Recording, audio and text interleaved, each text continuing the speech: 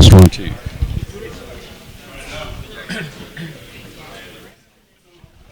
Mic test 1 2 3.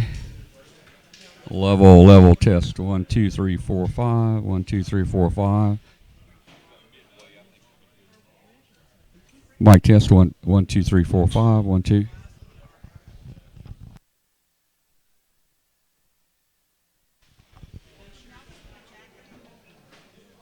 Oh, what's that? Oh, that's the speaker.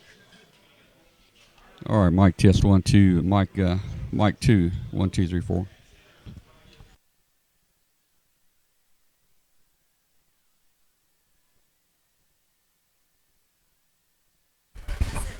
Lapel. Oh, I need to turn that one down. Freddie, we got to do that over here. Mic test 1 2. Let me help. Okay, hey, that's. What do you think? That's not too bad right there. That's testing 1 2. Mic test. Lapel mic 1 2 3 4 5. 1 2 3 4 5. That may be a little low. 1 2 3 4 5. 1 2. Okay, try right there. 1 2 3 4 5. Okay.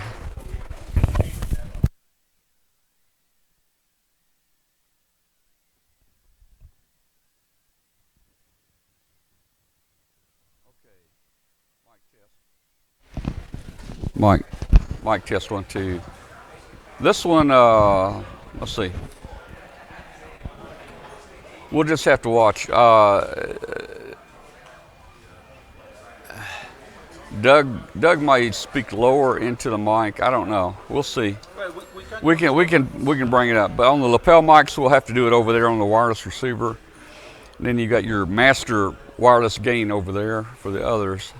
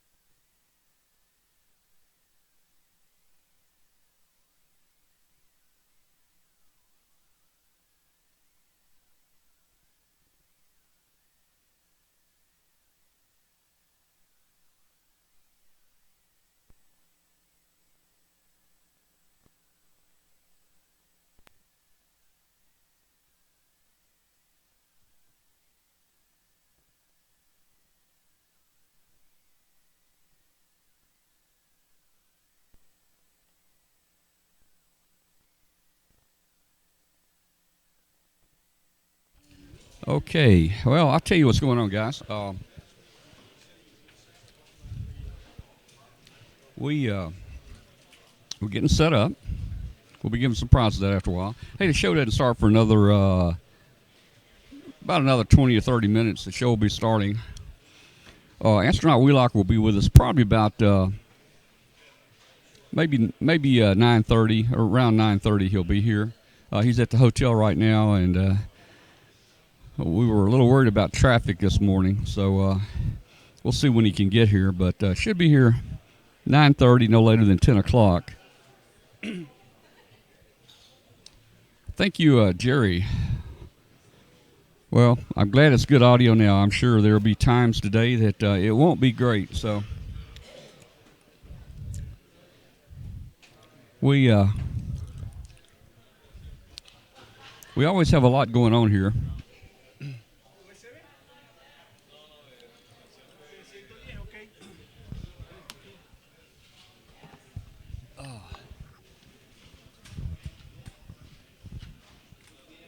We always have a lot going on, and we're trying to get everything straightened out right now. And Freddie's testing a couple new little products he bought. But we're pretty thin on staff as far as controlling things. We got the stream up. We're streaming a 1080p right now, about 7 megabits per second. So it looks like it's hanging in there pretty good. Take me to the flea market, please. We will go there. Guys, let me tell you, everybody wants us to go everywhere. There's 3 or 4 of us. I guess you'll get what you get. We'll try to please everybody and try to get out to everywhere. But there's about 50 or 60 or 80 acres out here that is really scattered out. The flea market this place is so big, the flea market's about a half a mile to the east. And it's a major flea market inside a racetrack. And then there's a flea market behind our building. And then to the west of us, there's another tent, 120 feet wide by 130 feet long. It's full of about 400 vendors. There's the buildings over there. We made a walk through the buildings yesterday. There's so much to see, Everybody wants to see this radio, or they want to see that radio, or go to Tech, or show me this new radio. I'm sorry, but it's kind of a hit and a miss. You kind of get what we can get at the time. Sometimes the crowds don't let us get into certain areas. And what we can try to do, and if I get help, and a couple people have promised, they will take their cameras and go into these areas, and they will they will record some good video, and they bring it back to the booth here, and we'll pop it in and play it. So, it won't be quite live, but it'll be maybe, 30-minute delay. But it's a lot better than a camera just sitting here, aimed at people walking in. We know that. And no audio, Tom. I got audio. Anybody else getting audio out there?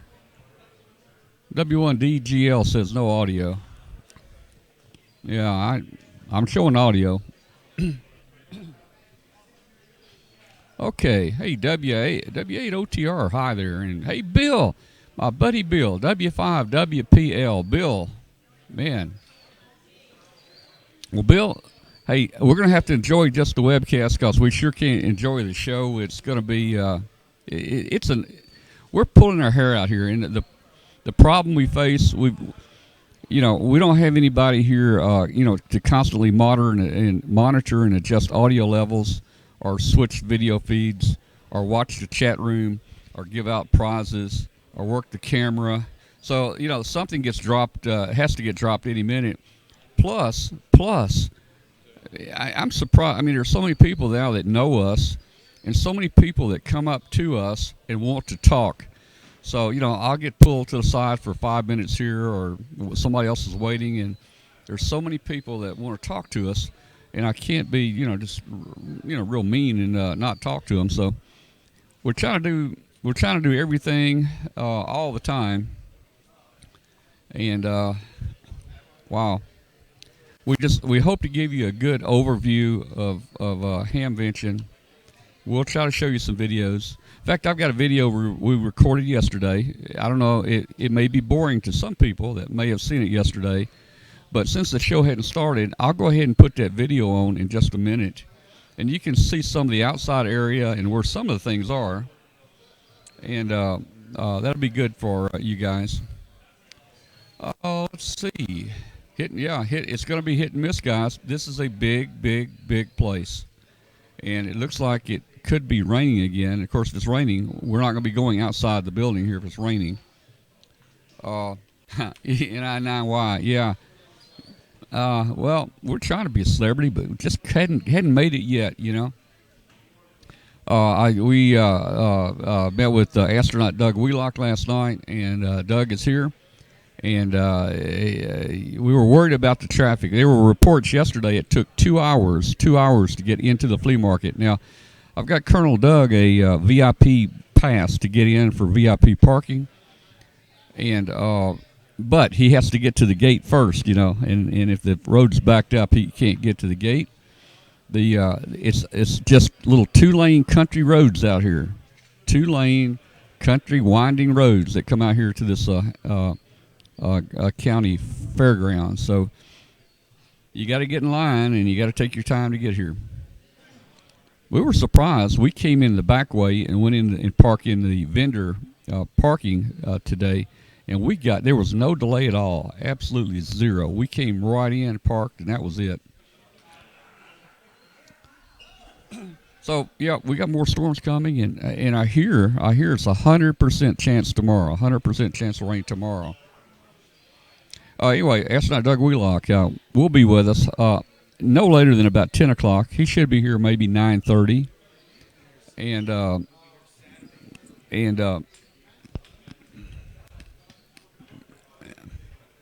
on. Hey, Kathy.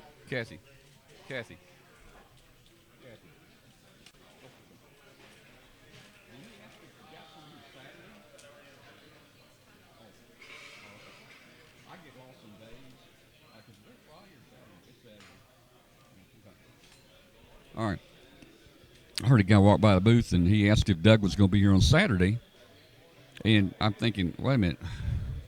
Maybe I just misunderstood him. But, boy, it's hard to even know what day it is. I don't know if today is Friday or Saturday, but it is Saturday. Today is Saturday, and Doug will be with us probably till 4 o'clock. He's got to catch a flight back to Houston. This guy is a busy guy. He came in just for the show. He's going to go back to Houston, and then he has to instantly go to Russia. From Russia, he'll come back. He'll go to New York, and from New York, he's going to go back to Scotland. The guy is busy all the time. So, we got only 244 users in the group. Let me do this. I'll play you guys some video of yesterday, because the show hadn't started. And if you hadn't seen it, you know, it'd be good watching, and we'll be live again. Now, with Colonel Doug here, we're probably not going to do a lot of going out. We'll try to have some people record, but for the most part of the mid part of the day, we're probably going to focus with Colonel Doug here and things like that. And after that, we can run video of the flea market and other places. And then we got all day tomorrow to do the same thing. Doug will not be with us tomorrow. So, hey, here's a little thing I put together. You guys look at this, and hey, if you can, you can. If you can't, you can't. But here we go. Yeah, hello, everyone. Boy, the years fly by fast, but it's time for the Dayton Hamvention again. Boy, it's going to be an exciting one this year. But we're going to need your help. This is going to be something very much different, I think, from other broadcasts that we've done. This marathon is going to be 48 hours of live streaming, and we have developed some remote live cams.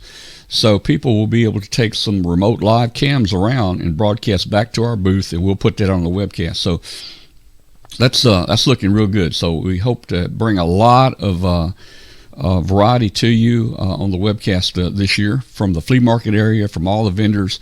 We're going to get around to a lot of places, and we think it's going to be a great addition to the show. We've got so many prizes this year that I don't know how we're going to give them all away. Hambot and Kathy are going to be working nonstop while we're at Hamvention to give prizes out. So everything from HTs to D-Star to automatic antenna tuners, HF antennas. We got everything. So look at the prize page, click on the link above, and you will see you'll see all the prizes. Click on prizes date in 2017, and you'll see what's being given out. So this year, like other years, this webcast cost us somewhere between $3,000 and $4,000 to put this webcast on for you guys. As you know, we work hard for the webcast. We don't go around shopping. We don't really have a lot of fun as far as fun, but we devote 100% of our time to putting the show on from morning time to the end of day. And $4,000 is a lot of money with me being retired now. We'd just like to break even. So what we've done is we have set aside one prize to be used as a fundraiser to help us try to recover some of our cost. This is a CAA 500 Mark II. This is an antenna analyzer, and it has both LCD readout here that will actually plot a graph of your SWR, and it's got the analog meter, and it goes up to 500 megahertz. So this was donated by Mick Stornick and of NCG Company. He's the distributor, the U.S. distributor for Comet products. This is a great deal. So $10 gets you one ticket, $20 two tickets, $30 three tickets, and so forth in the hat. And only your names will be put in a hat for this. Now, all other prizes are free for everybody. And like I said, we're going to give out tons of prizes, but we really need your help. Donate if you can to help us cover the cost of this trip. Without your donations, not sure how much longer we can continue to do it. And if you would like to donate for this great prize right here, just go up to the menu and click the donate button in the top menu. And you can donate by PayPal, you can donate by credit card, however you want to. So we've got a button that says donate, and thank you very much. Yeah, hello everyone. Okay, guys.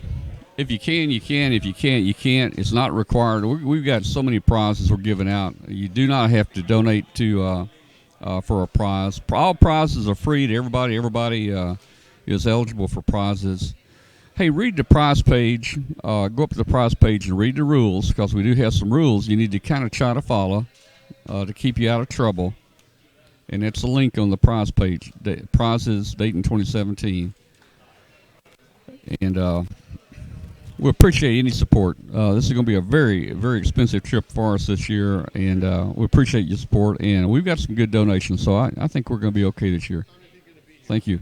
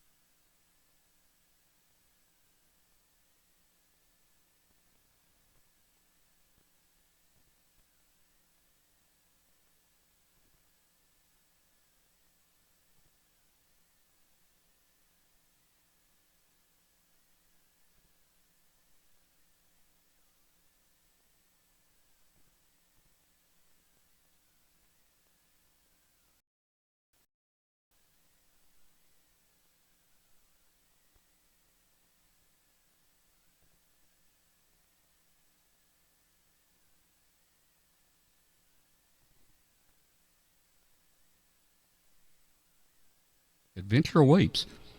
A new radio, giveaways, a trip to Japan. May is full of excitement at ICOM. You don't want to miss out. A compact and smart design, the ID 4100A is the perfect D-Star companion for all the journeys ahead. Its intuitive interface, variety of operating modes, and Bluetooth capability make this a perfect D-Star option for those adventure seekers. Integrated GPS receiver, new dot matrix display for enhanced DR mode and GPS information, terminal mode and access point mode, applications for iOS and Android devices, and a micro SD card slot for voice and data storage. Calling all hams. Enter the ICOM America Hams to Japan sweepstakes today for a chance to win an ICOM radio or even an unforgettable experience to attend the 2017 Tokyo Ham Fair. Make sure you come back and enter each week to be eligible for each radio drawing. You do not want to miss out on this sweepstakes. Visit www.icomamerica.com/amateur for more information.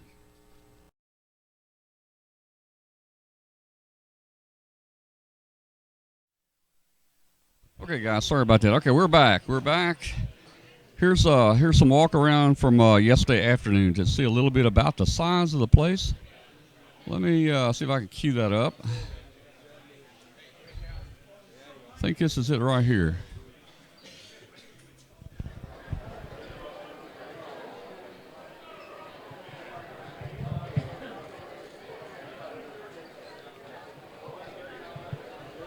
Okay, guys, we're going to try to do a little walk around here, see how our walk around does. We're here, this is Lennox in the Ham Shack.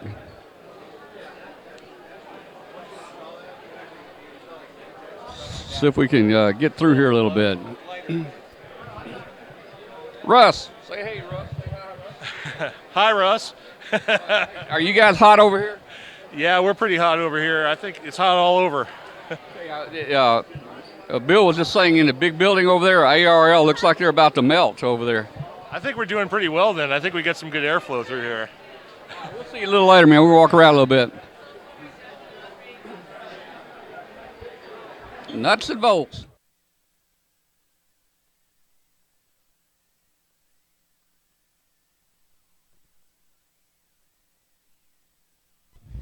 Actually, guys, I got a better video on that. Let's see if I can find it.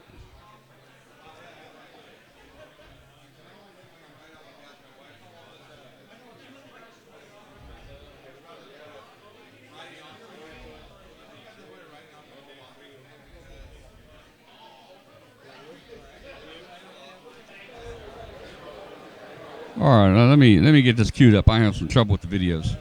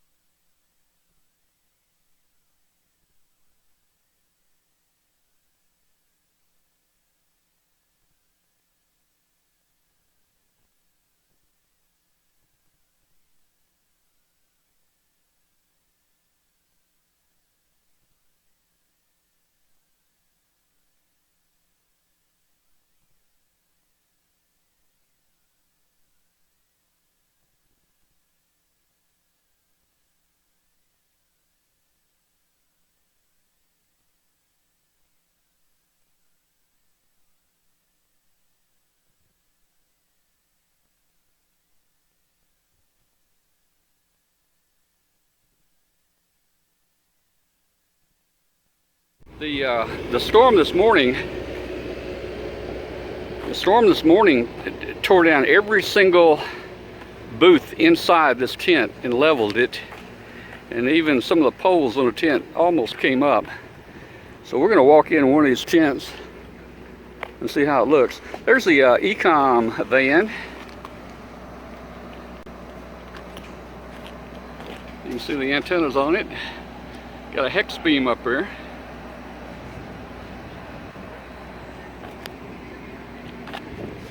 Let's see what we got in here.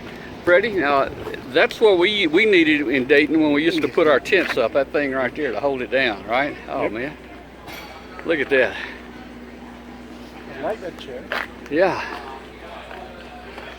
Okay, hey, it looks wet in here. The floor's wet in here. Yep. I guess that rain came through and really got things. There are a bunch of holes in the top. So Are there holes? Are there holes? Oh. Yeah, yes, you think holes. Let's see. Oh yeah, bunch.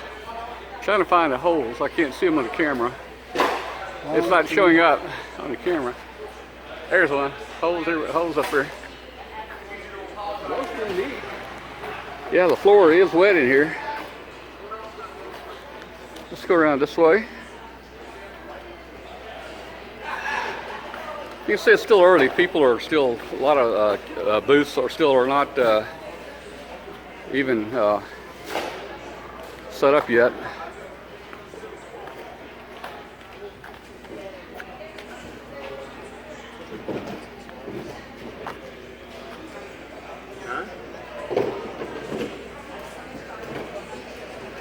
Wow.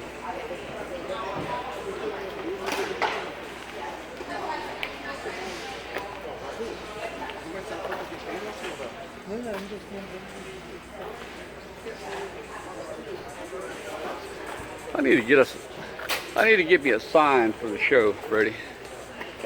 You know, or put that in the back window of the truck while we're driving, and you can tell people you're following too close. Yeah.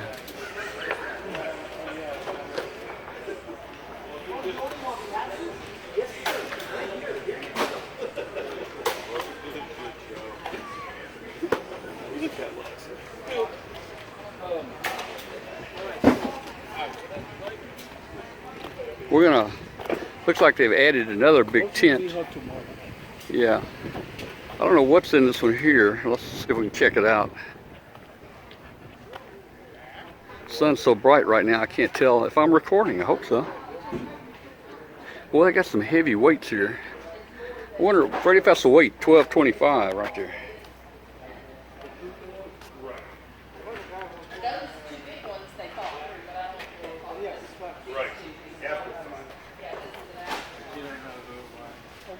If I see him, I know. I mean, he's a volunteer. Can we get in here? Okay, this is considered building 6, inside exhibits.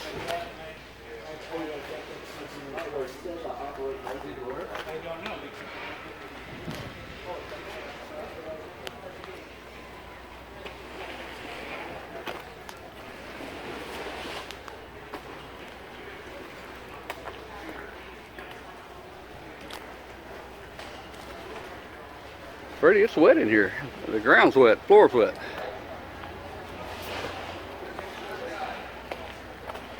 Oh, this one has no holes. Let's see, yeah, a few holes up there. Oh.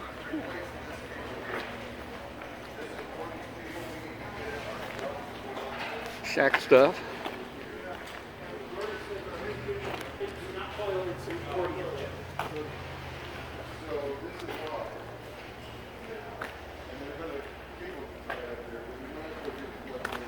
Yeah.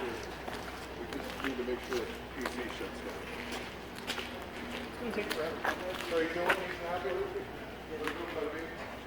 There you go. Let's go over to the building where they have a roof. See how that turns out.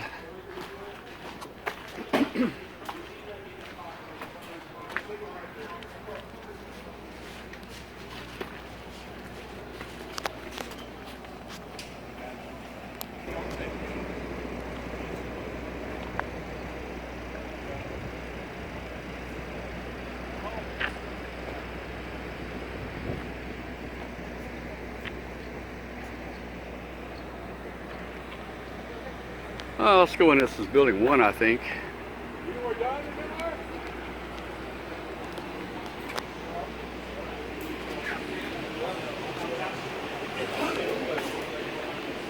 They got a fan in here. Still warm in here. It's not blowing, it's pulling air. So. Yeah.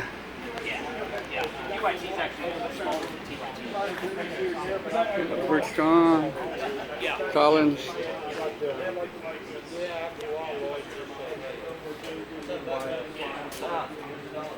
Yeah, with my 5500, a little bit of breeze is cool.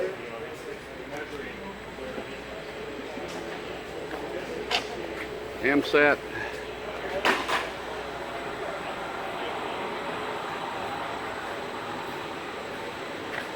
DX Engineering has got a big spot. Look at this. That's a lot of space.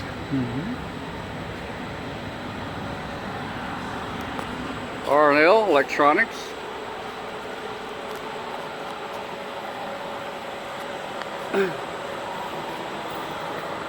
Hustler Antennas. And here's Kenwood. Looks like they're a little slow setting up with today. They do have carpet down.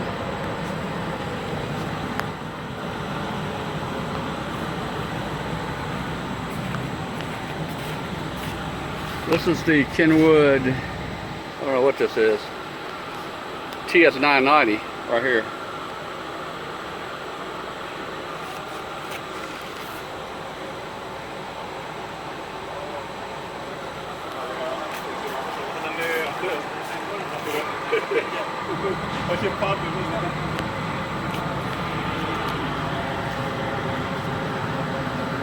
Vibroplex Electrocraft, Elecraft. Let's see. High gain. MFJ's got a big area. They got, yeah, that's MFJ too. They own all that.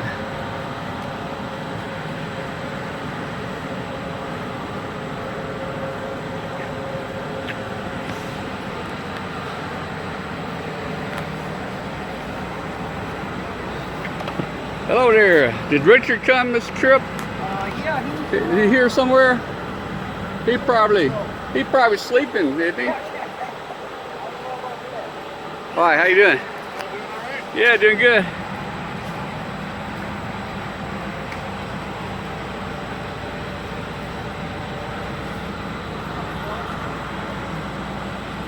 I think this video would be good to show. It would be good on the show. Yeah.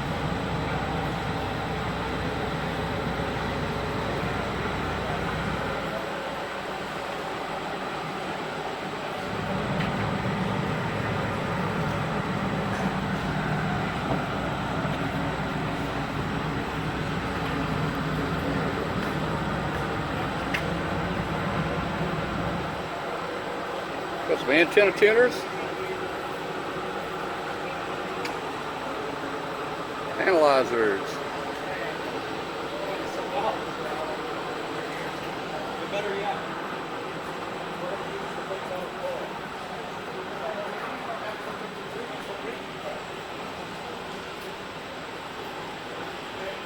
Wow. That's a bracket.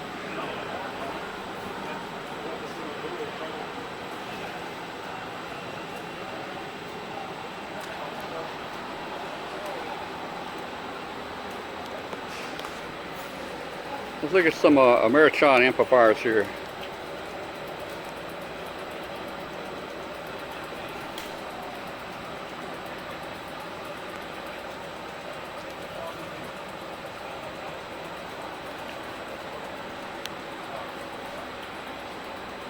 Well, let's see which one I got, Freddie. I got mine's a little smaller. I'm down at the end down here, I think somewhere. Let's see.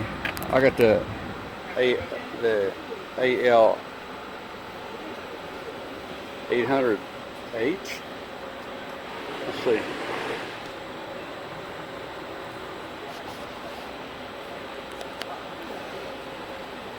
Do they have those plates excited? That is dangerous. No, I doubt it. I doubt it. Yeah, they might have the top open and about 2700 volts on the plates there. the kid comes and Yeah. it's fun. I got an 811H. I don't see an 811H here. Do you? They may have. Yeah. Yeah, that's okay. I got one like that right there. The AL811H.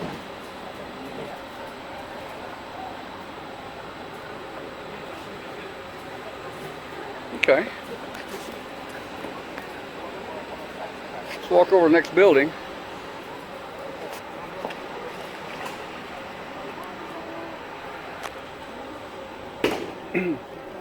So we know where the Johnny on the spots are.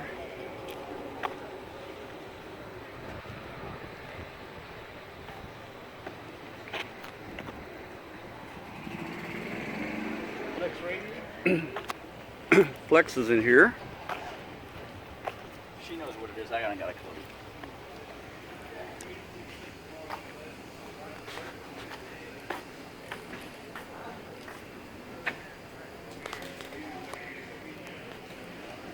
Flex? What's over that way? ARL's over there.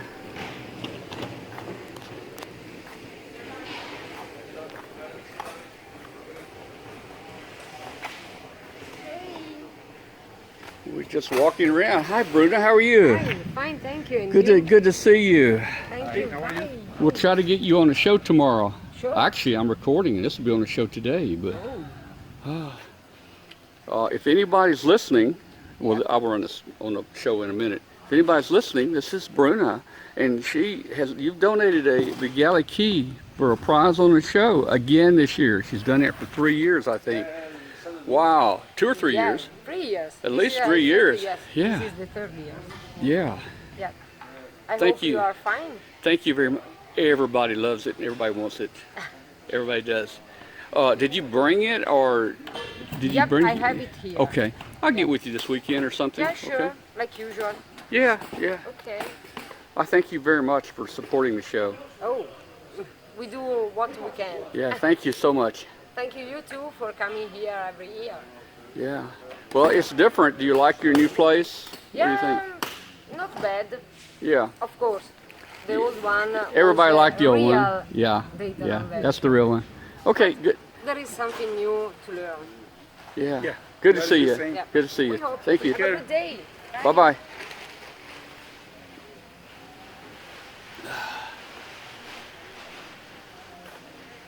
Looks like Gordon has a pipe in front of his post, his sign there, doesn't he? Yeah. Can't read it. I would ask for a different spot. And we got ICOM over here. Of course, they're closed down.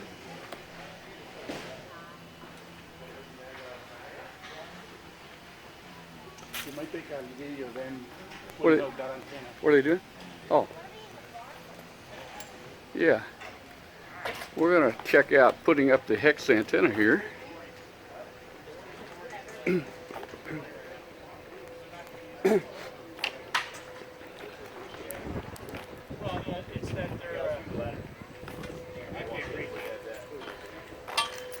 Sir, you're going to have to get all these strings and stuff out of here.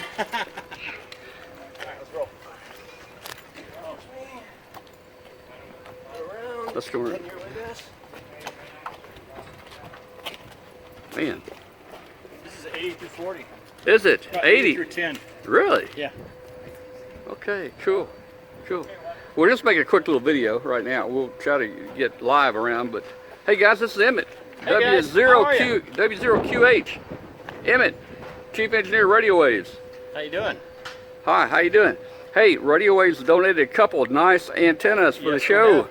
So you guys might win a nice, I think they're off-center fed Yep, a DX80 and a DX80. yep, and I think we're doing a 40-meter double bazooka too. Are you? Yep. Well, you mentioned that later. I think we got Yeah. 2 DX80s on the Okay, list. Yep. Maybe you want to save one for Huntsville. Yeah, we can do that. Okay, that'd be good. We got so many prizes, it's gonna be tough giving them all out. Thank you so much. Like to say. This is some rig here. This is what Tommy needed to have at his house when we put his antenna up. I don't know how much of this is actually getting on the recording here.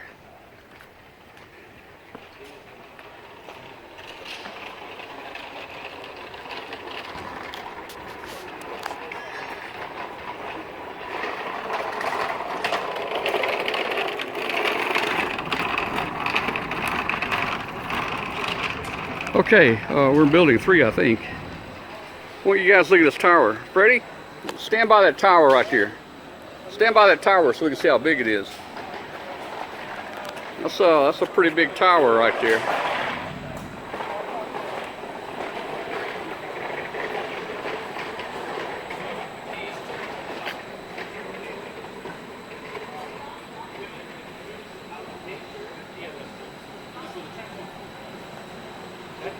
No. You mean the switch yard? Where the power section? That's the transformer thing. They're going to pave it. Pave it? Yes. My shit's up on. I got shit hitting it. This is the ham radio outlet right here.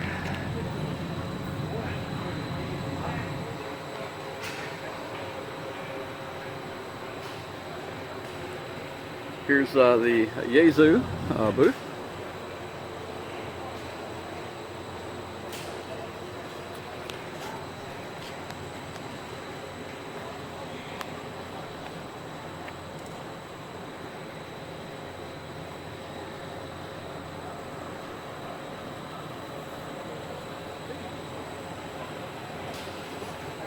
Good, hot, very hot. Yeah, man. Right over there, though. Right there where those coats are. Got a nice breeze coming. Do you?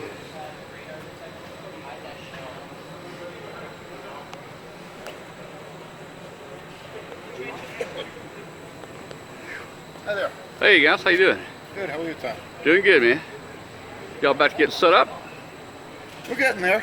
That's By good. Tuesday, everything will be done. Yeah. All they got. Yeah. All you got to do is get a little air conditioning going, and we'll be in good shape, man. Well, I don't know about the air conditioning. Yeah. We're getting there. Oh yeah.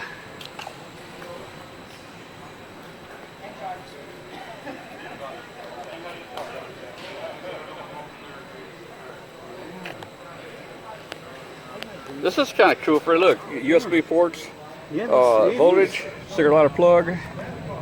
12 volt. You know? You need one of those. And it's got the yeah. Of course, you can buy just the little meters for about $1.50 on eBay, but that's kind of nice in the little It's already done. dash they've done. Oh look, look at these. Yeah, those are cool.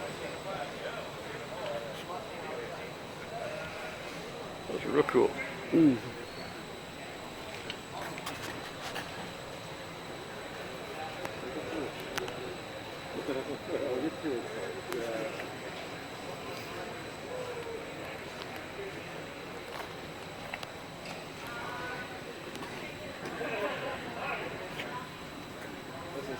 That's pretty good for work on surface mount. Yeah. There we go.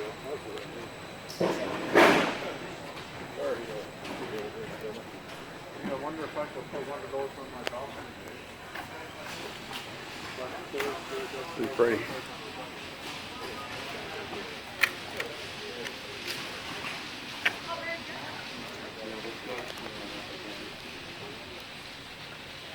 What kind of sound station do you use? I don't know. It's just it's got a. Think that sounds heavy? Well, that would work fine.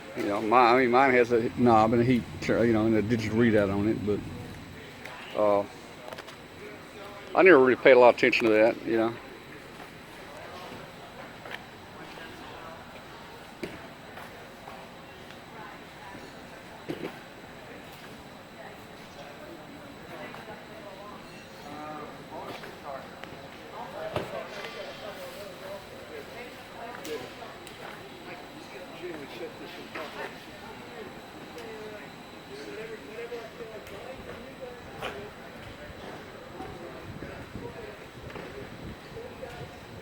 I'm gonna go. Boy, I feel a breeze over here.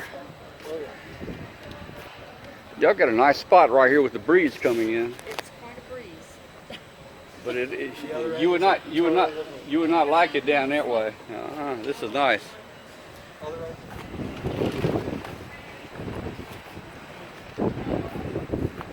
Wind is picking up pretty good.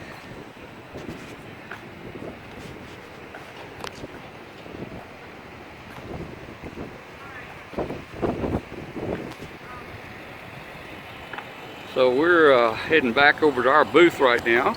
That'll give you a little idea. We didn't get into the flea market inside the track because they had the fence closed where we wanted to cross. Tomorrow it'll be open, but we didn't want to walk that far. This place out here is probably, I don't know, I'm guessing this place out here is probably 50 acres or more maybe. So coming back into our building.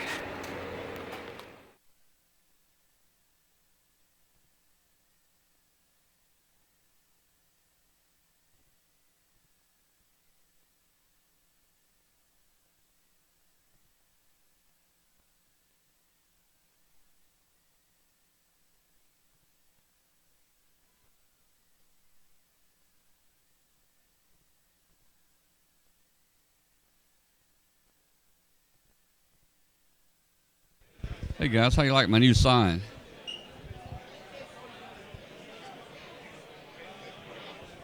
Cool little device. It'll hold a whole bunch of memories. You program it from your computer. 25 bucks, not bad.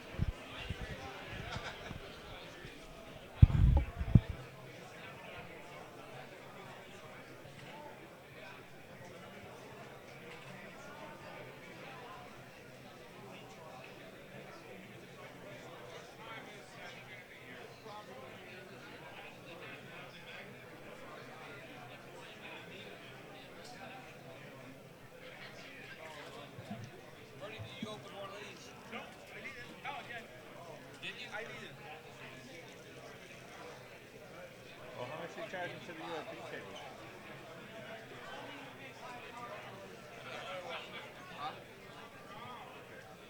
That goes to his badge. We need to mark this somehow that this is a dead cable. Camera only. See that red bag? Oh, that's okay. I thought I had some red tape here, but I don't know. I need to put something on here so we can know this is the next cable. Mark it.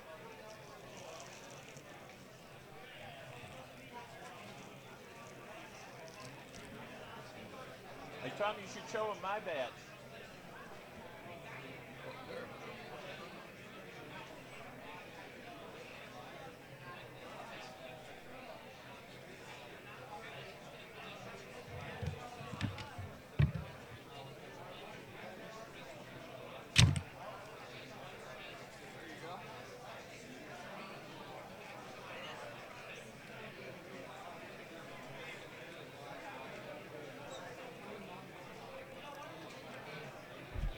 Let's go ahead and get a prize started. We're going to do a prize, guys. We're going to do a prize.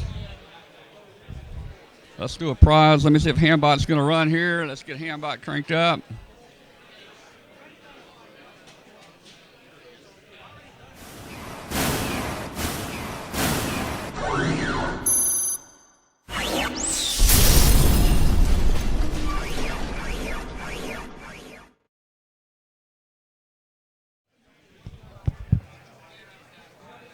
Wow, there is quite a delay, isn't there? 30 seconds. Huh? Yeah.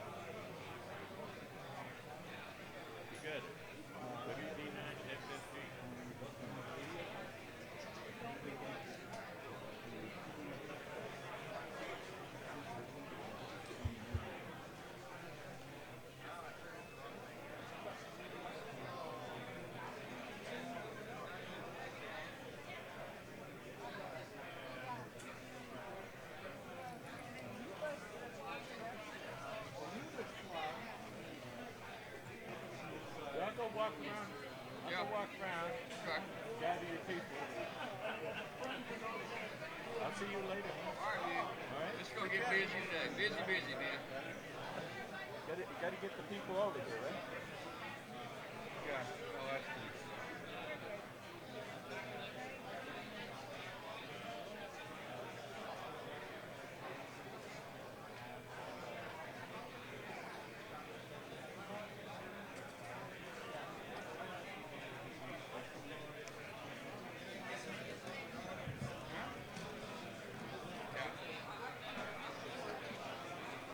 Oh, that one there, he's got a lot of protection.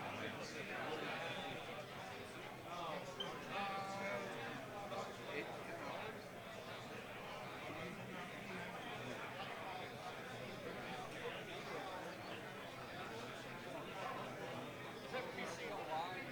Wi-Fi?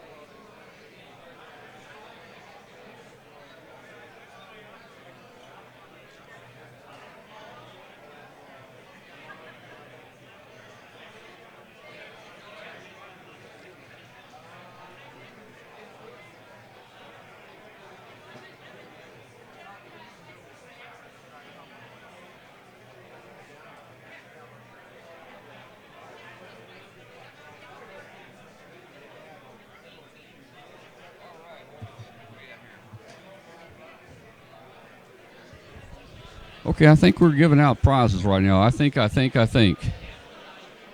me check and see how Hambot's doing. Hambot's been giving prizes away, I think, already this morning. Kathy has Hambot on a roll.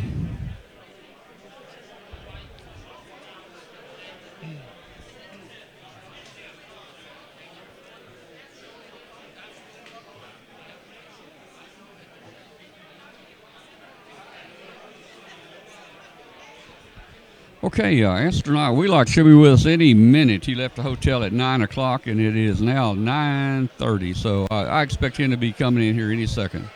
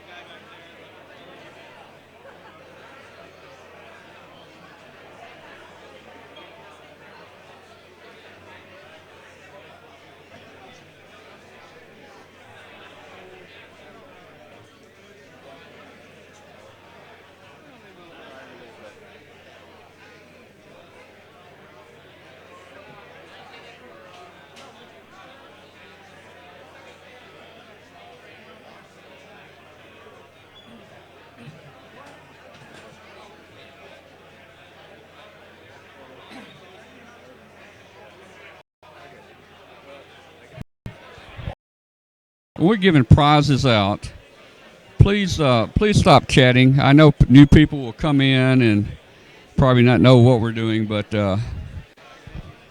just during the prize giveaway, please stop chatting. Handbot will see the winner, but we'd like the chat room quiet during that time. If you'd help us, that'll help a whole lot.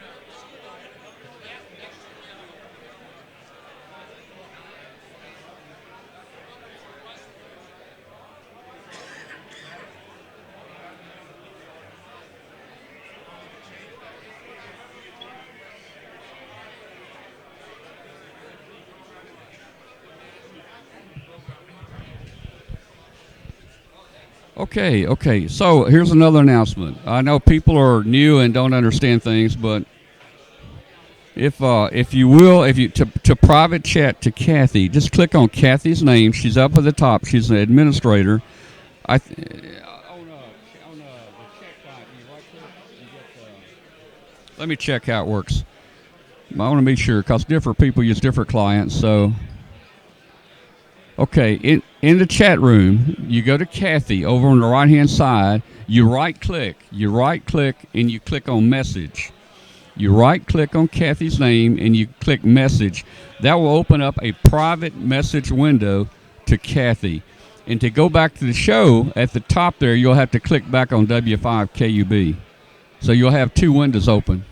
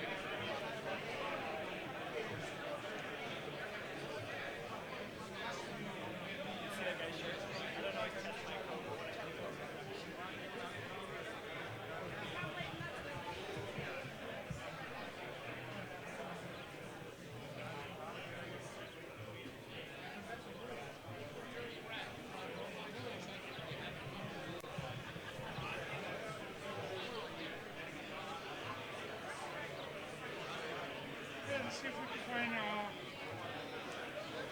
gotta find MVP for March.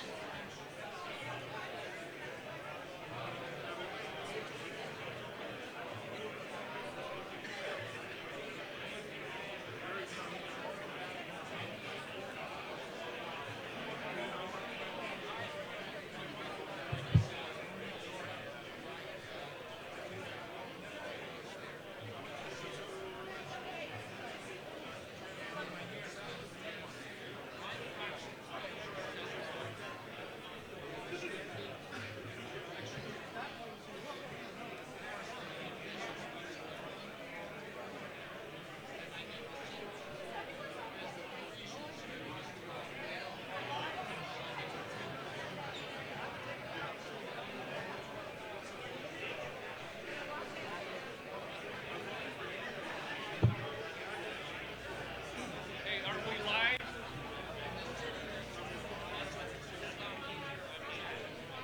Are we live? Okay, because I have some guy said he's gonna. Yeah, he said he's watching on the internet or something. I don't want to say anything. No, I don't want to say. We've got some guy watching. Hi, Tom, W9 Quebec, India, from Moline, Illinois. Saying hello to all the friends back home, and Bill Halse, N9 CDX. Having a great time.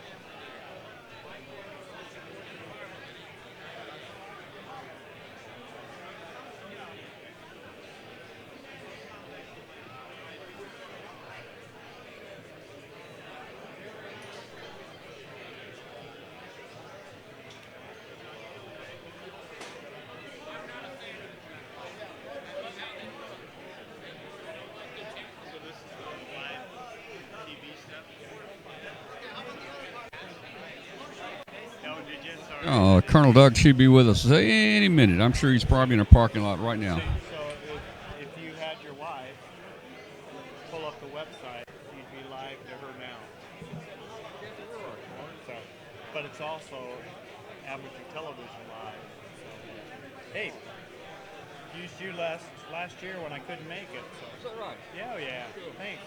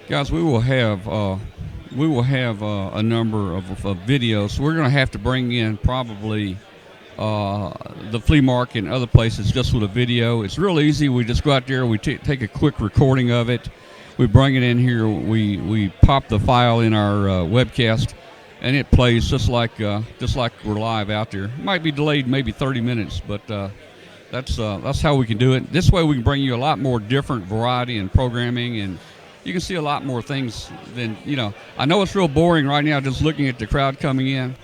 We're waiting on Astronaut Wheelock. I need to stay here for him. And it's going to get exciting. There's going to be a lot of people lined up at the booth here. And we're going to give away a lot of prizes, so it's going to be fun.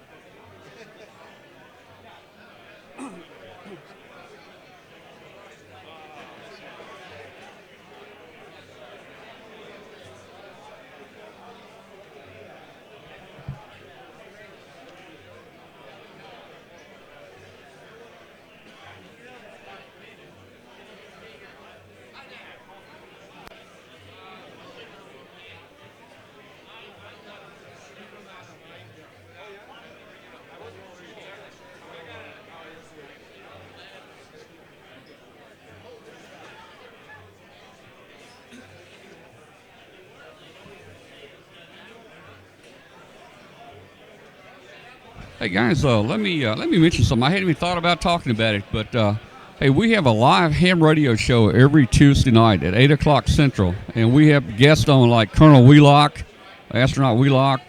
Bob Heil's been on there.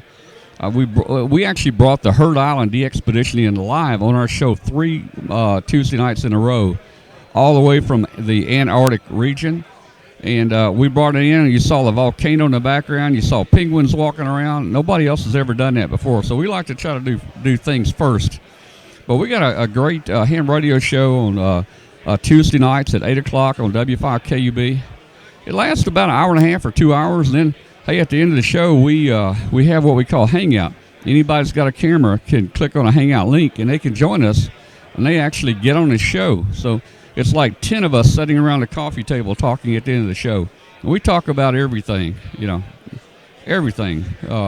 Anyway, it's a good show. You ought to tune in Tuesday nights, 8 o'clock Central Time. The show is called Amateur Radio Roundtable. It's also simulcast on world-famous international shortwave station, WBCQ, on 5130 kilohertz every Tuesday night out of Monticello, Maine. And it's heard in a number of countries. And when I said famous station, we've even had the owner of the station on. He's a friend of mine, Alan Weiner. Look up Alan Weiner. He was one of the original pirates, radio station pirates. And he's the guy that put the big ship outside of New York and put a pirate radio station on. And the FCC actually, and the Coast Guard and the FBI went out there and shut him down and arrested him. And but they were never charged. They were in international waters. But look up Alan Weiner, and you'll see the story. And we had Alan on the show, and I actually had video of the FBI handcuffing him and taking him off. But Alan's gone straight. He's got a license from the FCC now. He's got several shortwave stations licensed, also a TV station. So he went straight. And Alan says he does not suggest to anybody or recommend anybody to put a pirate station on. It's so easy now to get on stations like the WBCQ. So anyway, tune in Tuesday nights, 8 o'clock Central Time. That's 0100 Zulu Wednesday, 0100 UTC on Wednesdays, and that's when the show is. The show is also recorded. If you miss it or it's not good in your time zone, the show is recorded. you can go to our W5KUB, click on archives, click on the archives button, and you can see our past shows, or you can find us on YouTube, W5KUB.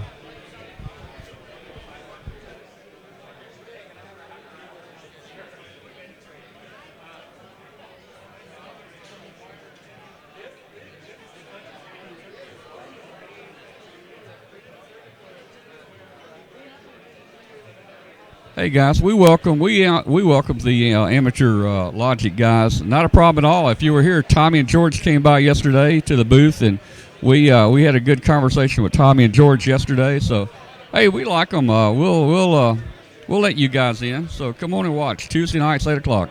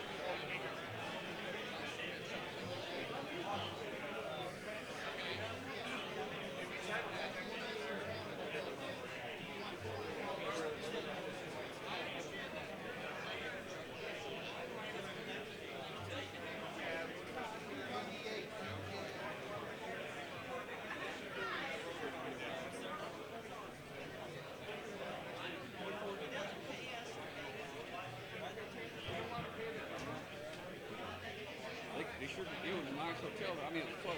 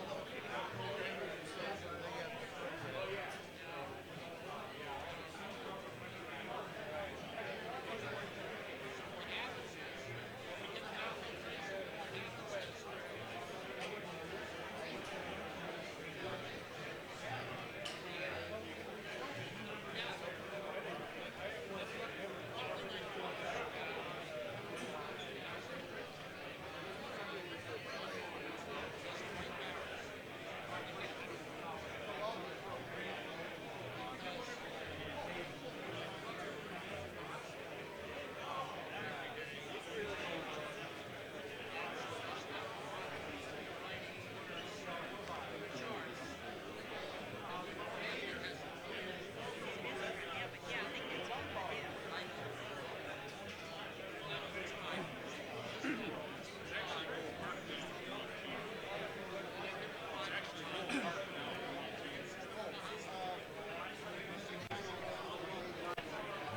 course, if Doug walks along and doing that, I don't know if he's stuck there. I don't know. Maybe we do this tomorrow morning. It'll be quieter.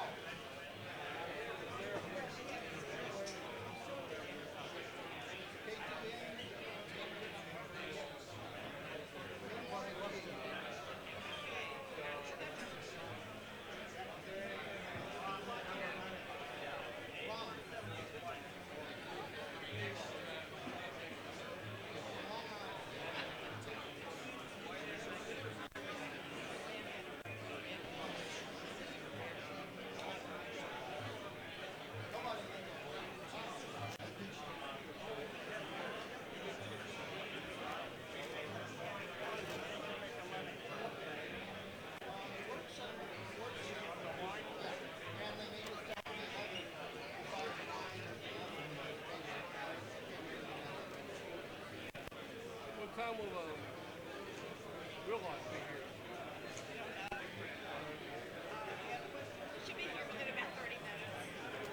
I didn't get a scheduled time or Yeah. approximate time. Yeah, I don't know how long it's going to take to get through this crowd wearing an astronaut suit. Yeah. You might get stopped.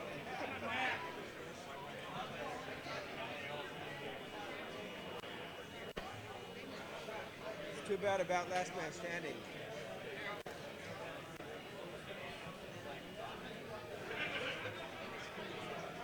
Here you go, Tom. Collector's Island.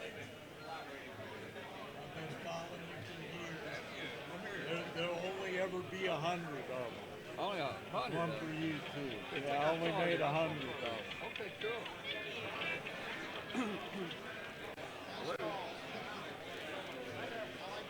Hey, Jill. Hey, how Wheelock should be in the parking lot any second because he's going to leave the hotel at 9 o'clock.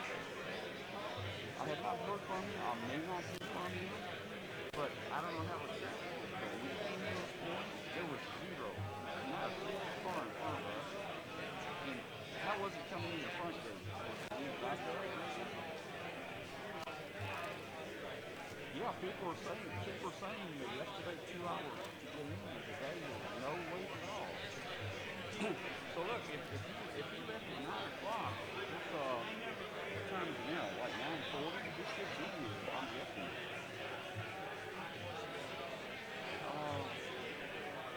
It's a small SUV. You'll see it out in the astronaut jumpsuit.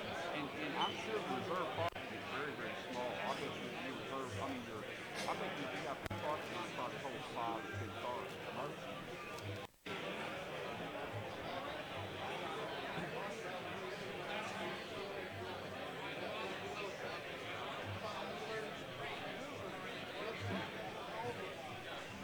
I'm having a little trouble. It's noisy in here.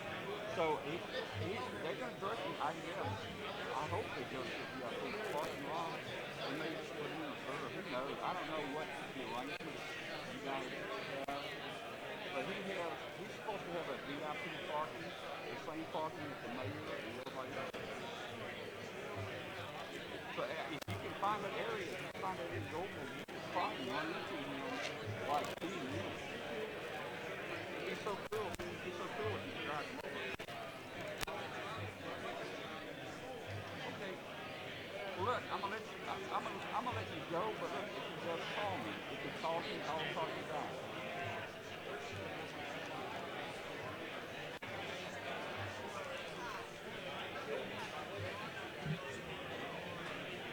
I'm having real trouble understanding you. Give me your contact information.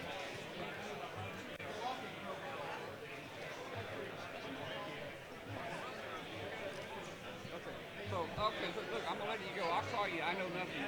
I'll call you if he calls me. Okay. But I bet you he'll be getting out of the car any second. So he's in the right place. You can grab it. Okay. Okay. All right. All right.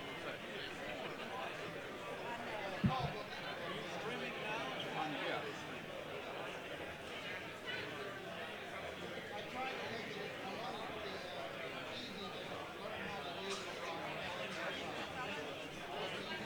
I'll put it back in a minute. No problem.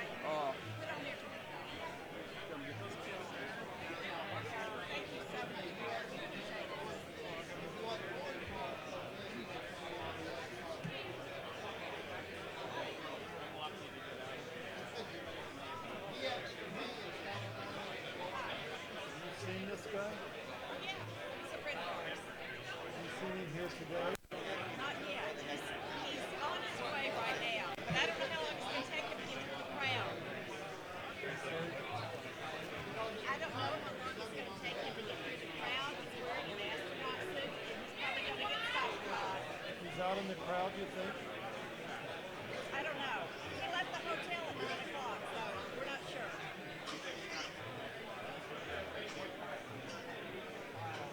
I saw him here 2 years ago, and he promised he would come to our radio club in California and make a presentation. We have not been able to get a hold of him. It's hard. I know he was over in Russia for a while, but Yeah, he's going to leave Monday and go back to Russia. A week from Monday, he's going back to Russia for a few months, and then he's going to go to Sweden and do a class. he wrote his email address on the back of a business card when he was here when I saw him. So I know it was legitimate. I know it was getting through, but Yeah, he gets hundreds of them every day. We have a hard time getting in touch with him, and he's a friend of ours. So it's very hard. We've got to get back to this chat room. Sorry. Hi, Hello, how are Kathy. you? How are you? I'm doing good. How are you doing? Come by and say hello. Well, I'm glad you did. I have to make sure Tom sees you. I already had somebody call me from home and say, I saw you. Okay. So have you told Tom you're here? Has he seen you? Okay. I just got here. Okay. He's running around like crazy right now. Hey, Martin. We didn't get in until about 10:30 tonight. I'm just going to stay for one night. I usually come in a day and a half. We're going to have to compact it all into one day, so. Yeah. I guess he saw Bill over there. Get something to hang out with us. The guy in the tan shirt over there. Bill Stearns, the other guy that smokes a cigar with Yeah. us. Yeah.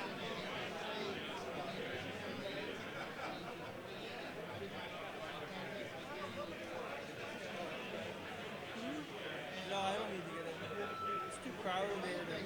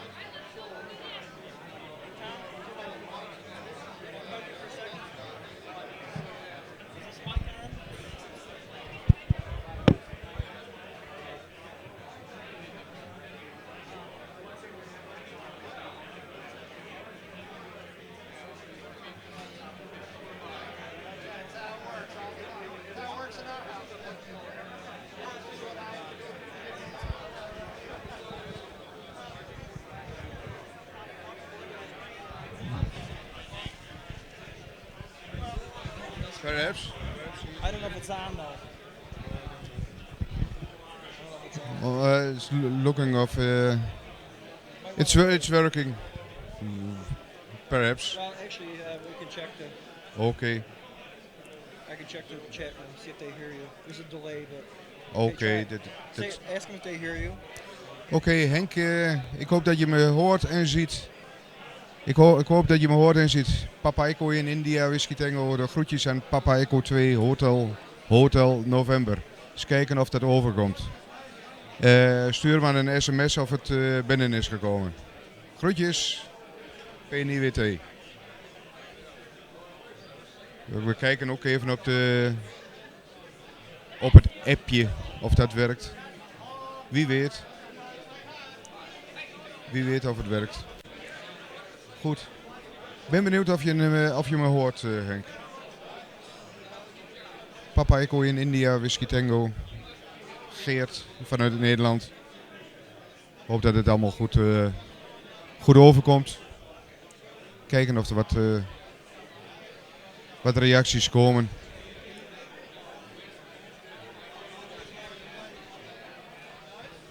Wat betreft het weer hier is gisteren een bult regen, dat wil je niet weten. Na een uurtje of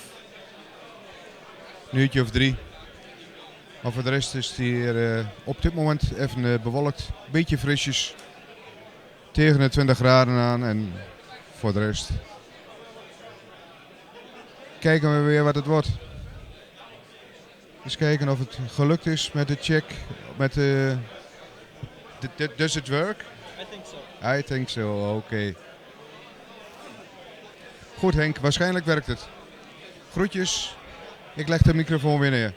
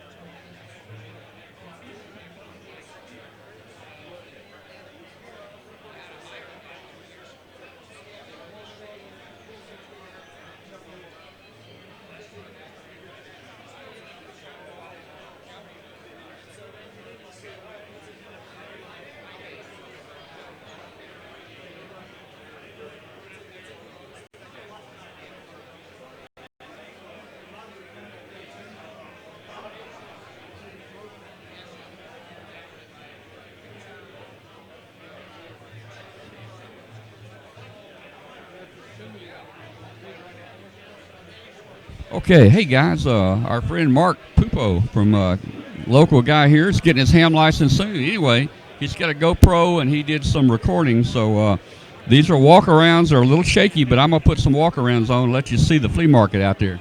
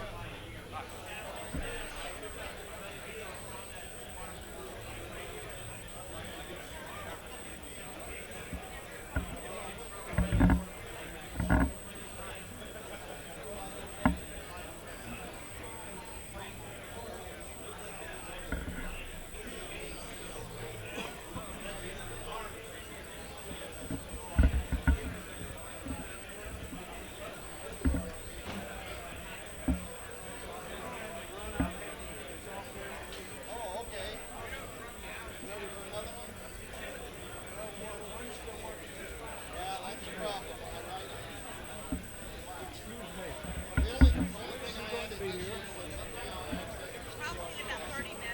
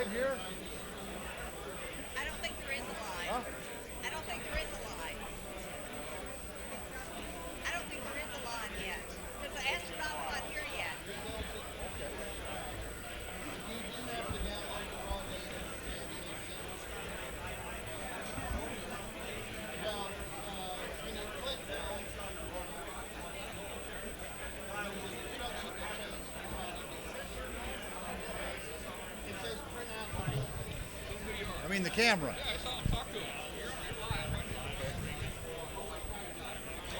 We got a video.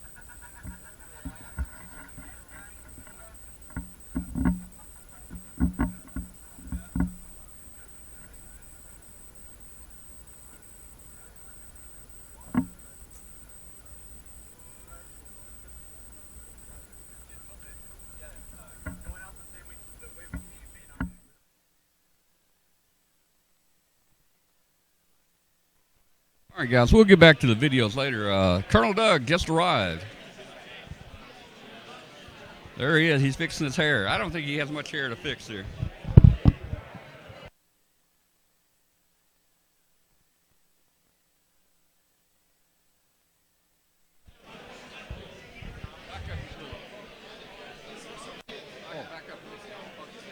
What about there?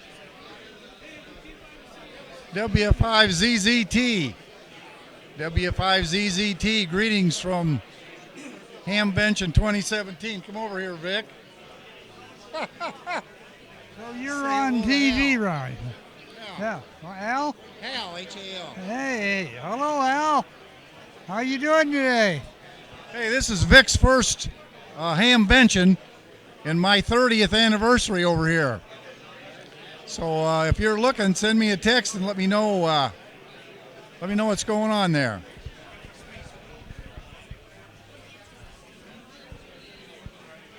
You like being in front of a mic. Why not? Frank Baker and the gang says, hey, we're going back home in about an hour.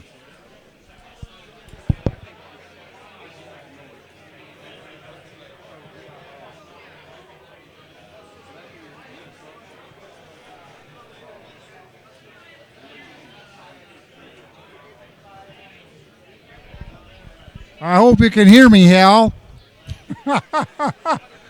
We're having a great time over here. It's not real warm today, but it's not raining either.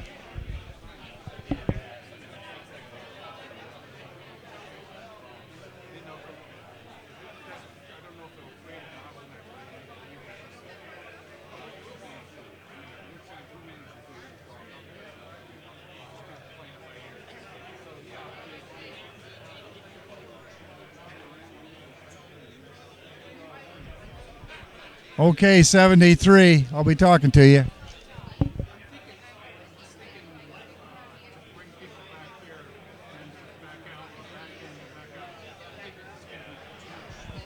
We didn't buy too much stuff, but just had a good time. We're going to be leaving here in about 1 hour and heading back home. Rained a little bit yesterday, but nothing today, and big crowd out here. Lots of junk in the flea market, but I think you would have liked it. More camaraderie than anything, but it's A-okay. Listen, last night we took a ride out to the Hera Arena almost at dark and went through the main gate, which was open, and there was no cars in the parking lot. And we drove all around in the flea market and all around the back and all around the front and came back out and went through the stoplight. The buildings are still there, but there wasn't a car or other person walking around there. Not even any dead animals. I'll see you later, 73. Step like right here, Doug, you know, and they can step right here. You know, that work.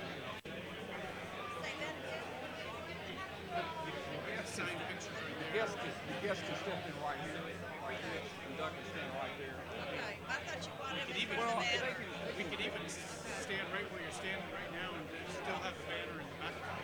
Okay.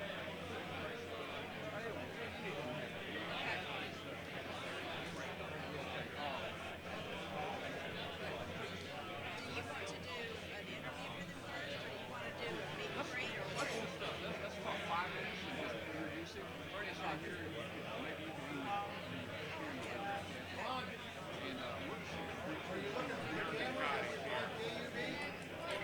So let's do that. Do you want to pull the table out and just sit back there? I thought we were sitting over here since we're not going to be looking at each other. Okay. Just for the opening. We're not going to take 5 minutes. Okay, but I need to get the camera in front of you. And want you to be too close here? Stand at an angle right there.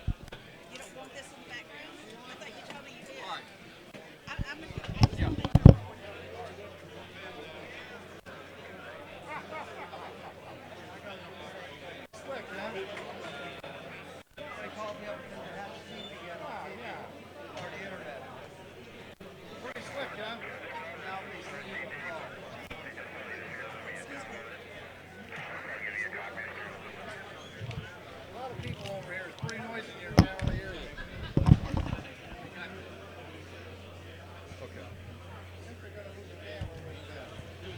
Pastor Wheelock, Doug will be up here at the table in just about 5 minutes or 10 minutes. Listen, I'll talk to you later. Tom, can I talk to Doug off camera for Yeah, a sure. minute?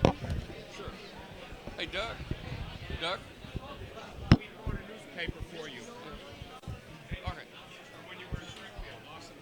That was a great time. I love that. He's on his way over. Yeah, okay. Okay.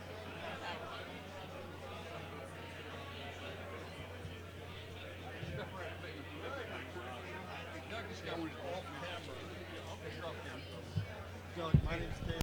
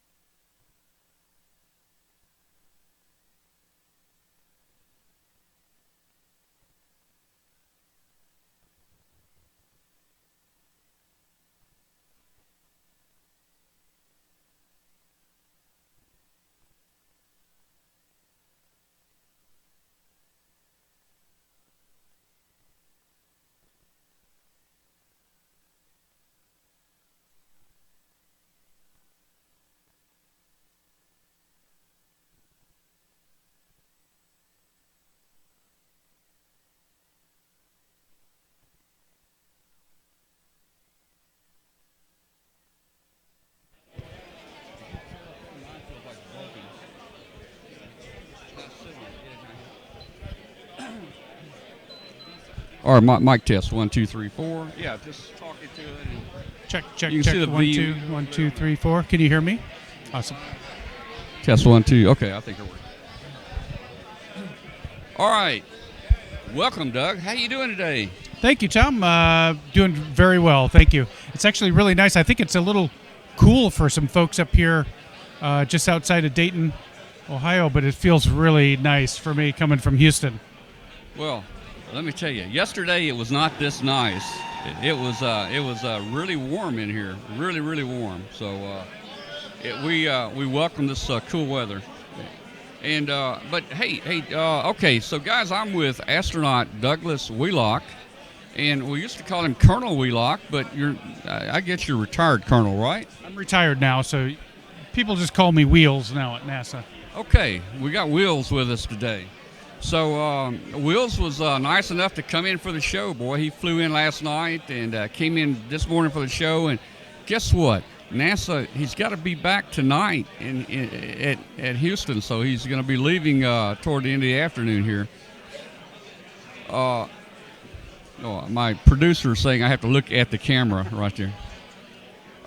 Hey, so Doug, man, it was kind of stormy a lot coming in, man. You had circled Detroit or something, or? I was ready to run up there to the front if they needed any help to land that thing, but no, it was a good flight, but we had some storms, of course, over southwestern Ohio. So last night, so we had to circle a little bit, let a storm clear off the field. I think you circled like 45 minutes. You told me, but hey, Doug, I've flown a lot, and I hate bad turbulence now. And I was thinking, boy, Doug's flying through turbulence right now. I said, I wonder how he's handling it. How do those turbulence compare to blasting off on the Soyuz? Coming back home in the Soyuz is a little rough, and so I promised myself after I landed on the ground after the Soyuz, we hit the ground and we bounced and we hit again, then we rolled over after being in 6 months of weightlessness in space. And I promised myself I'd never ever complain about a bumpy airplane ride ever again. And you've also been up on the shuttle, and I've seen pictures, videos of them riding that shuttle, and they're kind of doing this on the way up. You would think it'd be a smoother ride. Yeah, the ride coming home on the shuttle was actually pretty smooth, but during the launch phase of the shuttle, for about 2 minutes, a little over 2 minutes, we're on the first stage boosters, which is solid rocket fuel, and solid rocket fuel burns with quite a bit more vibration and dynamics going on. So the first stage on the shuttle was pretty violent, actually, in vibration.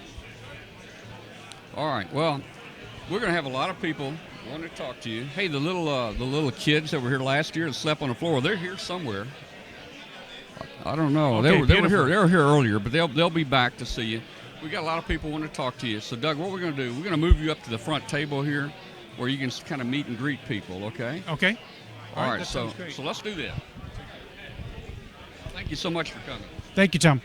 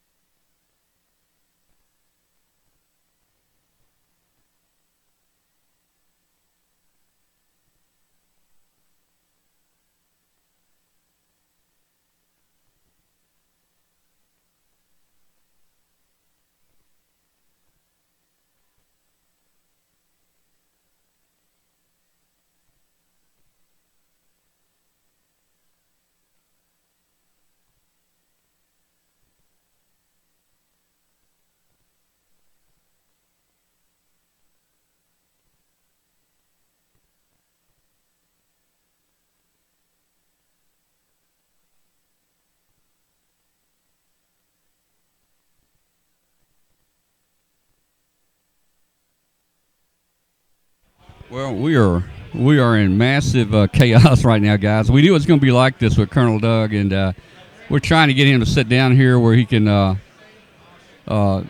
meet people at the table.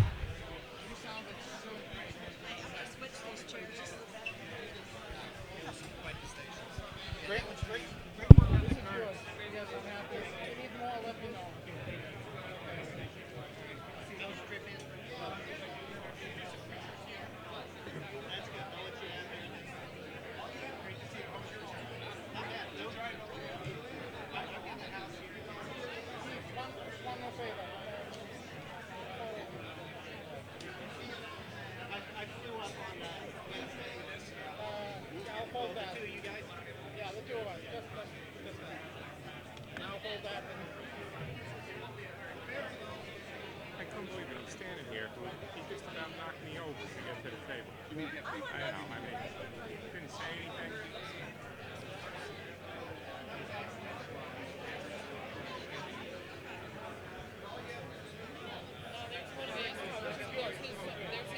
Good luck with your work. Thank you very much.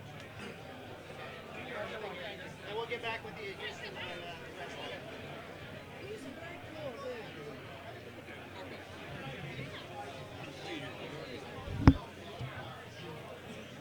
I'm surprised that she remembers I was here last year.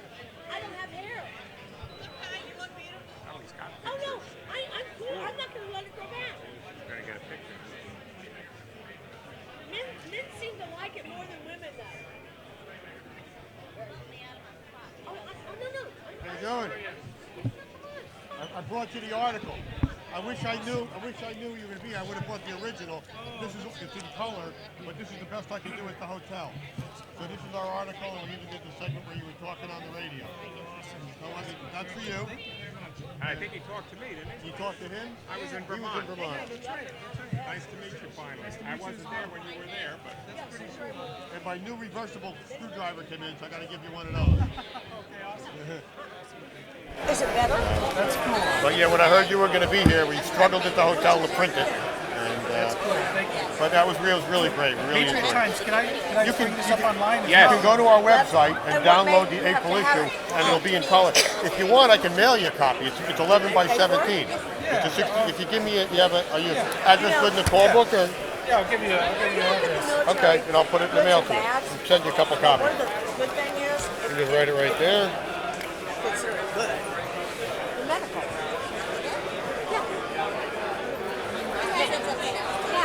It's 16 pages. It prints on 11 by 17 like a little fold-over newspaper.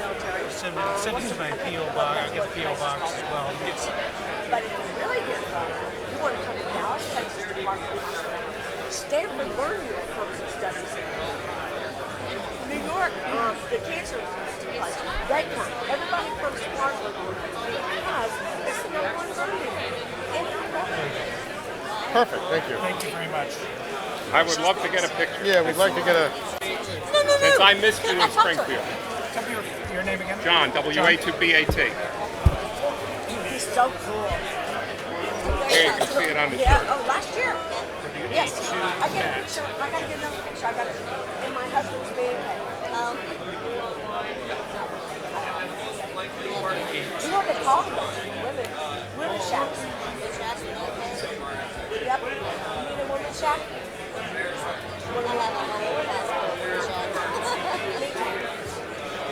Actually, you want to start to get rid of it when you reach the age of 50. Oh, I've already passed that mark. I'm in too. We're two by two. I turned 60. 2.5 weeks ago. Some people start getting into this stuff, especially. Thank you so much. I'd love to get one of those too. Oh yeah, that would be great. Thank you. That's fabulous. Fabulous. Scott, W2FCC. Publisher. You won't. Children might. I only had one. He got really drunk. So what'd you do? Wait a minute, I tap here or Morse code. And then the last 4 years I was at Air Force Space Command. That's why I kind of wanted to come to So where were you? Well, I was in Japan, England, and Favorite country? Which Colorado, favorite country? England. Definitely my favorite. Japan has its first. Georgia too. Thank you very much. Yeah, go to the website. You'll see that in color, and you can even print. That's pretty. You can print it right Yeah, off. but I'll send you a couple of hard copies in the mail as soon as I get back. Thanks, Always Barry. a pleasure. Thank you. Great to see you. Thank you. Oh, John Cook. Yeah, he's in the paper too. I will. Hello there, sir. Saw you last year. Yeah, good to see you again. Have Look at you. Nice. she's before me. Okay. Hi, my name's Tracy. I'm a retired Air Force veteran. He's in my man Disabled. cave. My husband's man cave. I just want to say hi. Hi. See how you were doing. Yes, please, I do. Tracy with an E. Why? Just why? I'd like to get a picture with He's you if that's way okay. cool. Okay, sure. And if you notice, he's a lefty. And I think I even asked him this question last year. More lefties or righties in as astronauts? Actually, I don't know that data, but That's so scientific, God. You know what? but I bet NASA has that data. If you There's been more presidents all over the world that have been lefties. And that's all over the world. we're in our right mind, they say. Yes. You can come before me. Thank you. Because I have a picture of him. But I have to have my this year's. We'll get a picture together. You have a camera? He's so cute. God, is he cute. And you know, when you're that cute, yeah. You know what they say about handsome men? They stay handsome until they die. Mark? Mark? Yeah. With a K? Yes. What was your favorite thing about being an astronaut? New question this year. Favorite thing about being an astronaut is talking to kids. That's my favorite. Fabulous. You know what I tell little girls? You you can tell be them? anything you want in this world today. And only you stop you from being anything you want. Nobody else in the world stops you. You stop you. I think we put a lot. Now, when I was a little girl, and I'm 60, that wasn't the case. You couldn't have been what he is. Am I wrong? There you go. Am I wrong? When I was in my 20s, there weren't a lot of RISA or ISA. Yes. Oh yes, I have you framed. Last year, but I mean this year. You don't need another one. Yes. You want another one? Yes. Okay. Every year. Tell me your name again. RISA. RISA. Yes. Risa. How many women astronauts are there now? Lots. Lots. Yeah, probably 15 or so. When you started, how many? Very few. When I started, Yeah. Not many. there was probably This way I'll do this and you don't have to. 4 in my class. Bada bing, bada bang, bada boom. He's so cool. Totally. And he is so hot. Totally. You have to be both to be an astronaut. No, that's not true. I think so. There's some ugly astronauts, aren't there? Yes. And you know what they say about you astronauts? What do they say? Whoa! Nice to see you. Hi, I'm Luann Kozak, and I'm just starting on ham radio for a high school project, and I heard you can connect with the space station, and so this is really cool to meet an astronaut. And In fact, I talked to Tom. How many times did we talk when I was in space? I think we talked 28 times in 1 month. wow, okay, And that's it was so easy. I talked to him from my truck three times driving home from work. So she's just starting out, so You'll love it. You'll love it. okay. some of the astronauts aren't as active on Okay. radio. I used it as a kind of an outlet for me to stay connected to the Earth as well. So Wow. some people use it, some people don't. But it's Luann. Luann, yes. Luann. Louan.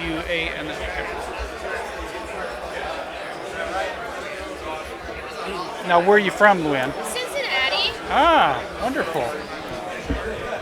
So you're pretty close. Yeah. Are we able to get a picture after this? Yes, absolutely. Now, you started it as a project for school, or? Yes, it's a challenge project, but then I want to continue on to college. So Very This good. is something I'm really interested in. Well, this is the place to come for sure to get information. There you go, sweetie. Well, thank you so You're welcome. Here's a sticker for you. And we'll get a, do you have a camera? Yeah. Or, okay. All right.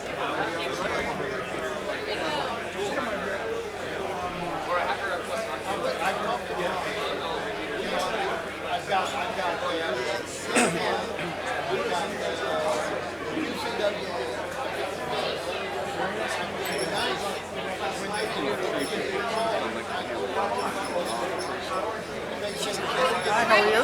I'm Doug. Nice to meet you. N-A-V-I-F.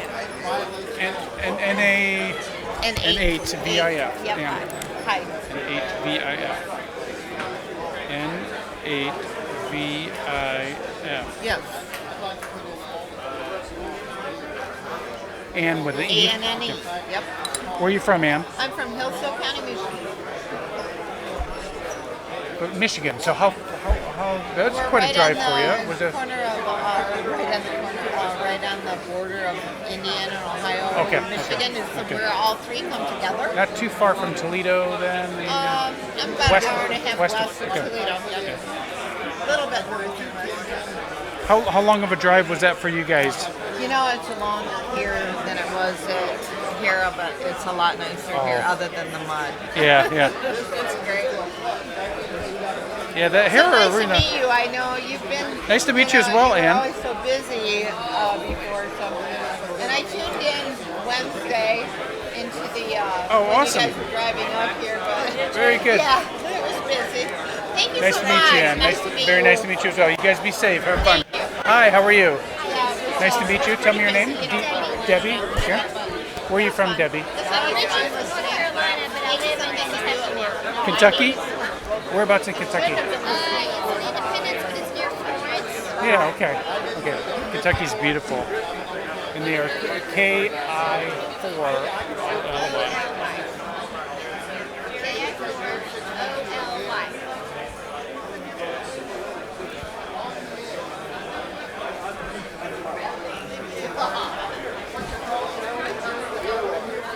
How long you've been doing ham radio? I've been like for 10 years.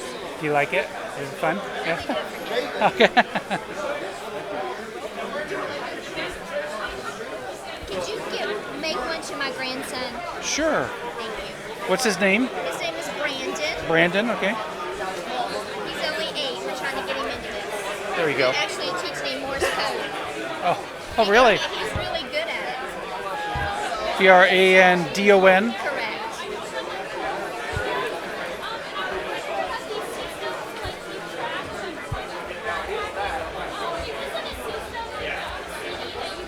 He's teaching you Morse code? That's awesome. Yeah. You give him little sentences and words and things to figure out. That's cool. Pretty fast. He's only 8.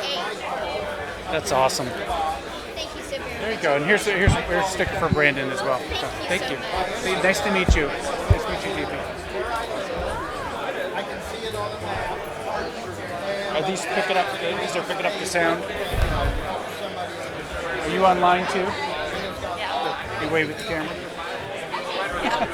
Hey, how you doing? How you doing? Good. Nice to meet you guys. Nathan. This is my son Nathan. It's your son Nathan. Licensed, yeah. Burlington, Kentucky. Whereabouts in the state is that? It's northern part, just across the river from Cincinnati. Okay.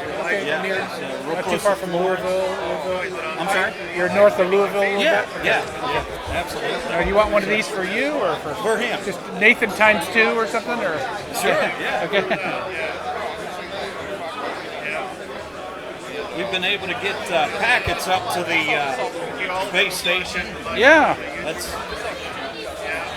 Well, I hope to get back there. I'll probably be back hopefully in the summer of 19, so a couple of summers, and I'll be up there for maybe 6 months again. So No kidding. That'd be great. I'll start to work it a little bit harder next That'd time. be fantastic.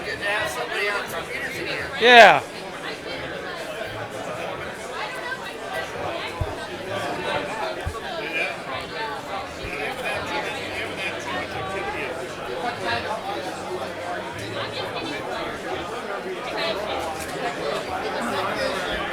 There you go, buddy. Thank you so much. You're welcome. Here's a sticker for you. Nice meeting you. Thank you. Nice to meet you guys as well. Catch you on the air. All right. Awesome. Thank you, guys. Stay safe. Hey, how are you? Astro Wheels yourself. Yeah, Astro Wheels. Jason Jones, good to meet you. Jason, very nice I to used meet you. to work you on 2 meters, heading back and forth to work in the mobile company. couple Oh, times. perfect. So I had a good time talking with you. Very good, very good. Now, where are you from? Iowa. Iowa, okay. Right around the Cedar Rapids area. yeah. Okay, perfect. So I've been, nobody's on 2 meters the way you used to be. I don't know what it is. I don't know what's going on with it. They just don't grow those astronauts like they used to, you know. So you think you're going back in a couple So I'll years? hopefully be back up there in a couple of years, 2-3 years. I'll be back up there and I'll start hitting it hard, you know, Right on. working it. So. Yeah, that's right. That's right. Oh, so you're from Ohio here? No, my wife's from here though, so she reminded me. She's trying to get me into the honorary Ohio astronaut, but I'm from New York originally, New York State. But tell me your name again. Jason. Jason. You want one of these? Sure. Okay. That'd be much obliged. Awesome.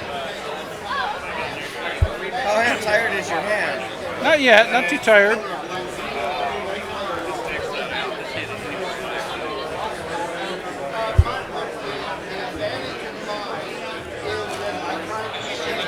Better get my backpack off so I can put that someplace all wrinkled up.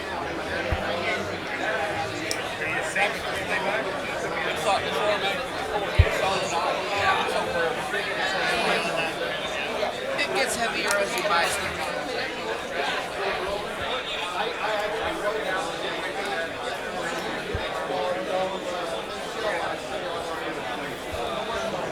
There you go, buddy. Thanks, Doug. Nice to see you again, Jason. Yeah. Be careful on your drive and all, and be safe.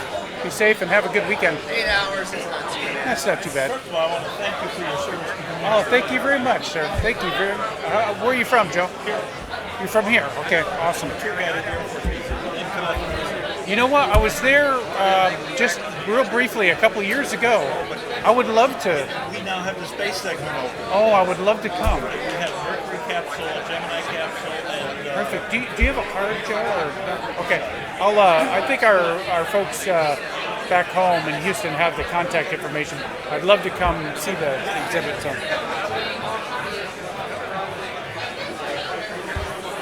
and I haven't made it to space. I only made it to 69,000 feet. Oh, really? In what was that in? The Voodoo R21. Ah.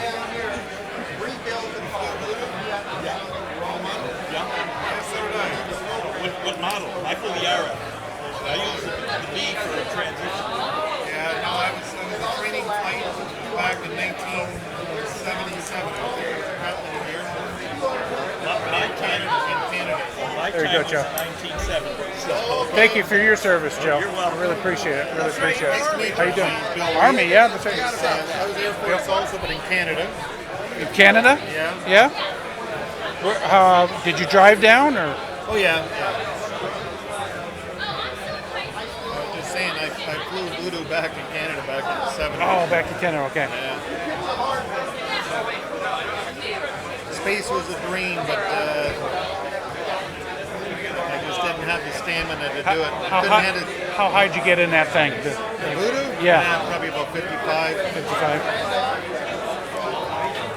That was about the best you could do at the time without getting yourself in World Cup. Yeah, yeah. Well, they were afraid of the cleaning out the engine on them. Oh yeah. And you get 64 is Armstrong's line there where Yeah, 55 was okay. Yeah. But it was that was really pushing it. Yeah. Don't forget the planes were already like 35, 40 years old almost. Yeah. Thank you for Nice. your service. Thank you. Congratulations. Thank you, on Bill. making space. Thank you, Bill. Back? Yeah, I hope so. A couple of years, and so we'll Love to make get it back up there. Try to make some contacts with you. Hey, sir, how are you? Good to see you. Randy, you said? Yeah, Randy. R-I-N-D-Y? Yep. Okay. Randy, where are you from? Columbus. Columbus. Florida. Oh, okay. Okay. Would you put my call sign after that? Yeah. W9ZR. W9. Perfect. You're going to be going back up? Yeah, I'll try to work you guys. It'll be probably started training doing some EVA spacewalking work. We got a repair mission that's coming up, so I'm kind of rolling the dice to try to get on that one. So lucky man. It'll be 2019 probably. So. How long have you been in? Selected as an astronaut in '98. So Oh, 19 years now. So thank you. I appreciate that. Yeah.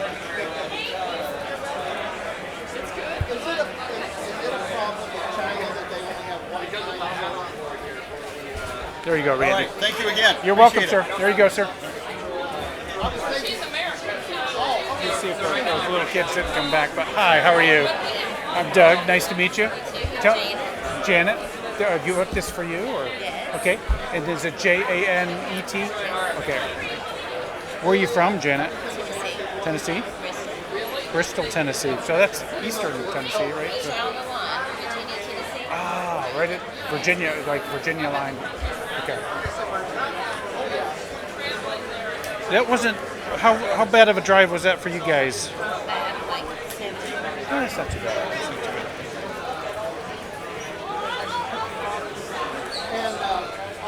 How long you been doing this, amateur radio? 3 years. Do you like it? Yeah. There's a manual built in.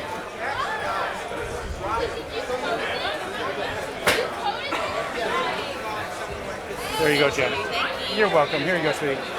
Nice to meet you, Janet. Safe travels to you. Hi, how you doing, sir? Nice to meet you. Tell me your name. Austin. Austin? Yeah. Just like the capital of Texas? I'm from Texas originally, yes, sir. Beautiful. Now, No, I'm not there now. where do you live now, Austin? We just moved to Florence, Kentucky, just south of Cincinnati. Oh, wow. Okay. Beautiful. That's right. My brother-in-law flew the B-1. Now he's flying one of those drones. Oh, really? An interesting story is my nephew, his oldest, was used to the B-1. And while he was asleep, he came and brought a magazine with a picture of the new drone. And the son comes in and says, "Dad, look at this ugly thing. Who would fly something like that?" That's funny. That's your brother, you said? That's my brother-in-law. Your brother-in-law? And the next youngest son, he goes, "Well, so I can stay home for you." And the oldest is kind of like still buzzing. And the youngest one said, "So we can spend time with us down there." That's funny. Nice to meet you, Austin. Take care. How you doing, sir? Good to meet you. What's your name? Bill. Bill? You want this made out to you? That'd Bill? be fine. All right. I put it on my office wall. Awesome.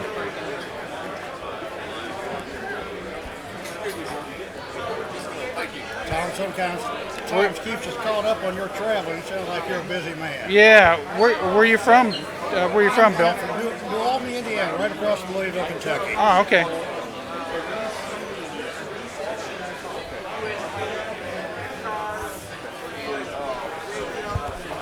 So you're pretty close. Thank you, sir. Nice to meet you, Bill. Take care. Hi, how are you? Nice to meet you as well.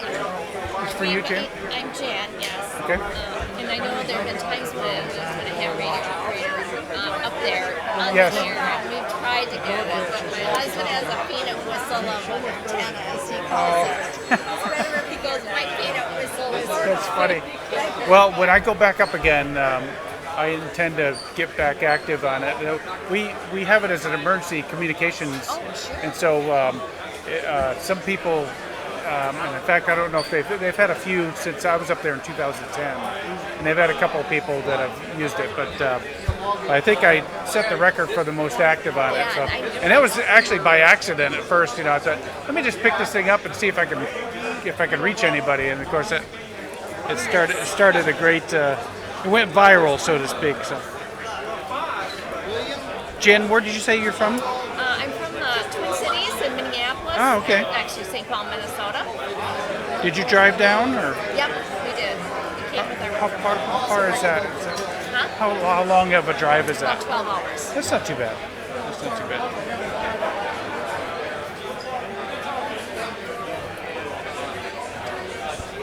This is really an honor. There you go, sweetie. It's nice Thank you so much. You're welcome. It's nice Keep to trying. nice to meet you. Absolutely, absolutely. In a couple of years, in 2019, hopefully I'll be back up there. Call me when I'm coming over. You gotta call me though. You know. So. Maybe he'll have his tower up by then. Okay, awesome. Hi, how are you? Nice to meet you guys. Where are you guys from? Minnesota as well? Do you know each other or no? Okay. She's from Minnesota too. Yeah, she's from Twin Cities. Do you want it for both of you, or do you? Okay, and tell Sandy and Sandy, Jerry. Jerry with a J. Okay. Where are you based And at? Sandy, do you come first? Should I say Sandy and Jerry or Jerry and Sandy? You come- and it's D-Y. And Jerry with a J.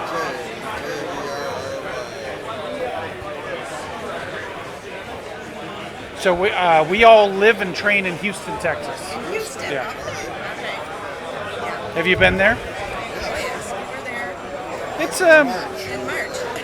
Oh, okay. That's a good time of year to visit. Right. In the 70s. I'm kind of transplanted down there. I'm originally from upstate New York myself, but so we all just kind of have to deal with that summer weather down there. So very nice to meet you guys. Hope have a safe trip back home and enjoy your weekend. Okay. Thank you.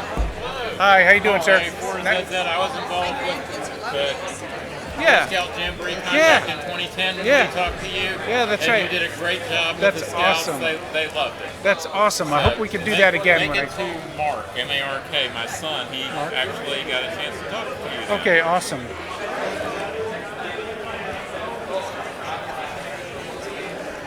Very good. That was a fun contact. Really appreciated how interactive you were and beyond the actual question and your answers and stuff. Yeah, I really had a fun time up there. And I'm so pro scouting. I think it just gives kids a good head start, and leadership and stuff like that. So teamwork. Thank you. Nice to meet you, sir. How you doing, sir?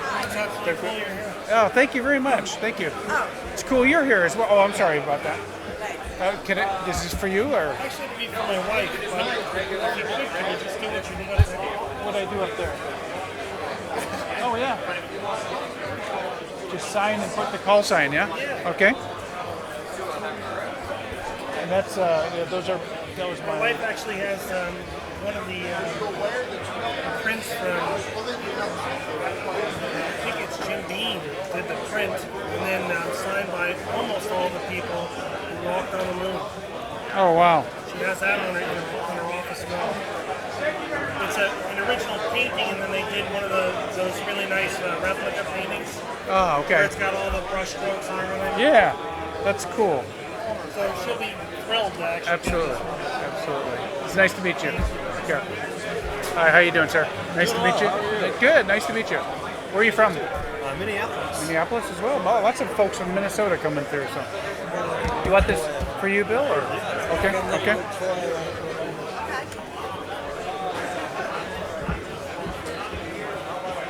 Doug, I just wanted to tell you, this is Bill, AE0EE, and Bill went to the Hurt Island expedition. That's down near Antarctica. Oh yeah. And they were down there. The whole trip took about 40-something days to get there. They were there 21 days. The Big Bend volcano, active volcano, was sitting right behind their tents. This is an uninhabited island, and they operated radio from down there for 21 days. And I worked you guys. That's awesome. So, man.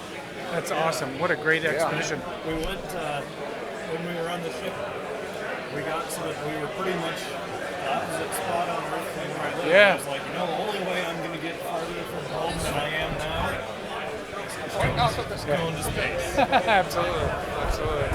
It's nice to meet you, Bill. That sounds like a wonderful expedition. You should write a story about that. Maybe you have already about your trip down there. You should write a journal or something.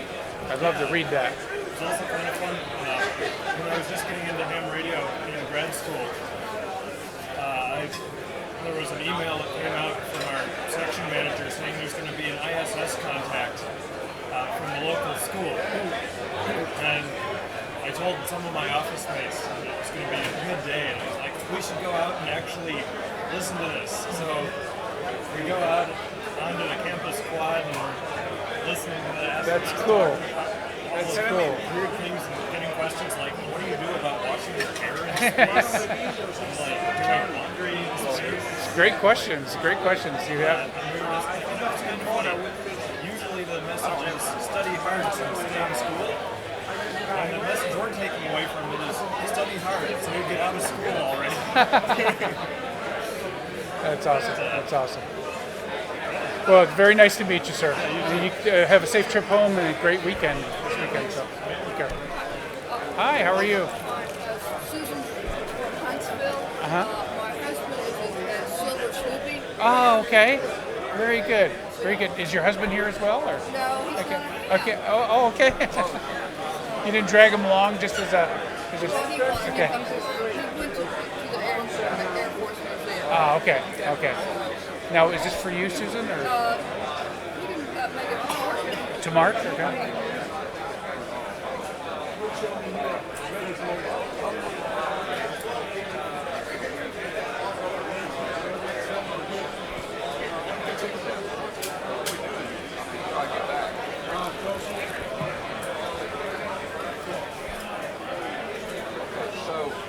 When you click on this, it's all automatic, but if the switch is turned off, right here, auto live is turned off. Okay. So we can view something here, over here. There you go. And the only Say hello to Mark for me. And nice to meet you, Susan. Hi. You made it. You found me again. Boom. Do you want a picture? What's your name? This is Jacob. Jacob. Mackenzie. Okay, so Jacob first, and it's Jacob. Okay.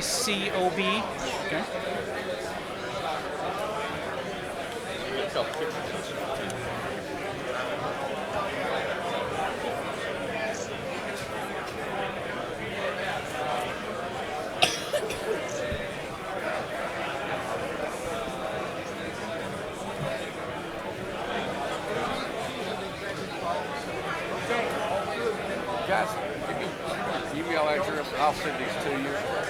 Yeah, just. Yeah, they can't. Yeah, we'll get through there. Yeah. There you go, Jacob. There's a sticker for you. Oh, careful. What branch were you serving? Army. 30 years. How about you? Currently serving, but out of reservist Navy. Thank you for your service. You too. Mackenzie. Let's see. It's an M little C, big K, or M-A-C-K? M-A-C-K. Z-I-E. Beautiful name for a beautiful little girl.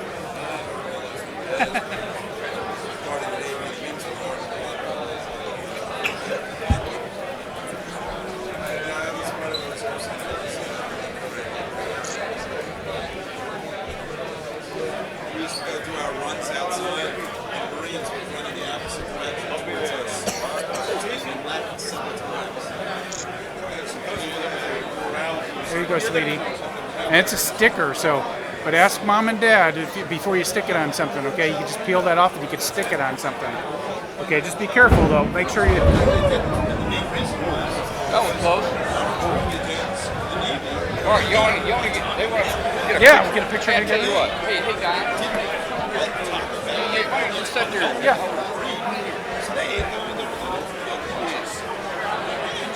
Tom, is that on your phone?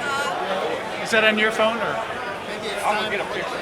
Is that on yours? Can you take one on my phone as well? Okay, sure. And I'll email you whatever I have. Ready? You go. Right, you sit here. Here, sweetie. There we go. Ain't that camera thing right there? Are you getting them or on? Yeah, that's okay. All right, look at me, smile, big smile. All right, this way, guys. Take it. Look over here, buddy. All right, and everybody look at me, Got it, perfect. Awesome. Thank you, guys. Be careful out there in the rain. Give him knuckles and say thank you. Yeah. Knuckles and say thank you. Boom. Mackenzie, give him a Boom. hug. Wow. Mackenzie, go give him a hug. It's okay. Thank you. Thank you so much. Thank you. Thank you, guys. Okay. Hey, how are you? Grandma wants one too. Man, the bottom's opening up out there. It is. Janet. Janet. Okay. I work at DuPage County. All right. I have your picture up on my board. Oh, cool. This same picture? No, the other one I've got, I think is a little different. Oh, okay.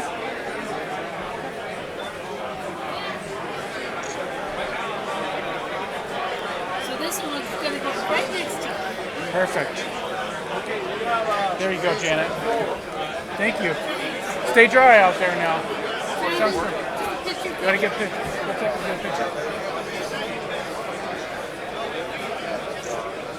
Awesome. My pleasure. My pleasure. Nice to meet you. Hi. Give knuckles. Boom. Right. That's a spaceship, Woody. Landing on Mars. Want to do it again? It lands on Mars. Hey, let everybody else go. Thank you, sir. You're welcome. Hey, how are you? Yeah. New Mexico military. Oh, absolutely. Yeah, I remember you. I went in and told our commandant, who was General Geraci. Yeah, absolutely. I said, hey, I talked to the ISS. I said, who did you talk to? And I said, Wheelock. He used to be my boss. Okay. And he says, you're standing beside his picture. He was my boss back, because I'm retired Army, and when I went to NASA, I worked for the Army Space and Missile Defense Command, yeah, and which is actually the old, it's a descendant of the von Braun's Army missile, rocket and missile group. So, now is this for you? Yes. Tell me your name again. Dan. Dan. Okay. Thank you for your service, Dan. Appreciate it.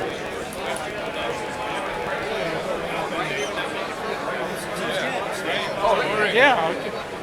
I can make one out to the club if you need me to. Yeah.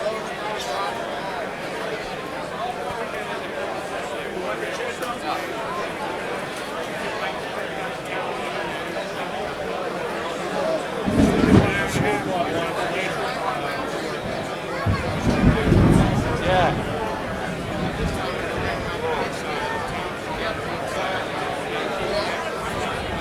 There you go, Dan. And then, what's the club name? So it's New Mexico Military Institute, N5 MMI will probably do fine. N5. N. November 5, Mike, India. Here, he's probably Hey, Tom.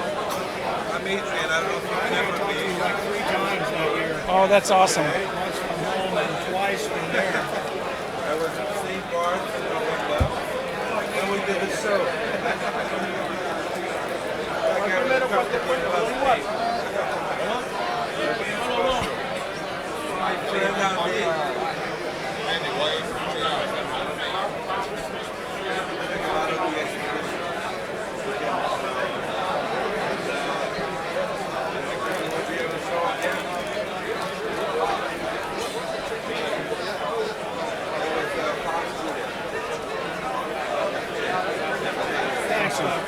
You're welcome. My pleasure. Thank you. It's really nice to see you again. We'll talk soon. Okay. All right. Yes, sir. Okay. Okay. Yep. Well, thanks for having me. Okay.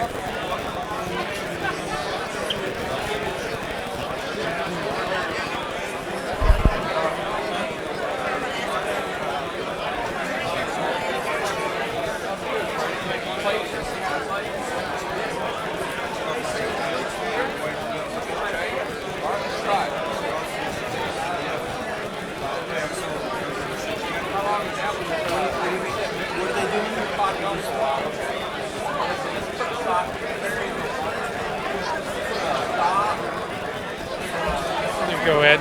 And then for the club.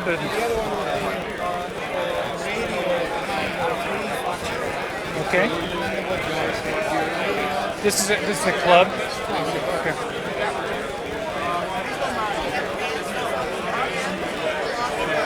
And it's radio. Radio Tango 3 Foxtrot.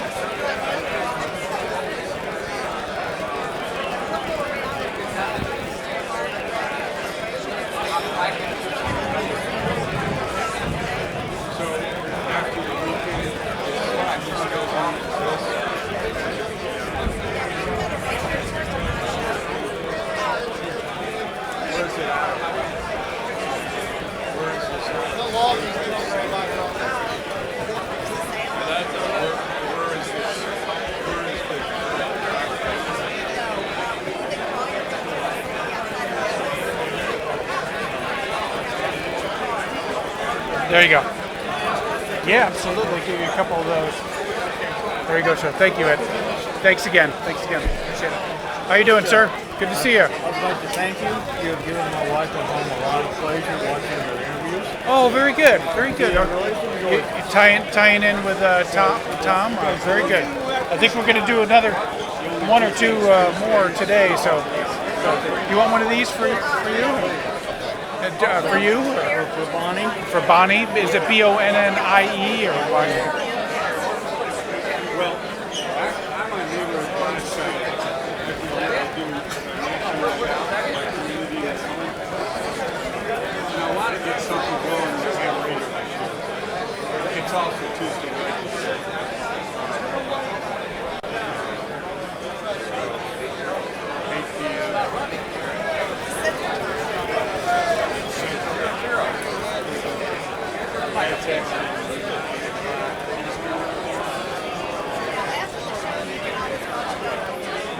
There you go, for Bonnie.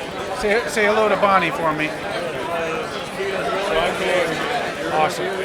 Awesome. Well, it's real easy. I've tied in with Tom from Russia and from my home in Houston, so we're getting it down. He's a little more savvy on it than me, and my wife's pretty savvy on it. But she stays off the camera. She's like Kathy is. Kelly. She'll get me all set up and then she'll stay off camera. Yeah, that's what I heard. Thank you. Stay dry out there. Say hi to Bonnie for me. All right. All right. How you doing, sir? Andy? JR from Romania. Romania. Very nice to meet you. I'd like to my son, David. David? Yes, Okay.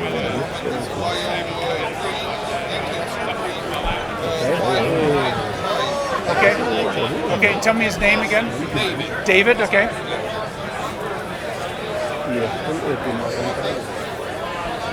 And it's Yankee Oscar. Yankee Oscar 3. Dash. You can put a dash. Dash. No. Yeah. Okay. 599. 599.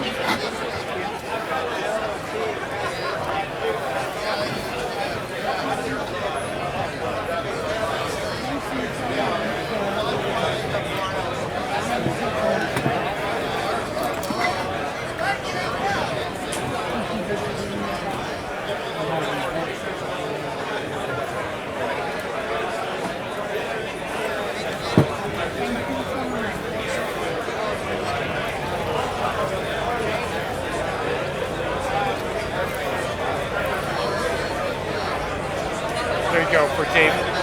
Here's some stickers for you guys. Yeah, absolutely.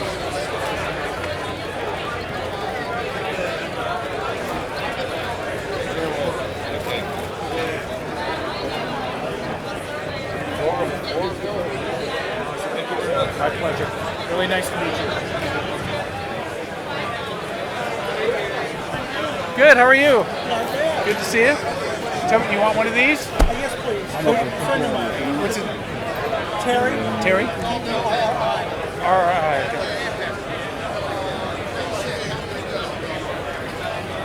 How much fun did you have up there with all the work? It was a lot of fun.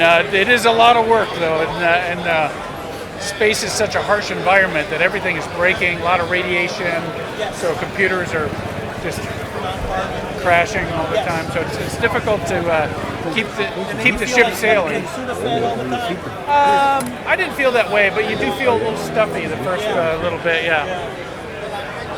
fluid shifting in the body, my vision changed. So I wear glasses now. So I had from fluid shifting, my vision was damaged from the inside on my retinal layer. It's new. It's a new round of science that NASA's looking at for long duration space flight. Yeah.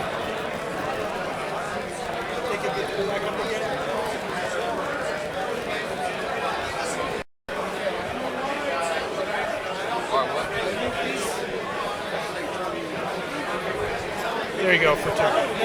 Yeah, hopefully I'll hit it again in a couple of years. So I'll be talking to you. Call me when I'm up there. I will.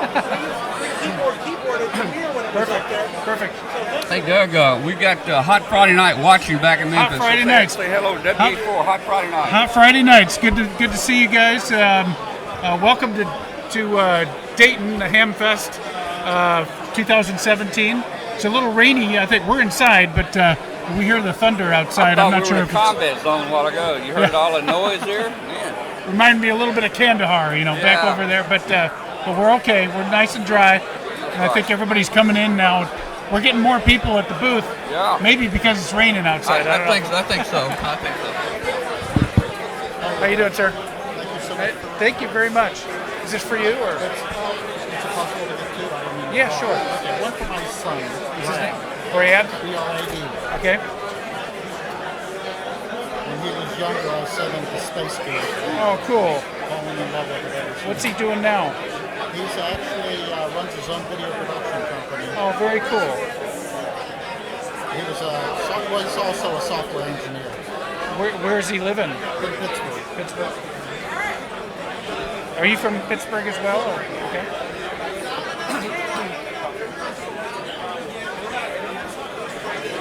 There you go. Just one for me, just a WQ3Q. Sure. And it's WQ3Q? Rich?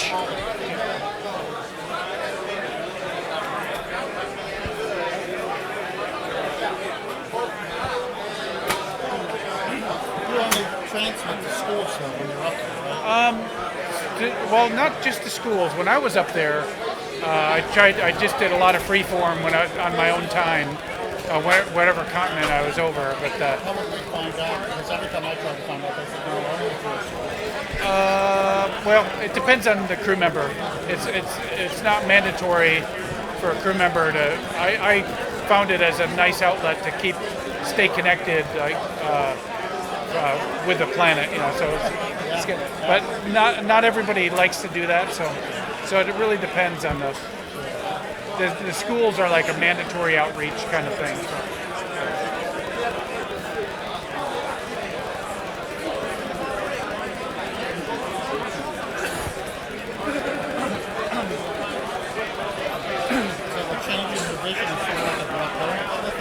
No, it's increased intracranial pressure, and so pushed on the back of my eyes. So I have choroidal folds. The layer, they get the retinal layer and then the choroidal layer, and it's I've got radial folds in my choroidal layer. So how long have you looked? 6 months. Yeah. So now we're trying to solve that issue because we say we want to send our kids to Mars, and they're going to be away from the planet for 2 to 3 years, and so I want to make sure we can, be able to see when they get there,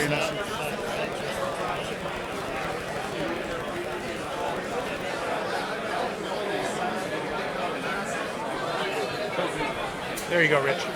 You're welcome. Here's for you. Thank you, Rich. All right, you got you busy today. Yes, sir. Yes, All sir. right, this is for my little girl who's 8. What's her name? Annabelle, or AB for short. AB? AB for short. Should I write AB or? Well, you can do it Annabelle if you want. A-N-N-A-B-E-L-L-E.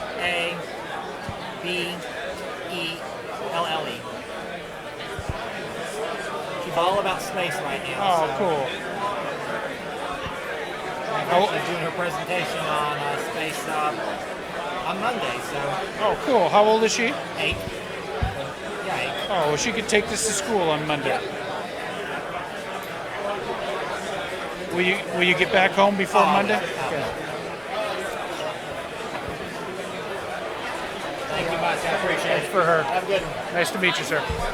How you doing, sir? What's worse, going up or coming back down? What's that? What's worse, going up or coming back down? It depends on what kind of spaceship you're in. I was in the. Went up and back in the shuttle, the space shuttle, which was pretty calm coming back. But I went up and back on the Russian Soyuz too. And it's like it's a medieval amusement ride coming back home. So.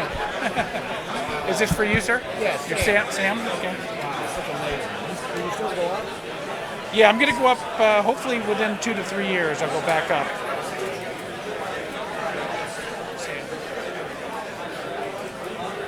Kilo Alpha 8.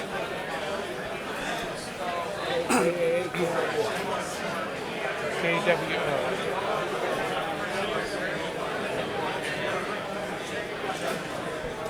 Where are you from, Sam? Ohio. Yeah, it's a stupid bill. So, like the West Virginia line, or right on the border. Right on the border. Yeah.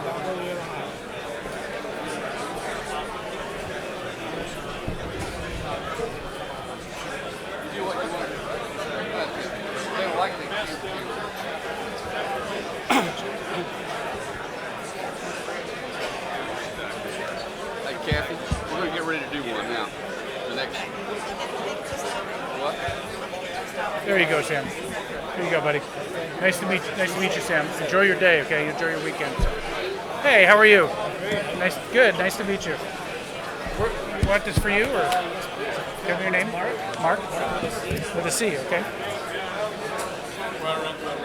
Next time you go up? Probably in 2019.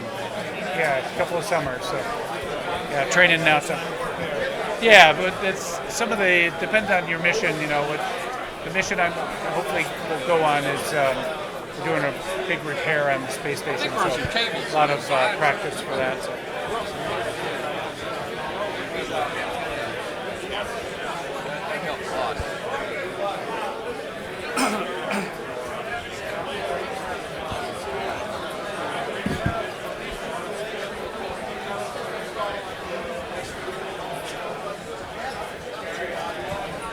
Where are you from, Martin? Canada. Welcome. Thanks so much. Very nice to meet you. Let's take a 3-minute break. Stay right there. 3 minutes. Hey, this is the guy that's trying to be an astronaut. All right, Doug. Awesome name. That's a good start. You're the closest one to get to That's a good start. We'll do it. We'll do it after we talk to Doug. We'll take a 2-minute break. I want you to give somebody a prize. Okay. Well, we'll do that after you finish up. Okay. With All Doug. right. All right. And this for you, Doug. Okay. I did apply to the astronaut selection program in Gaining School last November. You did. February a year ago. And you're an MD in Connecticut. Okay. Awesome. One of the 18,000 applicants, but I'm afraid you're well, as close as I'm going to get. Well, it's certainly competitive. I'm really glad that I got in when I did, because I look at these young guys now and I couldn't compete now with some of these guys. So.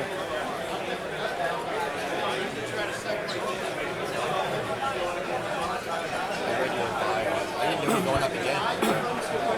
Yeah, hopefully 2 to 3 years I'll be back up there again. So. And I sat down the day before I did an application, before I asked my wife, I said, what do you think of wanting to become an astronaut?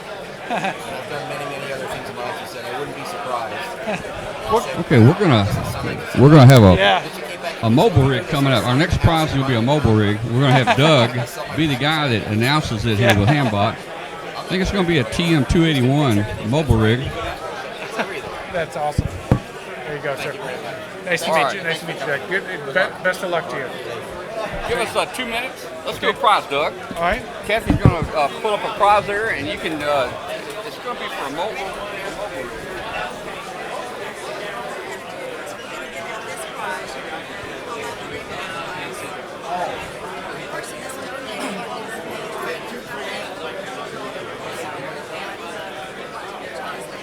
So if you read the description.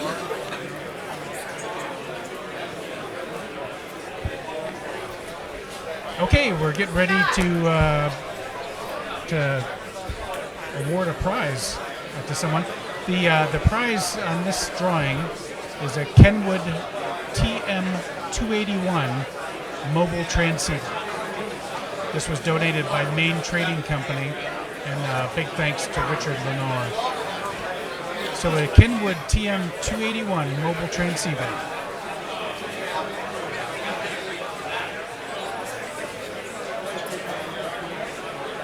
Okay.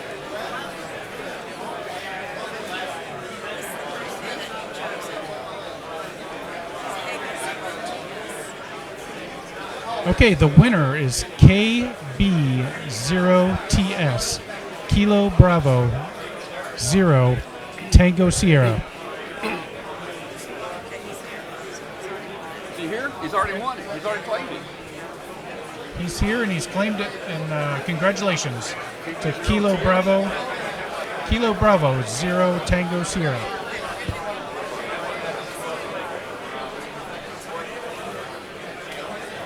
We'll do one more prize. Stand by for the prize.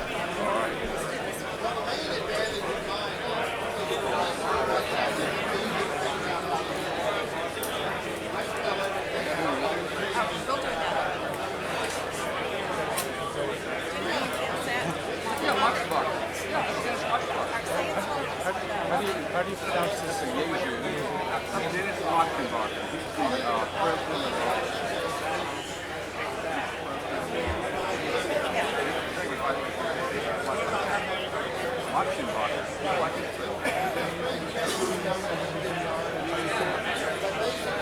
Okay, our next prize is a Yezu FT70DR handheld transceiver. A Yezu FT70DR handheld transceiver. This is donated by, and thanks to Dennis Matzenbacher. So thank you, Dennis. And drawing for the prize.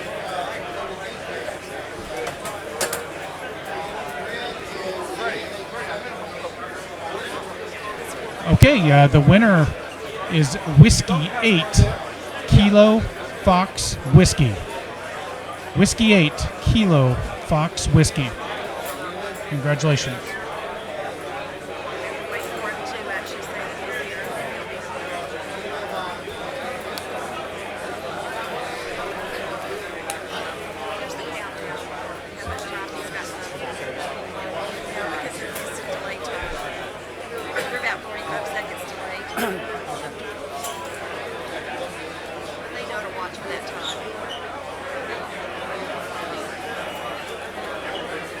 This is a nice radio. Are we having trouble giving it away? Wow. This is one of those new Fusion radios.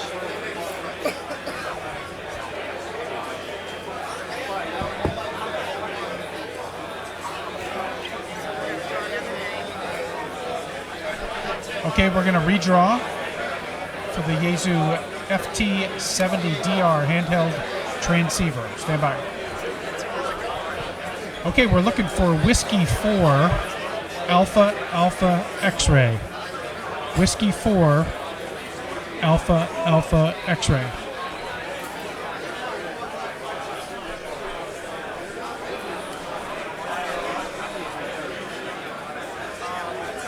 Okay, Whiskey 4 Alpha Alpha X-ray is here.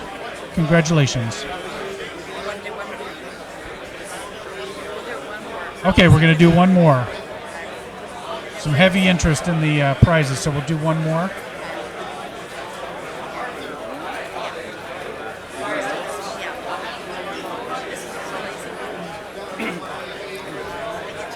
Well, it looks like Colonel Doug and Hambot are on a roll here. Okay, this prize. next prize is a one-year subscription to Electric Radio Magazine.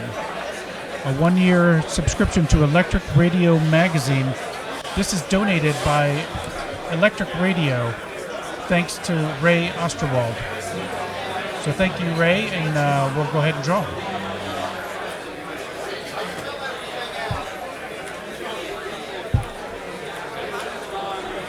Okay, looks like Angelo, November 5, Uniform X-Ray Tango. November 5, Uniform X-Ray Tango.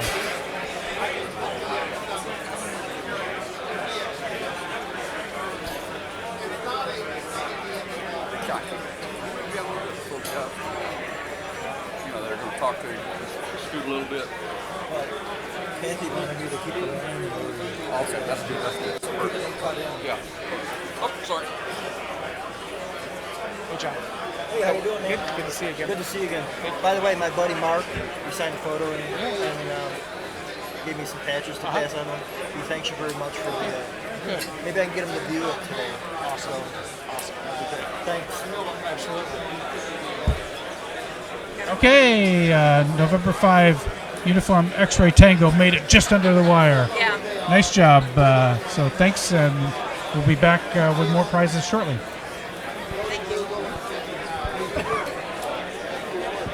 All right, you guys are looking at Hamvention.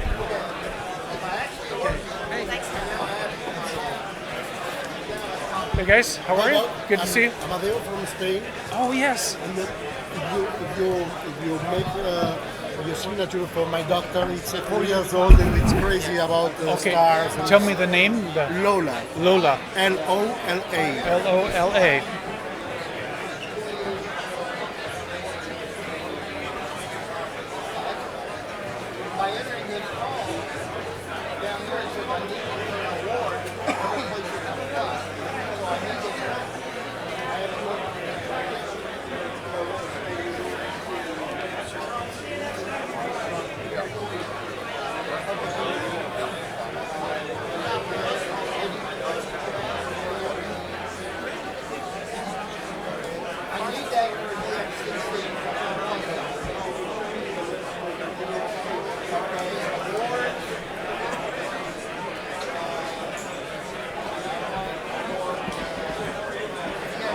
There you go. Thank you very much. My pleasure. My pleasure. Congratulations for Thank your you. nice job. Thank you. It's very nice to meet you. Safe travels to you. Thank you. Hi. How are you? Hi. Nice to meet you. Nice to absolutely. Just for you? Yes. And you're Michelle? Yes. Okay. Where are you from, Michelle? I was born in Florida, but I live here in Ohio. Okay. Okay. Are you working the show or are you? No, I'm just here. Awesome. Awesome. Very good. Where in Ohio do you live? Kind of like on the border of Indiana, near Indiana. Okay. Okay. Awesome.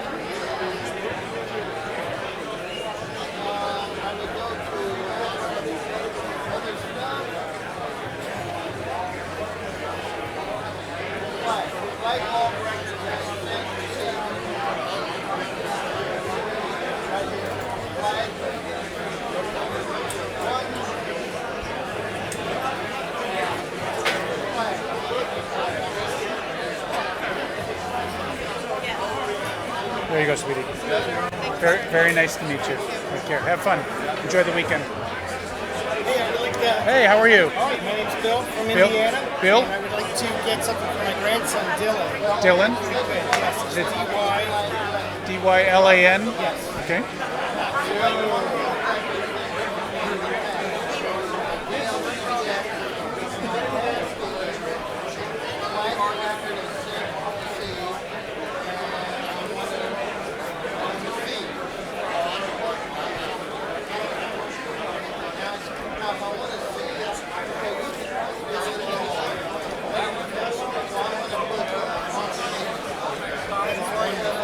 There you go.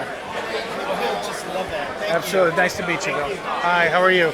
Nice to meet you. I'm young for my 3 grandkids. Can you put 3 names on? Sure, sure. Cole, C-O-L-E. E-O.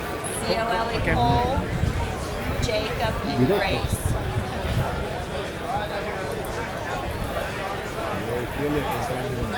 Grace. Grace. Beautiful names.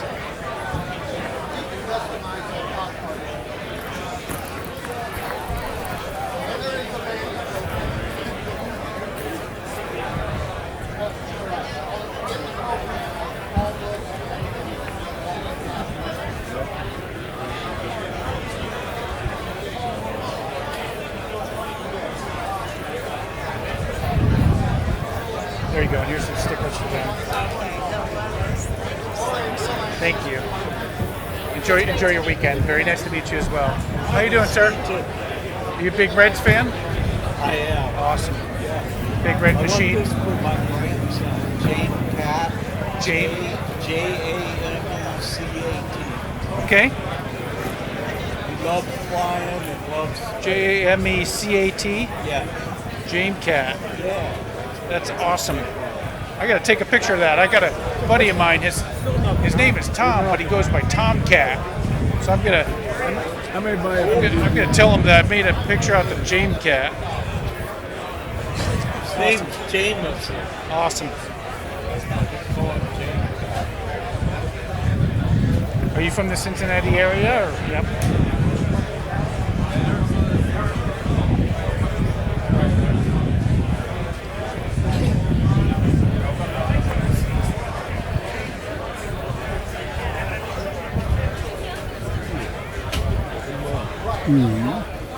There you go for Jame Cat. Thank you, sir. Tell him I said hello, all right? Here you go. What's that? Oh, wow. Collector's item. I only made 100 of them. Thank you very much. Thank you, sir. Thank you. I appreciate that. Yeah, you're right. Hey, how you doing, sir? Nice to meet you. Pleasure to meet you. Nice to meet you as well. Is this for you, Paul? Or This is for me. Okay. All right. Is it raining now out there? Is it? No, not at the moment. Okay. Whiskey one. Oh, you love that call sign. I do. Got a bio up on QIZ if you get a chance. Okay. Speaking of call sign stuff, did you ever go for that vanity call I was telling you about? The what? Wheels. Oh, no. WH3ELS. Oh, yeah, I haven't done that. I need to do that. That'd be great. How much does that cost to do that? How much was a vanity call now? It's free, isn't it? No charge. No charge. That's even better. It is even better.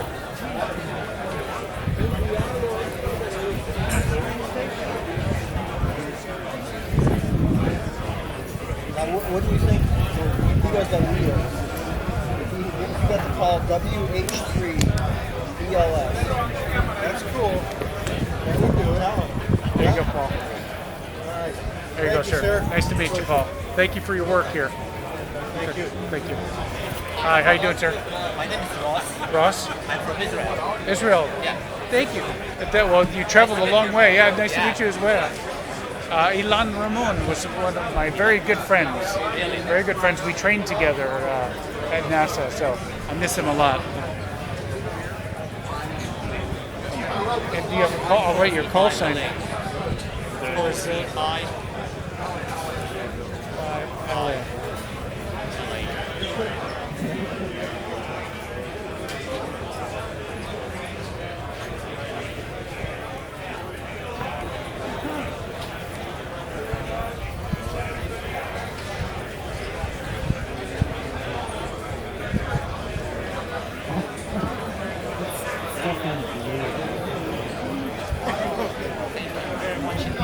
My pleasure. My pleasure.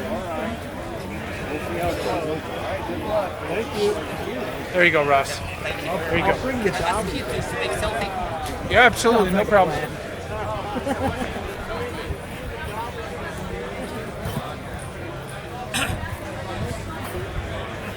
Awesome. My pleasure. Very nice to meet you, Ross. Thank you.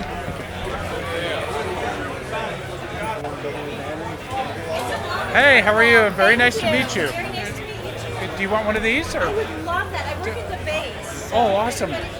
Oh, tell me your name. I'm Susan. Susan? I don't have a call sign. Okay. But thanks. My dad worked basic forever. Did a lot of space stuff. Your dad? You said? Thanks. Yeah, he passed. He's on MTV. Where- This is an honor. Oh, that's cool. That's awesome. It's very nice to meet you.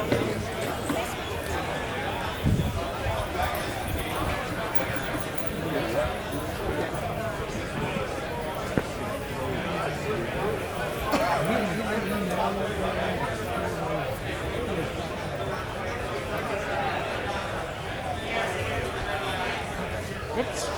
There you go, Susan. My pleasure. My pleasure. It's very nice to meet you. Thank you, Susan. Thank you. Hi, how are you? Mary? How are you, Mary? Where are you from? Ohio. Nearby here? Or? Yeah? Up north? Oh, okay. Near Ada? My wife went to school at Ada at Ohio Northern up there, so. Okay, I never.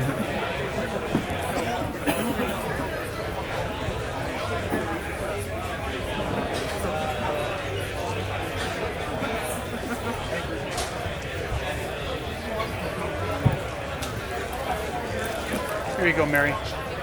Very nice to meet you. John. Nice to meet you, John. Calls W8JES. W8. Yep, W8JES. 8JES.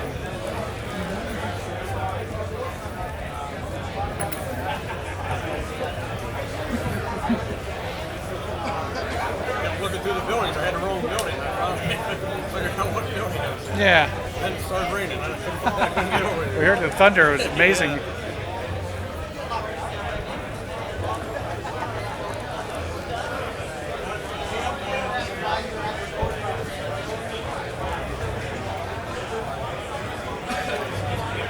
There you go, John. Alrighty. There you go.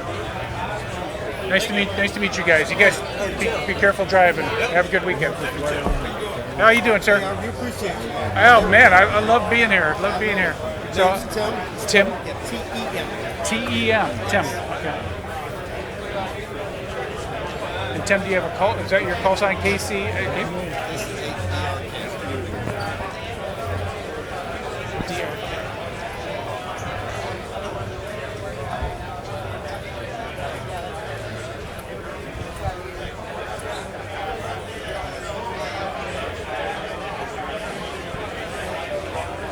This guy's ready to go to Mars with you. You ready to go? Let's go. Let's go load her up.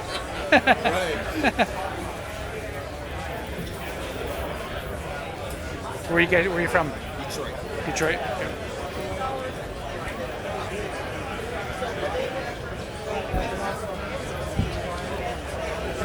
There you go. Absolutely.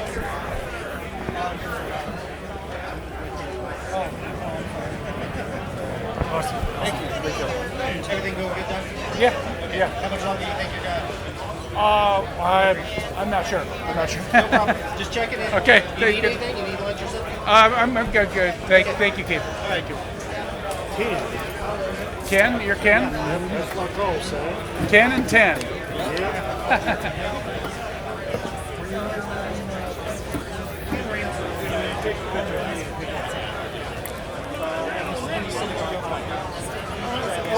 Kilo Charlie Sierra. I'm also Detroit. Okay. Awesome.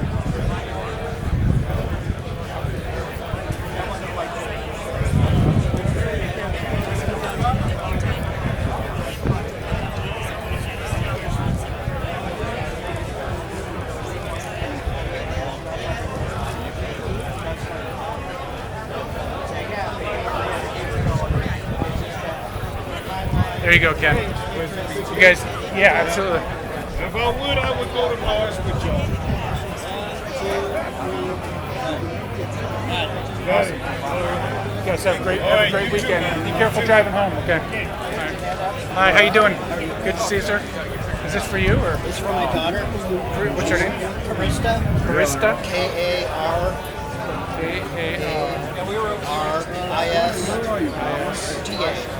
Karista. T-A. She's 8 years old. Okay. She loves science. Awesome.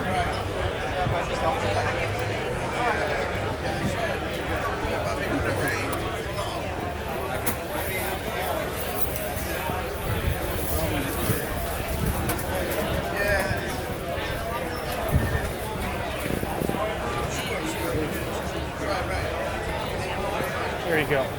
For Karista. Thank you very much, sir. Very nice to meet you. Very nice to meet you. How you doing, sir? Nice to meet you. Is this for you or Yes, Jim. Jim? Yes. Okay. You want to get a picture first or?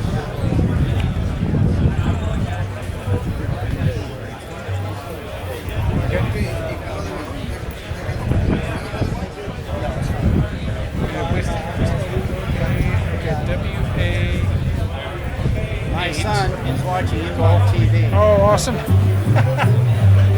Where's he from? Massillon, Ohio. His wife works at NASA down in Houston. I know where Massillon is. His name's James Ferris. His wife is Denise Nichols. Okay, I know these names. I'm trying to think how I know them. I'm sure that I've met them though.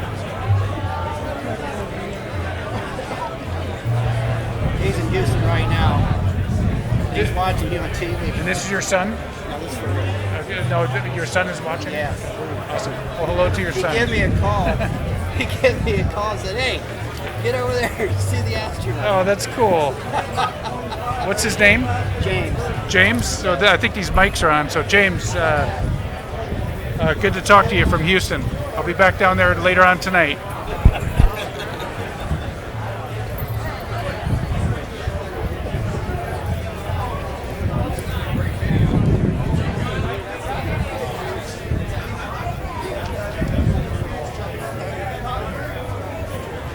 There you go, Jim. Thank you very much. Nice to meet you. Thank you. Say hello to your son for me, okay? I'll Okay. Can I go ahead and get some lunch? Okay. Will you wait with us? Yeah. What we'll do is get some food and hang out till dinner time. I'll get one of the guys and we'll have to go out there and get it. So we don't have to stand in line. There's a cattleman's company out here that got great meat. Okay. I'll take like meat, some kind of vegetable. No like starchy stuff, no bread. No bread. So Okay. just meat.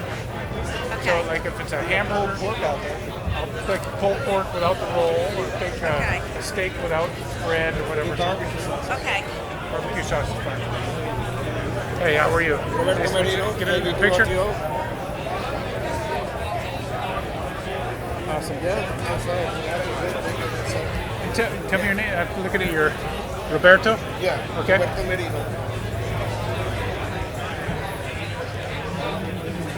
Nice. Kilo Bravo 2. OTO, yeah? OTO, yeah.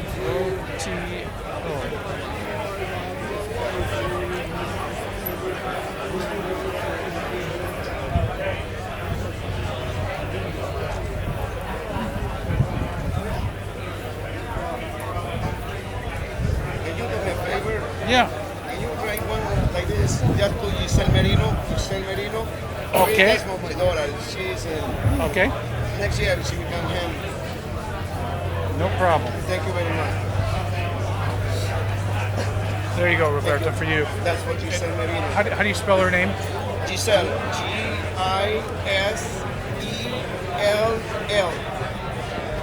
Yes. No E at the end. Yeah, E at the end? Yeah, Giselle. Giselle. Yeah.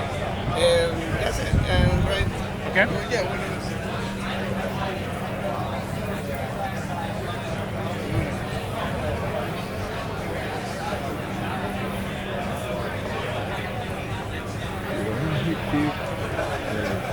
Merino here, M-E. Is that her last name? Marino? Merino. It's okay, just her first name. Yeah.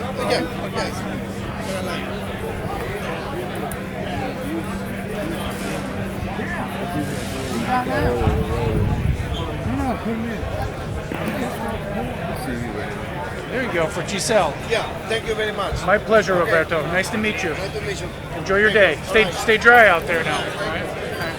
Hey, how you doing? Thank you very much, sir. Thank you. That's, that's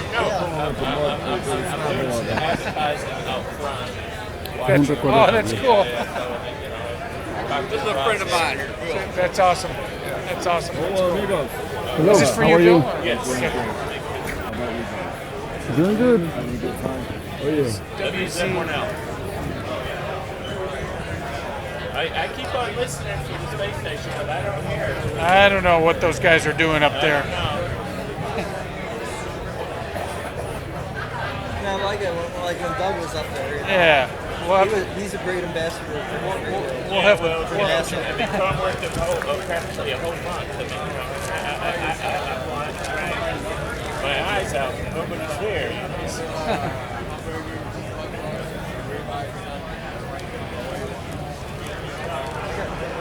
Awesome. There you go, Bill.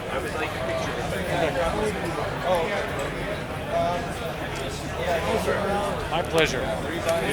There you go, sir. Appreciate that. Nice to see you again, Bill. I'll tell you what, I will go back out there and I've been telling the little kids to come over. Oh yeah. When I get back to space, you better call me, man. Don't leave me hanging up there without. Just let me know when you're going, and I'll give you a call. Awesome. How you doing, sir? Up with you twice, a couple years back. Absolutely, yeah. I remember that call sign. I have your QSL card. Gosh, I remember that. So. You going back? Yes, within 2 to 3 years, I'll be back. Yeah, we'll get it rolling again. We'll get it fired back up.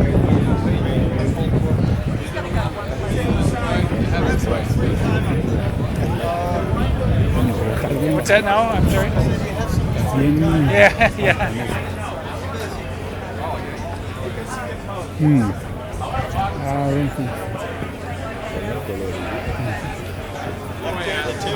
Yeah, that's right. Are you in your right mind as well?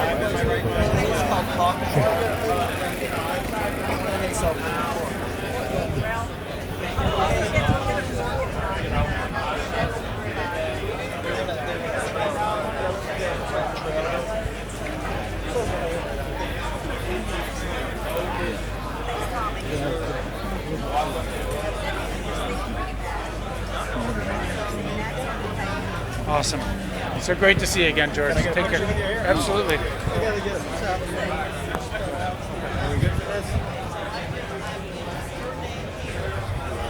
Okay. Thank you so much, sir. My pleasure. Good to see you again, George. How you doing? Good. How are you? Good. Who do I make this out to? Regina. Regina? Your bird did Mach 25 a little faster than mine. Yeah. Oh, yeah. Just a little bit faster than yours, but not a lot. I was the crew chief over at Building Hall. Oh, no kidding. That's cool. Well, thank you for your service. And thank you for yours, by the way. Absolutely. Programmer is. I did serve, but when I did that, I was working for Lockheed. We did all the maintenance in the Air Force Grid. With base. Building Hall, we had 2 of them over there during the Reagan years.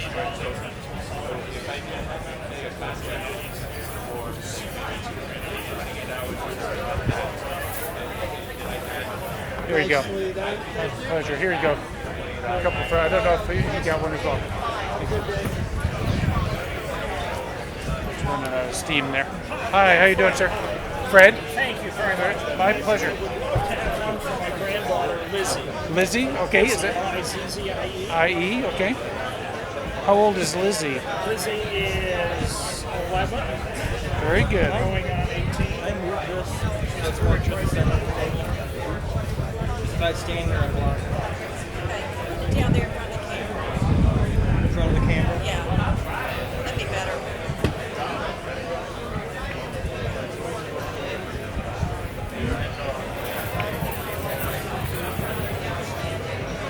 There you go for Lizzie. My pleasure. There's for Lizzie as well. Absolutely. It's very nice to see you. Want to take a short break? We're good. We're good. Just a little bit. Yeah.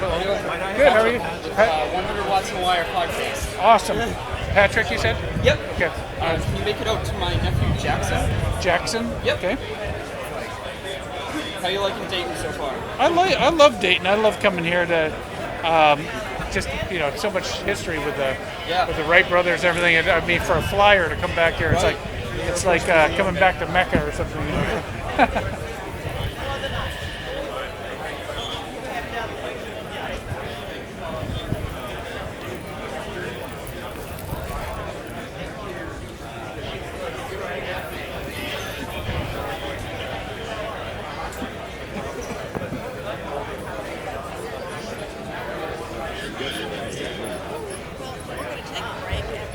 There you go. That's from Jackson. There you go. Thank you very much. My pleasure. Nice to meet you. How you doing, sir? Nice to meet you. Is this for you or? Actually, I've got 2 little boys. You're going to love this. Okay. Tell me their names. Isaac and Henry. Isaac and Henry. Can I put them both on one? Or?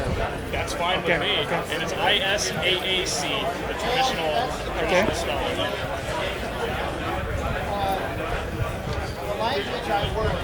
And Henry. Henry, Henry. R-Y, okay. Yeah, the oldest Isaac, he is just now getting into a lot of the space realm. He just built the babysitter this week. They did the solar system. Oh, that's awesome. He is going to lose his mind when he sees That's this. awesome. He's 3, so. Very cool.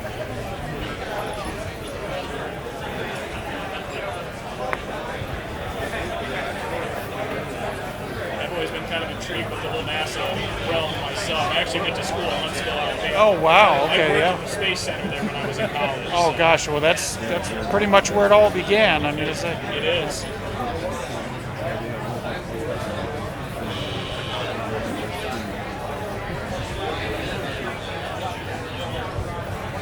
And I'm getting set up here to actually be able to work satellite and hopefully talk to the ISS at some point. That Very was my good. whole point of this trip. So there you go. Say hi to the boys for me. will do. And, Thank you very, very much. yeah, absolutely. Have a great weekend. Nice to meet you.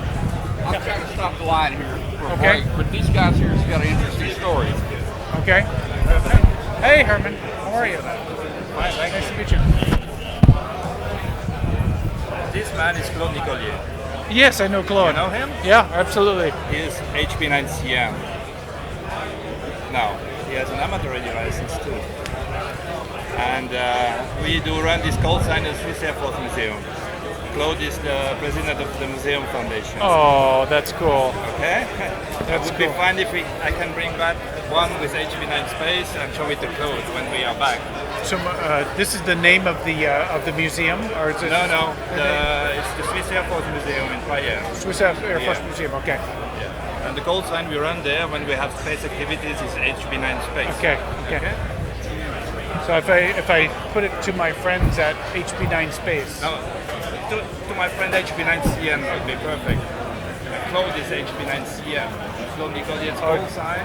Okay. Is HB9CM. Should you want to make this out to Claude or to you? No, to Claude is fine. Okay. He will be very pleased.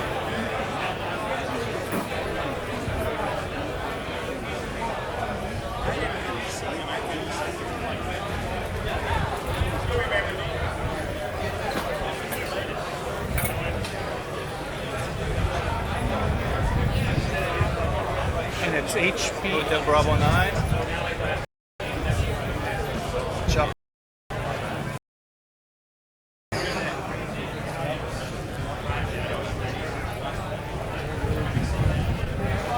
He misses you too. You can believe. It's a very good friend of mine. He's a wonderful man. He's a wonderful man. We made 2 RSQSOs with him in the museum. Oh, that's awesome. He was present there with the students, and it was just great.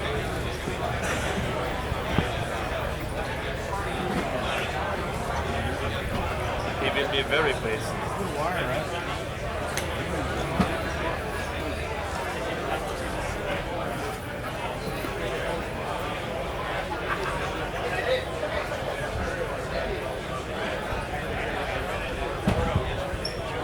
Thanks a lot. Okay. There you go. Thank you very much. My pleasure. My pleasure. And here's some stickers for you guys. Thanks a lot. Pleasure. Hi, how are you? Nice to see you. Thank you.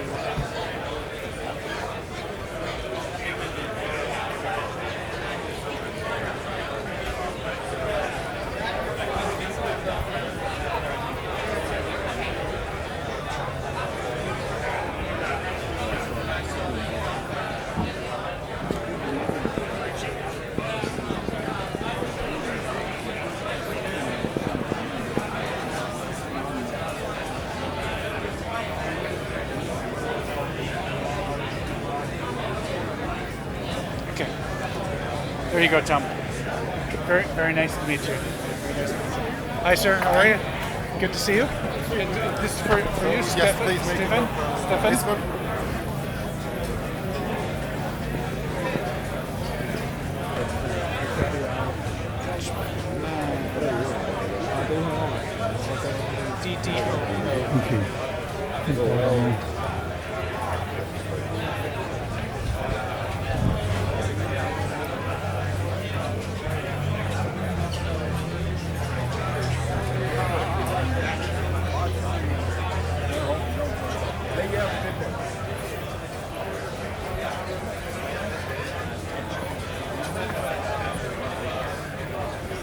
There you go. I need a door for you. Very nice to meet you. My pleasure. My pleasure. Nice to meet you. Enjoy your day. Hi, how are you, Barb? Nice to meet you. Is this for you, Barb? Yes. WA8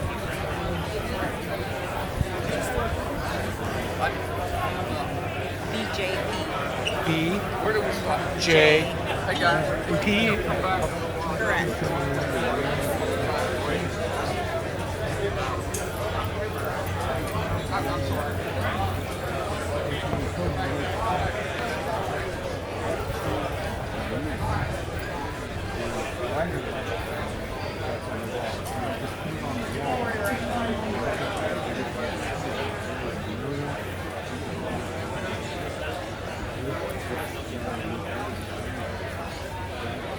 Beautiful radio, isn't it? It is. There you go, Buster. There you go. Awesome. Let's check. Thank you. Can we get a picture? Absolutely. You have a camera? Okay. Thank you. Guys, we are trying to. We're gonna. Very nice to meet you. We're stopping. Are you trying to get in line here? Okay. Thank you, Barb. Hey, do you want to go out, or do you want to just turn around and face this way until we get the food, and then we'll go out? Yeah, I'll just sit back here for a little Okay. bit. Maybe people won't be welcome. Okay. How was your trip? Okay, guys, we're taking a break with Colonel Wheelock. We're going to take a break and let him rest. He's needing to rest for a little while, and we will probably get a bite to dinner. We'll probably put another video on running for you. No problem. I connected through Chicago. No weather delays or anything? Landing here. We took off from Chicago, and we actually stormed over the field, so we circled for about 30 to 40. So that was about 4 or 5 o'clock. And, Yeah, we landed. That's right. So I was supposed to land at 4:19. We landed at like 5:40. So late leaving Chicago, and we circled. Sounds like a trip I had here one year, except we diverted to Columbus, sat on the ground for 3 hours, let the storm go through. I got to visit the cockpit out of that deal anyways, which was fun. And while I was up in the cockpit, the wind shear indicator went off in the cockpit. And from there, I think we fueled up. Yeah, we refueled up because we were running low on fuel. And then flew from Columbus to Dayton, which was like, it took longer to taxi to the runway, down the, yeah.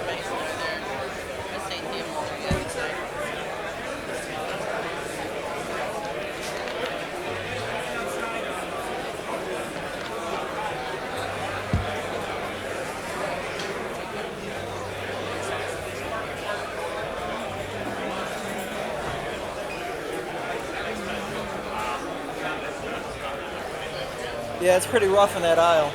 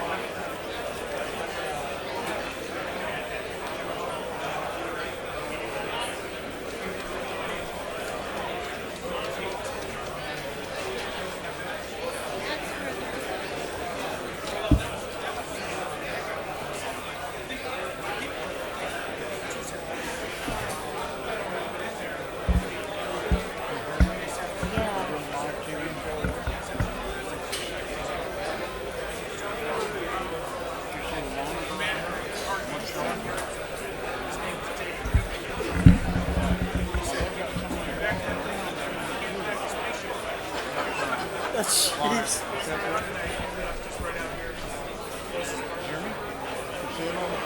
No, I see it.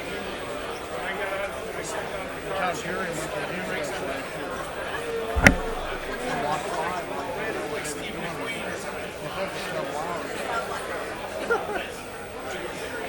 I'd like to get his.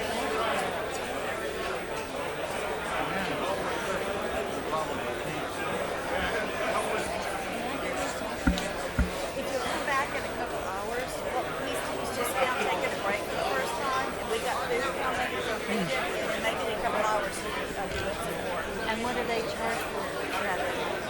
a couple hours? I can't promise. You just have to sort of play it by ear. Okay, great. Thank you. Oh, I like those. Those are cool. Jack. Go ahead and take one. Thanks.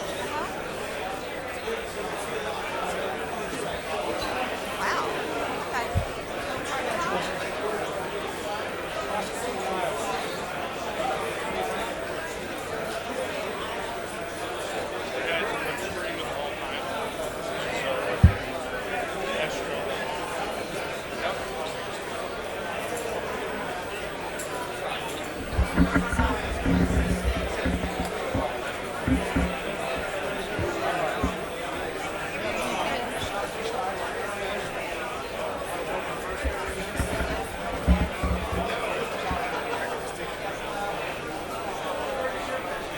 He's taking a great role.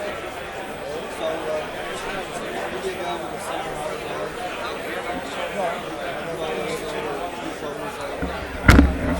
Qu'est-ce que tu t'as demandé? Parce que là, il prend un break, mais tout à l'heure, il va être disponible pour des photos, des signatures.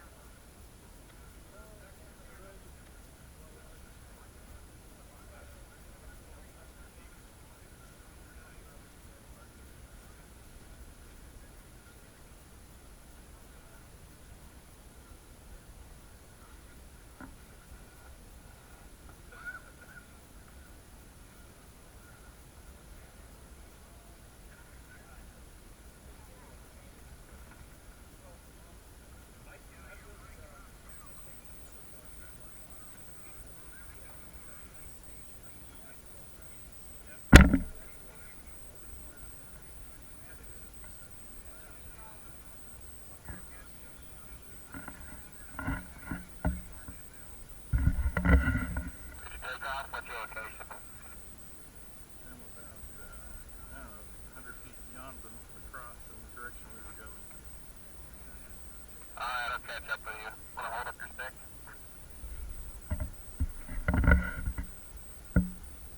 Got a visual.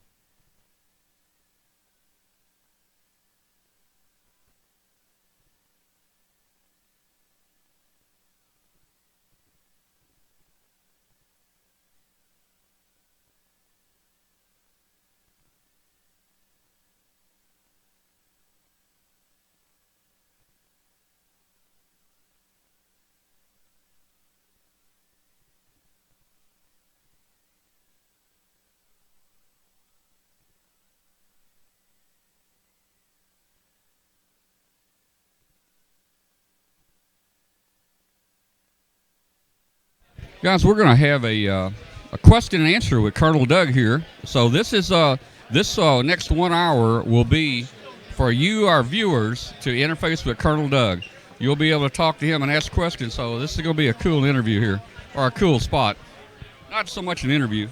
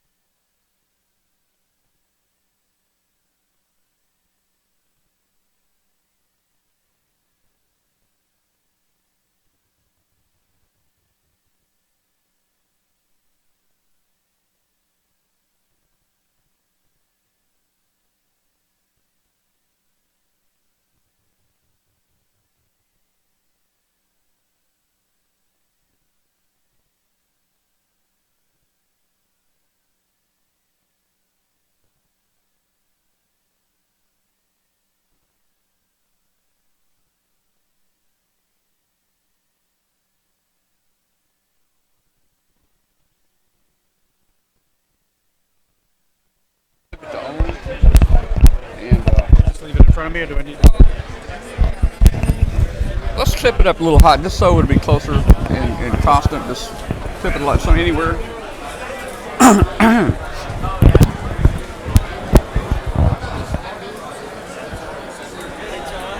And okay, let's see.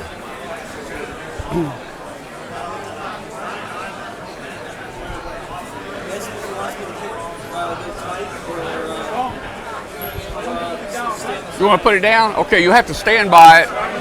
Yeah.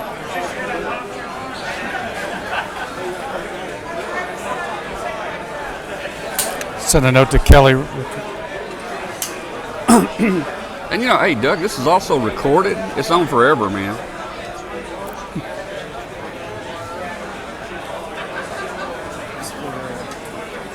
She just goes to that. Yeah, yeah. And if she goes to that, so yeah, just to W5KUB right here.com. That's all. And she'll get this page, and it says she has to click. She knows how to do it. Click here to watch the live video and chat. Oh, I think she'll figure it out. Hey, Kathy. Yeah. I don't know if you can communicate with Kelly or not, but he sent her a note. I guess she knows how to get through the website here. She'll figure it out. Finishing, okay. So she's she's doing aerial yoga, like hanging from the. Oh wow! I don't know how she does that. I see it on Facebook. Well, anyway, W5KUB, you click on watch live video either here or there. Okay. And when you click on watch live video, Doug, here's okay. When you click on the live video right here, here's what she'll see.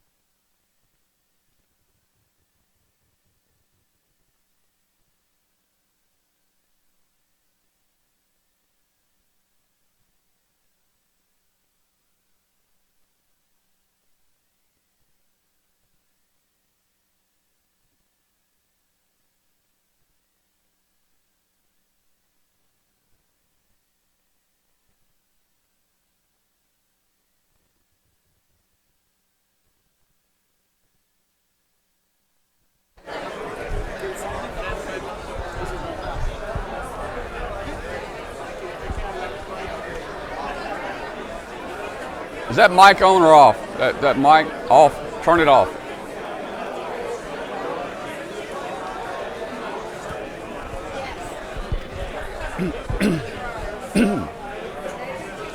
Mic test 1 2 3 4. Mic test 1 2 3 4. Well, Doug, let's see how your mic works. Play something. Okay, check 1 2 3. Looks like I got a good signal there. I think it's working.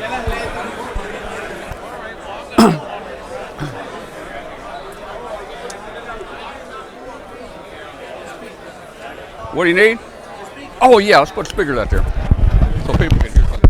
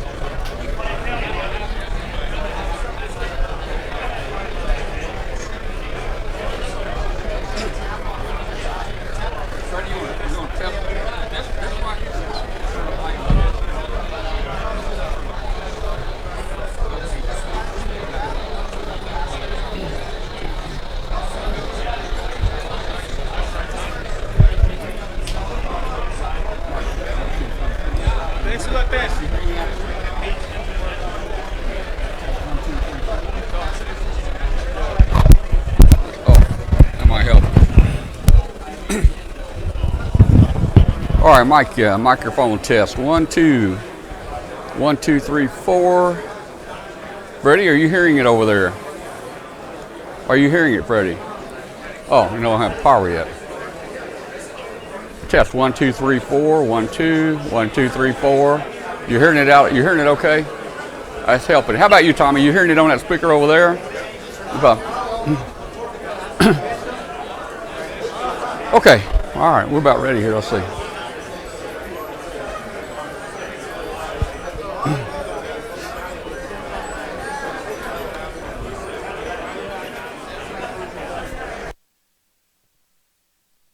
All right. Hello, guys. Welcome to Hamvention 2017. We call this our Hamvention 2017 Marathon because we got over 48 hours of streaming, and we're gonna stream so much you guys are gonna get tired of watching. But hey, we got our special guest with us today and co-host. I haven't seen him doing too much co-hosting yet. I've got to work on that part, but he is our guest. This is Astronaut Douglas Wheelock.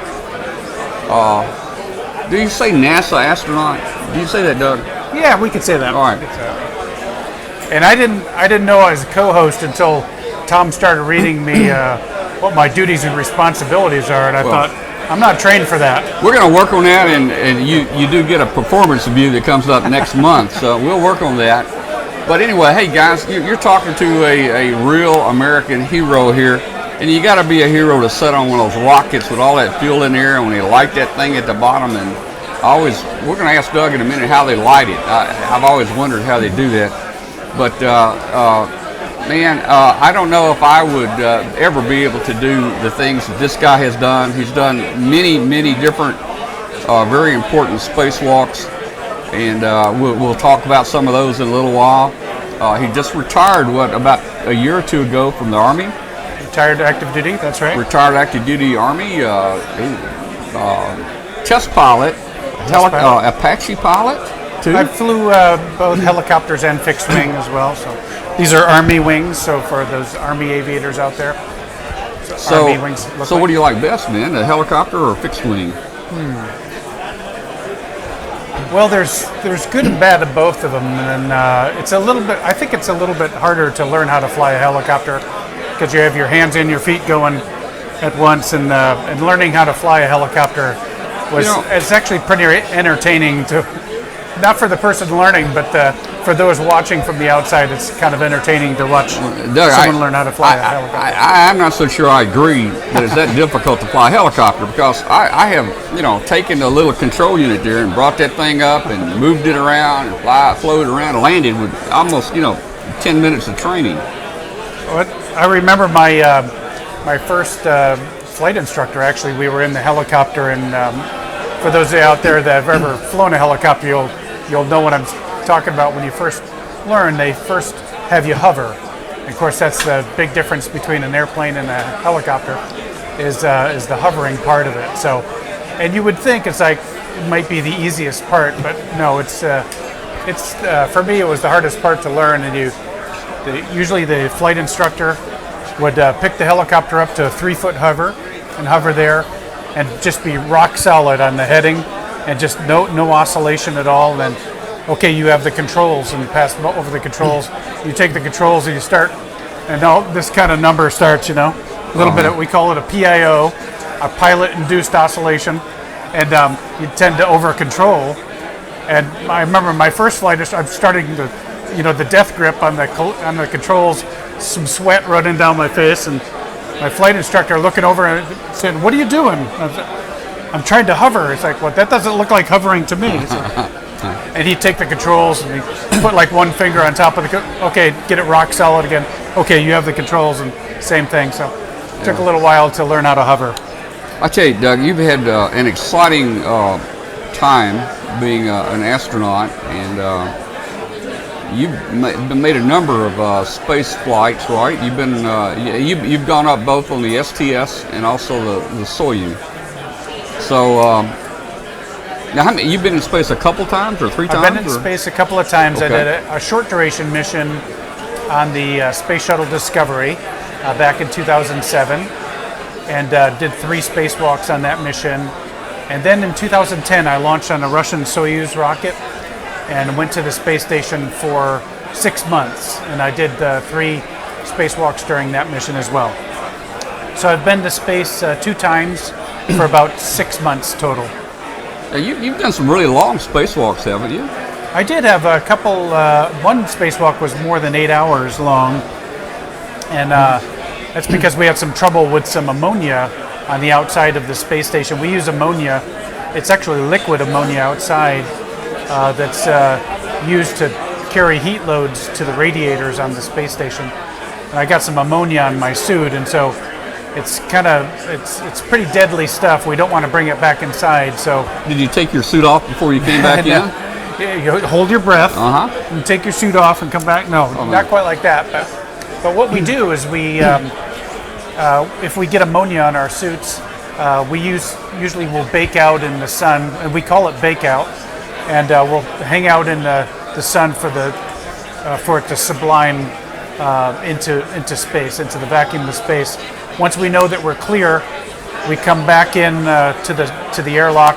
We close the hatch. We repressurize just a little bit, maybe up to 4 psi, 5 psi, and then we put a Draeger tube, which is it's a tube that senses the presence of ammonia in the atmosphere, and so we put that on the hatch and then open the hatch and do an emergency blow of that pressure that we just repressurized with, and we take a look to see if there's any ammonia. Once that blows clear, then we can repressurize and come back inside safely. So some of that takes a little bit longer. So my spacewalk, where I actually had an ammonia shower outside, I was just in this snowstorm of ammonia, frozen ammonia, and so we had to do a bake out, and so it took us beyond 8 hours in the spacewalk. That was on the cooling system, right? You guys it's on the cooling system. That's right. You had you had a backup cooling system, if I remember.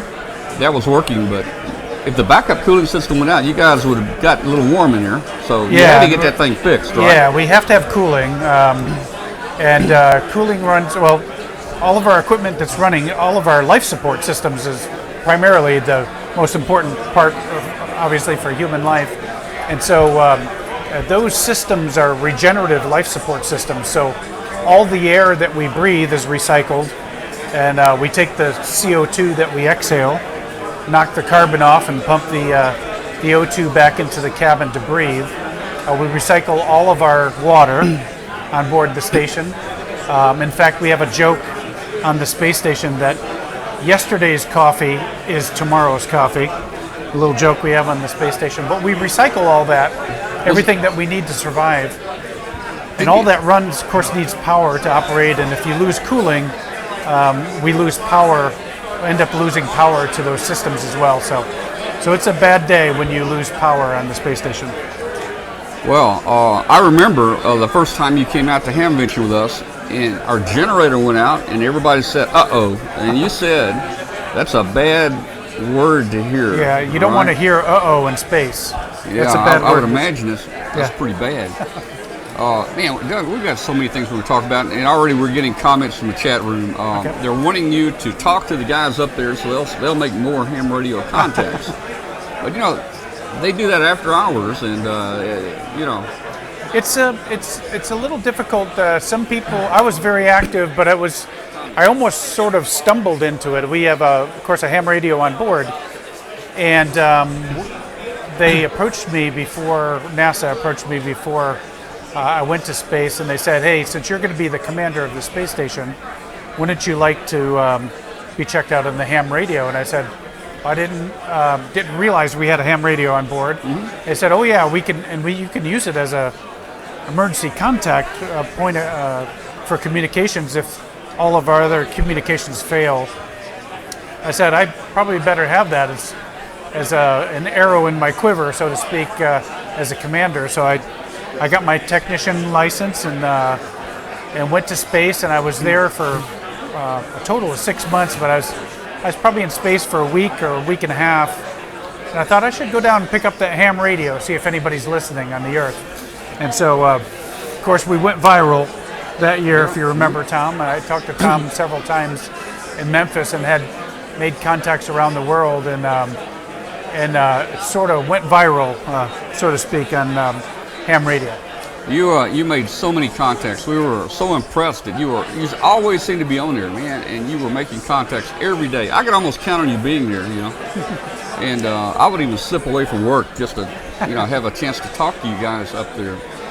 But tell us, Doug, again about, you were new. You just got your license a couple weeks, I think, before you went up, and the first time you tried the ham radio, you made a call over the U.S. That was probably a mistake because there's hundreds of thousands of people waiting to jump on that, man. What happened? Yeah, so let me say first a shout out to our NASA contingent down in Houston, and especially to Kenneth Ransom, who is probably listening. Hopefully Kenneth is on listening.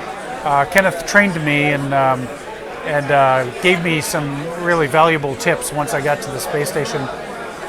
And I also put together a YouTube from the space station. So if you just go into a search engine and look up Doug Wheelock YouTube on ham radio on the space station, you'll see I gave a little tutorial how difficult it is to hear particular call signs on the space station, because you make that call and you get back, of course, thousands of people that are trying to contact the station, and the way it manifests itself is a bunch of alphanumeric numbers and letters coming up, and some people saying their location. And so the first pass was a little difficult. I don't think I had one clean contact the first pass over the U.S., and I sent a note to Kenneth.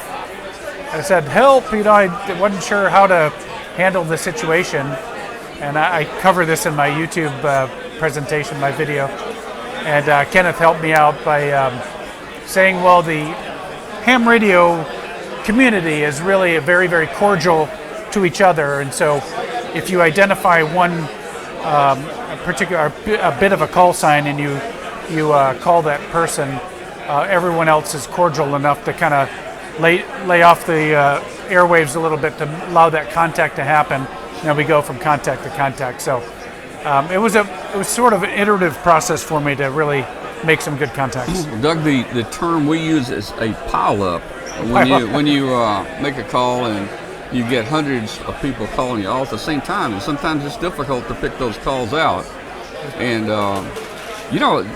there are little hints that people learn over the years. For instance, probably one thing that helped me get you was, I would say, this is W5KUB in Memphis, and all you might hear is Memphis. That's exactly right. And that helped. And we have a friend, I think he's logged in the chat room here, Damon, WA4HFN, Hot Friday Night. Hot Friday Night. Something like that. Of course, I learned in my military flying and on our call signs, our communication from the space station, I used the internationally accepted phonetics of the alphabet. So, but when you hear like Hot Friday Night, of course, then it's easy to remember and easy to pick out, and so that's very helpful if you're trying to contact the station. Those are a couple of really great tips, Tom. That if you say your location and or have some sort of moniker for your call sign, like Hot Friday Nights. And timing is good too. I mean, if you say that when 1,000 other people are saying that, the chances are you don't hear. But if you can kind of space it out a little and get that Memphis kind of on the end out there when everybody else quits, you'll hear that. That's right. I don't know if we have my next pass over the U.S. I think my first contact that I really picked up was Bakersfield, California, and there's all kinds of, again, alphanumeric coming up, but I heard at the end Bakersfield, California, and I locked on that, and it gave me something to anchor for my first contact. And so I learned through the process. So I'll know better next time, and when I get a chance to go back up to the station, we'll see if we can avoid that pile up again. Well, that's so cool. We're looking forward to it. Now, there was another question here about when you go back up. Are you going to ride like SpaceX, you think? Well, will it be available? Could be. We're of course, we still know that we're still flying to space on the Soyuz vehicles with the Russians. That's going to continue. And then, of course, we're working to re-energize our commercial base space providers. And right now, for the human-rated missions, we're looking at SpaceX and Boeing developing their vehicles. And so it could be on one of those vehicles, could be on a Soyuz again. So we'll see. So this probably is a question that you've got to be careful in answering. NASA might get on you. So I'll phrase it carefully.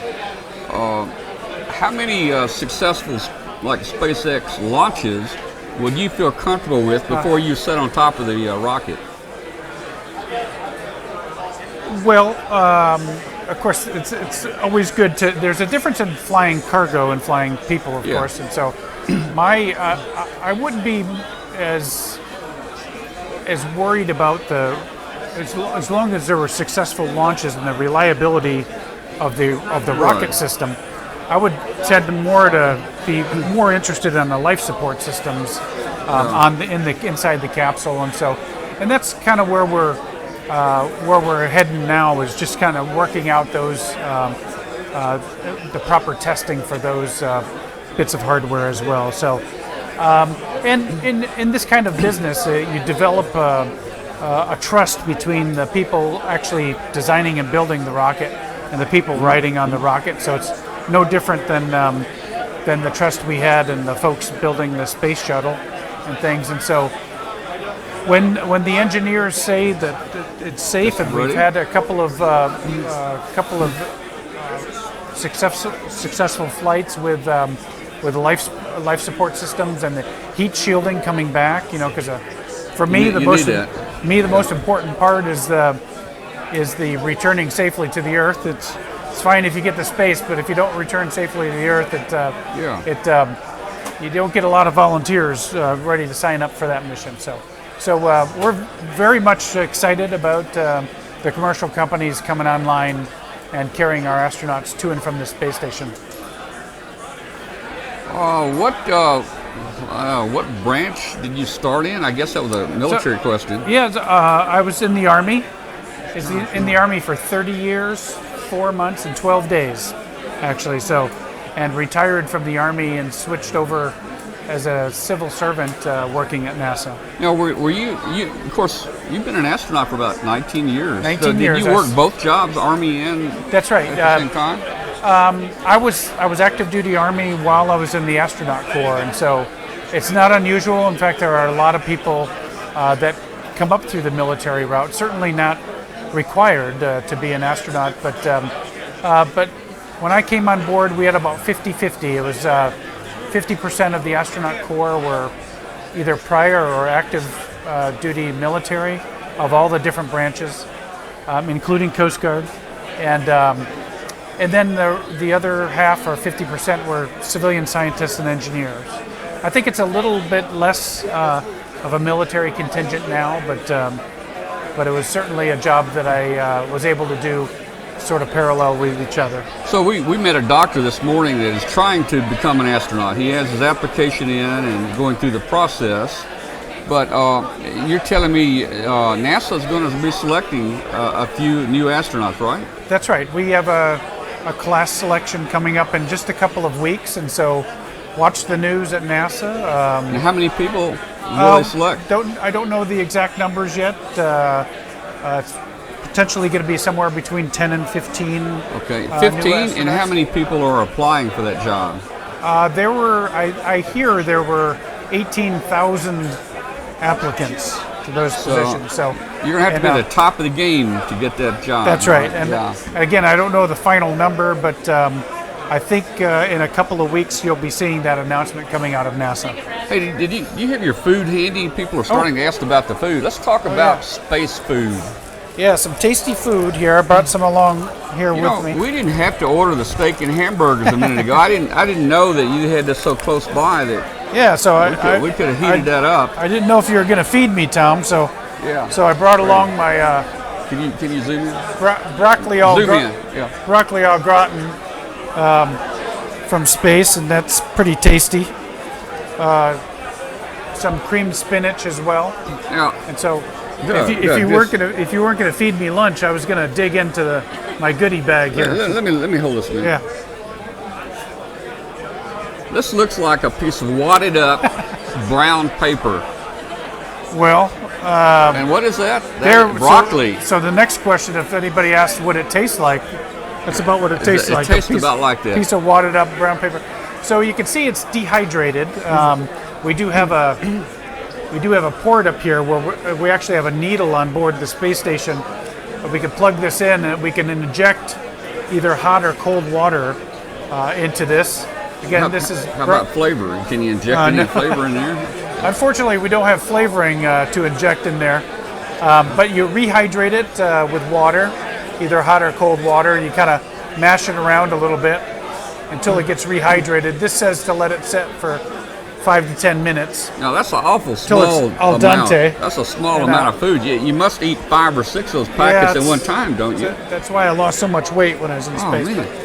And then once it's ready, you cut the bag open. You have to be very careful because everything floats in space, and so we usually would cut like diagonal, so you have like sort of triangular flaps, and you just open it up, stick a spoon in there, and enjoy. And yummy. Yeah. Right. What else you got there?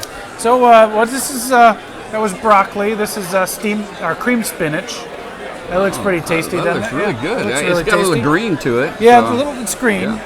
Yeah. This is shrimp fried rice. I see the rice. Doug, there's no more than about 2 tablespoons of rice there. So shrimp fried rice. Surely you eat more than that in a meal, don't you? Do you have multiple bags you eat? They make it so you don't want to eat anymore, Tom. Is that actually a whole meal? That's that. Now, when you add water, that'll expand a little bit. So that could be a whole meal. Here's some turkey tetrazzini. Oh, that looks really tasty. That looks good. It looks like just like Mom used to make. Looks like it looks like a bunch of rubber bands kind of rolled up in there. So, anyway, some of our food, we have dehydrated food, and here's cornbread dressing. For Thanksgiving dinner. So if you want some cornbread dressing, we can have that as well. It does look like cornbread dressing. Yeah. So. Anyway, wow. So the food is. So you might imagine that when we have resupply vehicles that come up that bring us canisters of food, usually before they close that hatch, they throw a bag of fresh fruit and vegetables inside of this bag. Throw it in, close the hatch, and launch it. So as soon as it docks, usually that bag of fresh fruit is right there at the top of the resupply rocket that comes up. So we always have a great time when we. I saw a picture. One of the astronauts, maybe one of the Russian astronauts, where the oranges. It was coming through the little hatch there, and oranges were just. Yeah, I always wanted to learn how to juggle when I was. Now that might be easier to do. In space, you're like a master juggler. I mean, it's just like. I haven't thought about that. I can't juggle more than 2 things, and that's pretty hard for me. But in space, I guess you just kind of get, Yeah, we always kid when we're here on Earth. We talk about I'm so busy. I don't want to drop any of these balls I'm juggling or the plates I'm spinning. But to spin plates in space and to juggle, piece of cake. Yeah. Here's a question from Mike KC5YWN. How do you keep in contact with loved ones here on Earth? And what about medical situation that comes up? And we've talked before about that, but let's talk a little about that. How do you stay in contact? Well, ham radio was a great way for me to stay in contact with. I found it to be fun, and I met friends from all over the world, really, through the ham radio. And so it was my way of feeling less isolated out there in space, and so I could help me feel better connected to the planet. But you don't really want to talk to your wife on ham radio. No, There'd be too many people listening in. So no, that's right. You got to have some type. Yeah, she didn't want to say "I love you" over. Yeah, you got to have some kind of more secure system for talking with Kelly, right? So how would you do that? So we also have an IP phone on board that we use from our laptop computers. That just put a headset on, punch in a phone number, and you can call anywhere on Earth. Now that call goes through a satellite and then down to Mission Control in Houston, which is area code 281. So if your phone rings and it's the space station, the area code for outer space is 281, which is Houston. So. Okay. Now, does that give you pretty good connectivity all the way around the circumference of the Earth? I mean, It does. or can you only use it in over the U.S. or something? It does because it's we have TDRS satellites, tracking and data relay satellites that are in geosynchronous orbit around the Earth. So they're in geosync, and so we just contact those as we move around, as we orbit the Earth. So. Now, I keep reminding Doug of this. When Doug goes back up, we're going to do a live amateur radio roundtable show from the space station. Live from the space station. Nobody else has done that before, so maybe we'll do it during dinner as well. We'll do it during dinner while you're eating here, you know. Okay. Let's see what's going on here. Zeke says he was on the recovery crew for Apollo 9, 10, and 11. He assisted Buzz Aldrin and Alan Shepard. That's awesome, Zeke. Gosh, I would love to sit down and talk to you about your experiences with that. It must have been just an amazing experience. Hopefully you wrote down your thoughts or pass them on to your family members and friends as well, so they can enjoy the sort of the uniqueness of that opportunity. So that's awesome. Thank you, Zeke, for your service. Hey, this next story kind of amazes me, and I'm gonna let you tell it. I think people get a kick out of it. Every pilot has their nickname. I think they call you Wheels now, or yeah. But you can get some pretty bad names out there, and Doug almost got a. I don't know if it was a good name or a bad name. Tell us, Doug, what you were almost called once. So they call me Wheels at NASA. Everybody knows me. Like if you say, "Hey, I met a guy named Doug up at Hamvention," nobody at NASA. I don't know Doug, so they know me by Wheels. I wish it was because I was a fast runner or I had a cool car or something, but it's because my last name is Wheelock, so it's not very original. But when we got to when I got to NASA, I went by Wheels, and then when I got selected for my space shuttle mission, we all had different call signs, and we got a new call sign because we were the Astronaut crew, and so we all had to have a call sign that went with our crew members. And so I was practicing for spacewalks, and I was still a rookie, and so the guy I was learning from, Scott Parazynski, was a very seasoned spacewalker, and he was my mentor in the water while we were training, and he always did everything perfectly. And our crew leads that were talking to us over the radio while we were in the water, they would always say, "Wheels, just watch Scott and do it exactly like Scott's doing." And so I'd always feel like, okay, I'll just watch Scott. And so, and then they said, and Scott Parazynski is a former Olympic athlete. He climbed Mount Everest, and he's just this great athletic physique. And they said, we'll let Scott do it first with his long beefcake arms. In fact, we're just going to call him Beefcake. And everybody's laughing. I could hear everybody laughing. So here's where your new name comes in. Even the divers were laughing. Yeah. And Scott said, yeah, I could live with that. You could just call me Beefcake. And I said, offended a little bit, I said, hey, how come Scott gets all the cool call signs like Beefcake? And Dina Cantella, our lead, said, well, we'll just call you Cupcake then. So I was Cupcake for quite a while. So Doug almost became Cupcake. And the rule of call signs, if you really don't like it, you have to act like you really like it. Because if you act like you don't like it, they know they got you.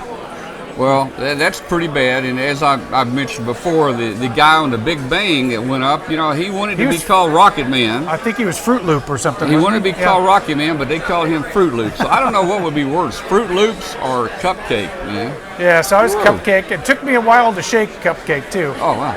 In fact, sometimes people on my old STS-120 was my shuttle mission. They refer to me as CC sometimes, short for Cupcake. So.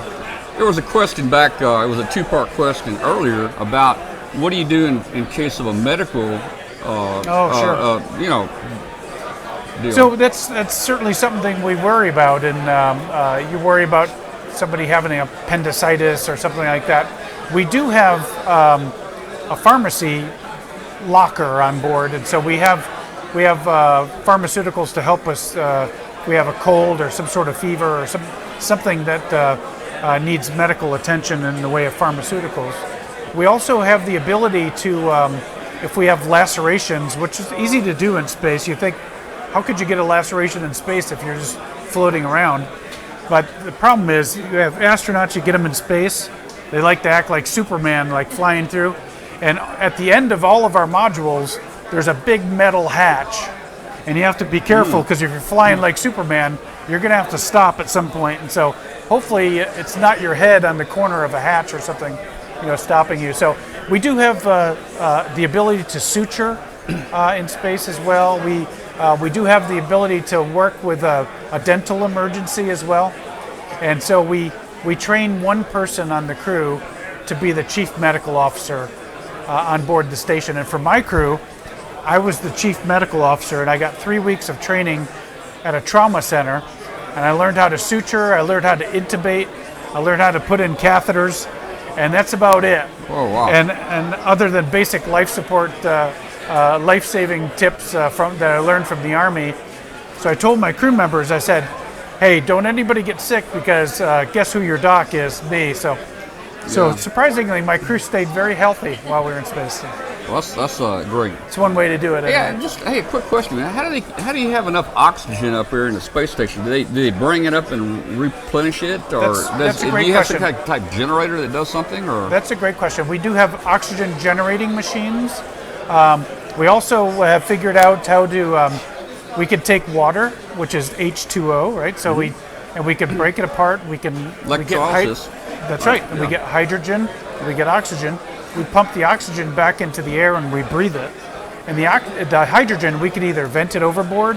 Our hydrogen is a great fuel as well. Yeah, so it is. we have a machine some science on board now that's learning how to use that hydrogen to combine it, to learn how to make some fuels and actually combine it with other things to make chemicals we need for experiments on board as well.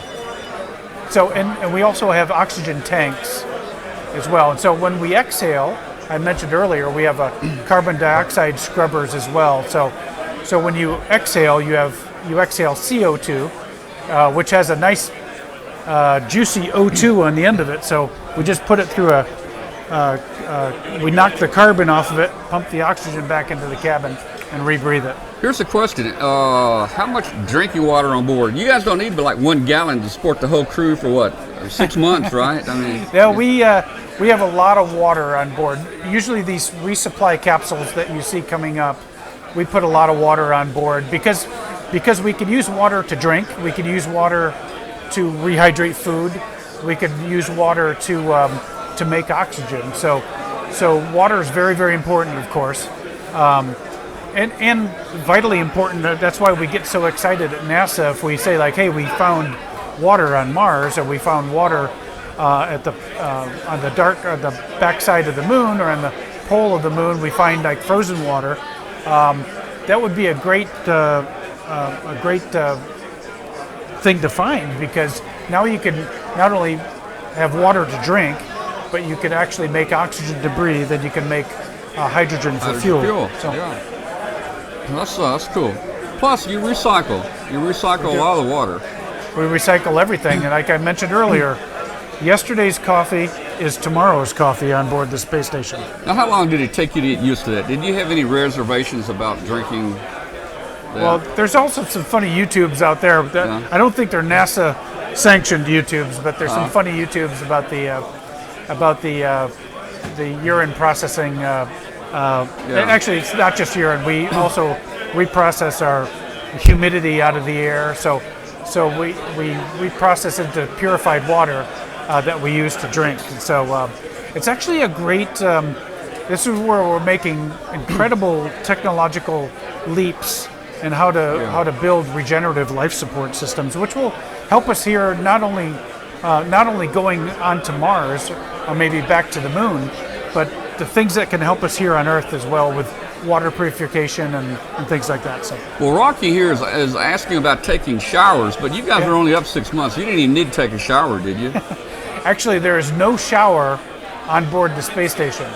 And so if you can imagine how funky you smell when you come back, it's actually. I remember when I landed on the Kazakh steppe, we land in the Soyuz capsule on land, and it takes about 15-20 minutes, and the search and rescue guys will open the hatch, and when the air came in from I landed at the end of November, so there was a little bit of snow, so you can smell the dirt that you just kicked up a big divot. You can smell the grass and the water, and it's kind of intoxicating. It's a very sweet smell of the earth, and the SAR forces will pop their head in. You get everybody okay? Everybody doing good? And they smelled so good, you know. And I said, we must smell really, really foul. And he said, yeah, you do. Oh man. Oh. So we don't take a shower on the space station. We just we have water, of course, and we have washcloths, and we have a little bit of liquid soap, and we have rinseless shampoo, and we can just put a little bit of water onto a washcloth, a little bit of soap on there, and just kind of bathe with a washcloth. So I was very excited about taking a shower. Now, Doug, you know, in addition to working the IIS, my hands working the IIS, we worked through some satellites up there. They're called CubeSats, very little small square CubeSats, and a lot of them are actually launched from the space station. That's right. Tell us how that CubeSat gets launched. That's right.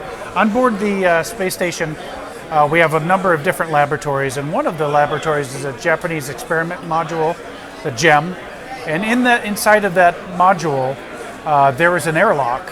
It looks sort of like a torpedo tube. It's like a big tube that we open the hatch in the back, we put experiments in, and we close the hatch. It comes the vacuum, of course. Then the hatch on the outside opens, and we could deploy those with it. We have a robotic arm out there. We also have a way to move trays out of that airlock, and so we could launch those little CubeSats from that. I think in the little box they're in, are they like spring loaded? Do the springs to shoot them out? There's some somehow? springs that load it.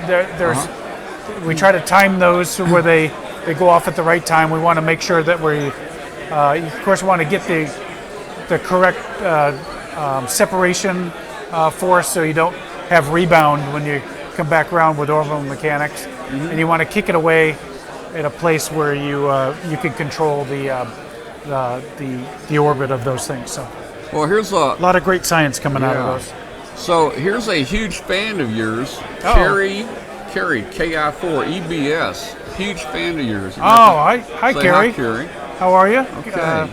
Good talking to you. Thanks for listening in. Well, let's see. What kind of engines used to increase altitude of the IS? Oh, so the ISS actually we're in low Earth orbit, so we do have some drag on the vehicle. So we eventually have to reboost, and every couple of months we'll do a reboost every 5 weeks or so, and we have thrusters on the backside of the Russian segment. Has thrusters all over it, and we can fire those thrusters to raise our orbit.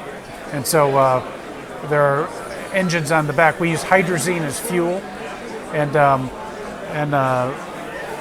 then the oxidizer is mixed with the hydrazine, and it's like a hypergolic, and then we fire it off in thrusters. Let's see. You know, I was watching something on one of the science channels the other day, and they were showing the space station, and you know, some of the nice windows that you look through, and just a small speck had hit one of them, and actually had bored a hole in them. Basically put a hole. It didn't go all the way through, of course. It shattered the I guess the outside half or something off. So and that was they were saying that could be as small as dirt, a grain of dirt or something that caused it. Like a little grain of sand or something. Yeah. If you have depending on your crossing orbit, so we're orbiting the Earth at 17,500 miles per hour. So if if something else is orbiting the Earth, you're going to hit it at least 17,000 miles per hour if it's in a crossing orbit, and so so it can cause a lot of damage. And of course, the bad news, is if you're outside on a spacewalk, to have something like that tear through your suit, or even through our windows, or even through the hull of the spaceship as well. So we haven't ever experienced that problem, but it is certainly something that is of concern to us at NASA. So there's a lot of space junk floating around. Now I don't know if it's in a much higher orbit. What's down around where you guys are, and what's the altitude? Are you guys 200 miles, 250 maybe? About 200, 250 miles, and there is a lot of space junk that we encounter, and we try to track that as much as we can. And we give a warning to the crew if we need to sequester. But that's tracked from Earth, isn't it? It is tracked from Earth. It is tracked from Earth, and so, but below that amount, we could track something about this size, and maybe just a little bit smaller. But anything smaller than that, especially like a grain of sand or something, we're never going to see it from Earth. And so, we just hope that the shielding now on the outside of the space station, we have a lot of MMOD shielding, which is micrometeor orbital debris, which we have this shielding all over the space station. I would think all the solar panels would be very susceptible to being hit and break. Yes, they are. In fact, it was learned that back in 2007, I did a emergency solar array repair spacewalk with my buddy Scott Perezinski. He was actually the lead spacewalker, and we went outside, and there was a torn solar array. It had gotten torn because there was a fray in the guide wire that caught on the hinge joint and actually tore the array a little bit. And we cut that frayed part of that wire. We brought it back to Earth, and they determined that wire was hit by a micrometeor, like a small piece of space junk, essentially. So it ripped through that, broke that guide wire. So Doug, you've got to kind of be an expert in all fields. Are you a mechanical engineer and an aeronautical engineer, I guess? I started aerospace engineering, yeah. So, I know from going through engineering, the first couple of years are kind of basic for every discipline of engineering. Your first couple of years are math and different things, but there are things that you need to know, like electrical systems and all that. So, do you get specialized training when you went up there and took those solar cells, or maybe not high voltage, but there's been some high current up there? So some really high current. And so I remember when I took my mastery exam for my EPS, we call it, the electrical power systems on the space station. I remember I came home and I said, "You are looking at the latest master of electrical power systems on the space station." Yeah. And my daughter looked at me. She goes, "Dad, can you hang my ceiling fan now?" Right. So right. I had waited. I didn't know how to hang that ceiling fan, so I thought, well, my celebration was short-lived. But yes, you do have to have a kind of a smattering. Now we have a lot of great and smart engineering teams on the ground that help us. What about emergency evacuation plans? If you guys had to get out of there, tell us how you do that real quick. Sure, we have Soyuz vehicles on board. There are 6 people on board the space station now. Well, there's 5 now because we knocked it down to 2 people on the latest Soyuz. So there's 5 people on board, and we have 2 Soyuz capsules that they came up in, and those are also before they go home. Of course, those Soyuz vehicles are docked at the docking ports, and those are used as lifeboats. If we have to abandon the station for some reason and come home in the event of an emergency, we use those Soyuz capsules. So you would not have more than 6 people up there? That's right. That's right. Okay. We'd only have enough people for based on the number of lifeboat seats we have. Now, I understand one of the Soyuz up there has been up here quite a while, I guess, attached. They all don't fly all the time. And it may not have the modified bolts that caused a problem last time. I think that there was a problem with some bolts not exploding on the re-entry. We had some problems in the past years. Now what's really interesting about this business is that it seems like every launch, every mission, just about every day we're learning something new about space, and we certainly learn something new about our space vehicles as well whenever we launch to space and whenever we come back home. And so we try to draw on what we know and what we learned from that, and we try to make the system better with each subsequent vehicle. So yes, we those vehicles, the Soyuz vehicles now, we usually have a safety margin where we don't like to keep them in space for longer than 210 days. So that's usually what we'll limit a mission to. We want to come home before 210 days. Could it survive beyond there? Probably so, but that's what our engineers are most comfortable with that decision to keep the life of the Soyuz at 210 days. I think you got about 3,000 square feet, like a 3,000 square foot home up here. You got a lot of room. It's a big place. Well, it's volumetrically, it's really quite large. In fact, when I go talk to students, I usually say like, okay, to give you an idea of what it's like to live and work in space, because you could use the ceiling, you could use the floor, you could use the walls. I said, what if your teacher said that, hey, bring your sleeping bag and a pillow because we're going to spend the night in here. It's like we don't have enough room for everybody to sleep in here. You start looking down at the floor for where you're going to put your sleeping bag. We never look up at the ceiling, but if we could turn off the gravity switch, if we had a gravity switch in here, like there's plenty of room in here. I'll sleep up in that corner over there on the ceiling, or I'll put my experiment, or let's put our table and our food over on that wall or something, So volumetrically, it feels really large when you can use all of the 4 quadrants for your experiments. Can you experience, I mean, you're in microgravity, so do your senses sense if you're upside down at all?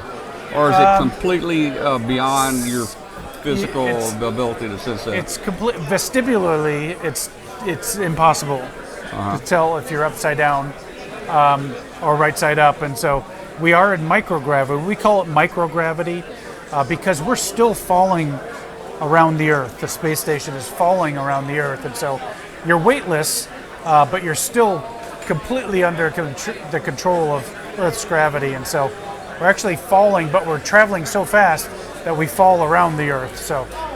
But inside, it feels like 0G. We sometimes say 0G. That's not really true. It's actually referred to as micro G. But you're right. Sure. It's you can't tell which way is down, and so if you closed your eyes, you would not be able to point to the center of the Earth. So.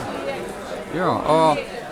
A lot of people have wondered, and I know this is a touchy subject for pilots. Pilots don't usually, I hear they don't talk about this. UFO sightings. If a pilot sees what he thinks is a real UFO, he just really doesn't want to talk about it because he's not going to be believed sometimes. Have you seen anything strange up here that you just... Is this where I say I can neither confirm or deny it? This is that part right here. Yeah. No, I never did see anything that was unidentifiable. Mm-hmm. I saw some things that took my breath away though, which is quite amazing because our planet, looking at our planet from space, is just like crazy with light and color, and it's just quite amazing.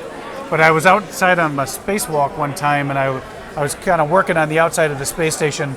It was in darkness, and so the Earth was kind of over here. I couldn't see it, but I was.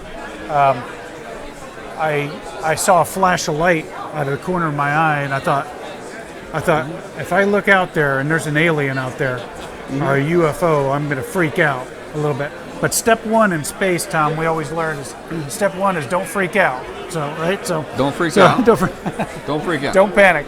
So I looked over there and I saw a shooting star, a meteor, actually going back into the atmosphere of our planet below me, and it was quite alarming. I mean, I thought, well, it's not a UFO, but it's certainly something that just completely captures your imagination. And so it's a strange place to live and work. And I did not see any aliens or any UFOs, but I'll keep looking for sure. There was a old show, The Twilight Zone. It had a show where this guy was out on the wing of an airplane with an axe, and the guys were looking out at him, and he was freaking out. This guy was chopping the wing off, and nobody else could see him though. Yeah, that wouldn't be a good thing on the space station. Let's see. We're going to have to wrap this up in about 5 minutes. Being weightless, do you need to eat less? to feel full? That's a great question. It's actually a really good question. I think that's true. The other thing about in weightlessness, food is not. First of all, this kind of food is not like super tasty. They did give us like liquid pepper and liquid salt that we could put on there, some hot sauce and things like that to give it a little more flavor. But if you think about it, when you're eating your dinner or eating a meal on Earth, most of your taste buds are on your tongue, right? So all of that food is like kind of resting on your tongue while you chew it. In space, it's floating all around your mouth, and so not all of it is hitting your tongue, and so I think we're only capturing a small percentage of the flavor of food. So well, maybe that's good. Maybe it's good that you don't have much much taste buds working there. Yeah. So, but I think that plays into how food, to me, tasted a little more bland in space, and that's probably a part of the reason. Yeah. Hey, when you were with us last year here, I think the next day you headed to Russia. And yes. You were the director of NASA, I think, in Russia? The director of operations in Russia. That's so how did that go? We've got just a couple minutes and we're going to leave. But let's talk a little about Russia and what you did over there.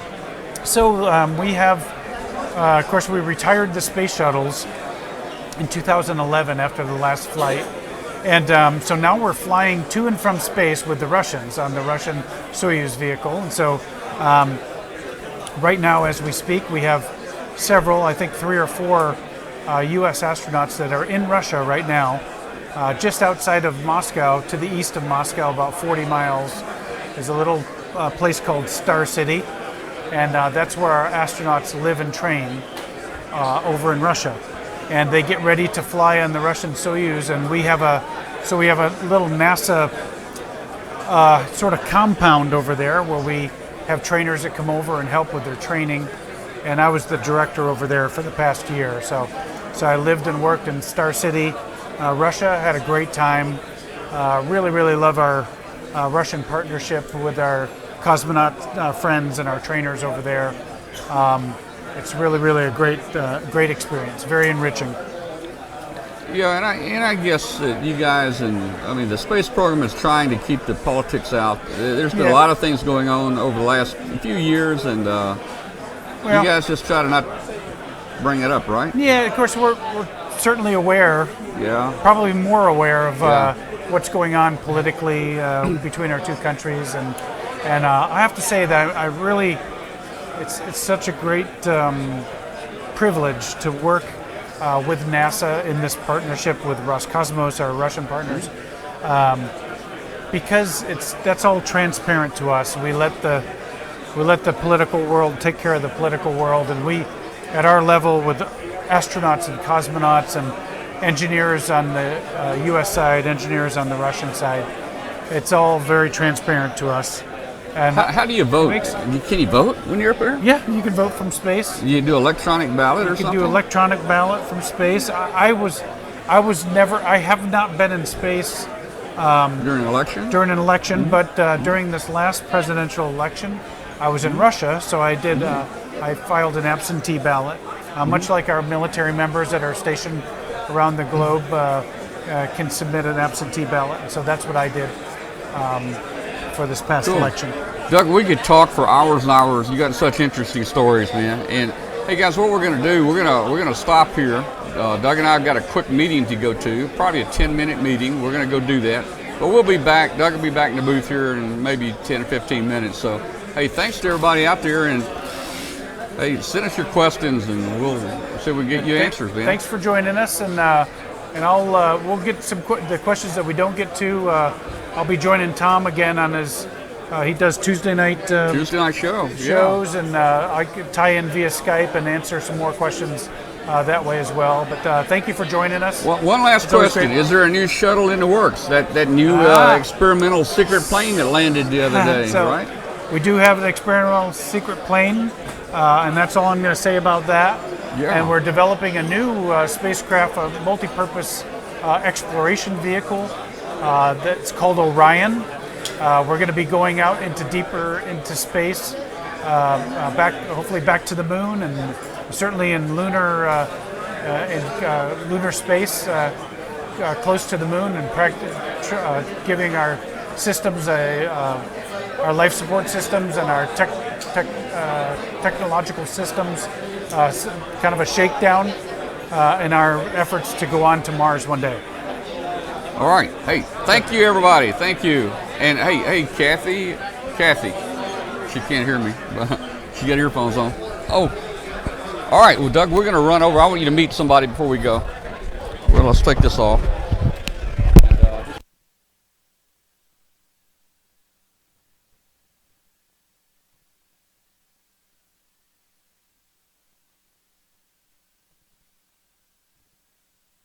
Guys, we're going to do Hambot. Hambot's going to get some prizes away. Doug and I are going to go do a quick meeting, and we'll be back in just a few minutes.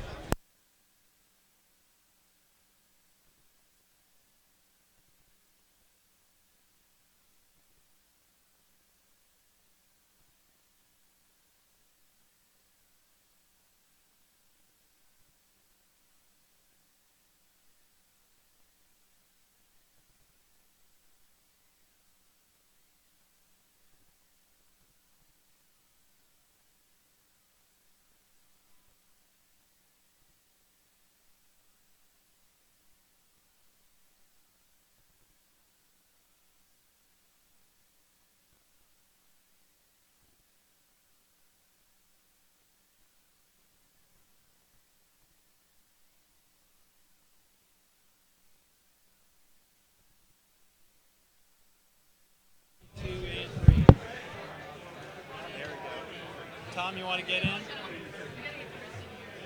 want me in? Hold on. Hold that. Hold that. One more. Hold that. All right, here we go.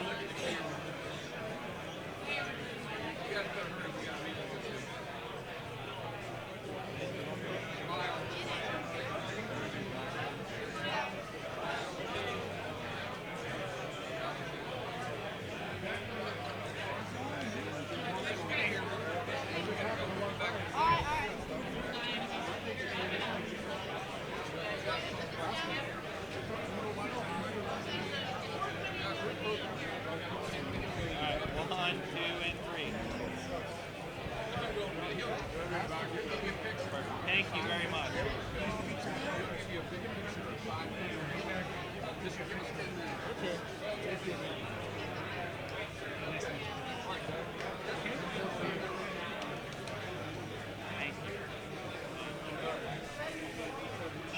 you can have your phone back.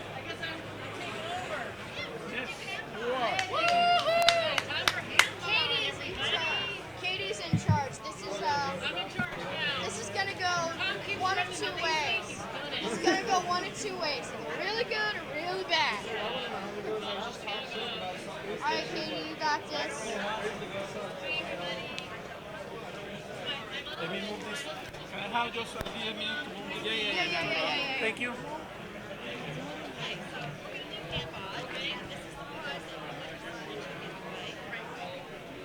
Right there. Thank you. Thank you. Okay, so como yo soy la pierna calambrada. She's got it. I send it to you. Yeah, here, just eardrum. No, I'm just going to message it. Oh, my friend. That's why I'm saying.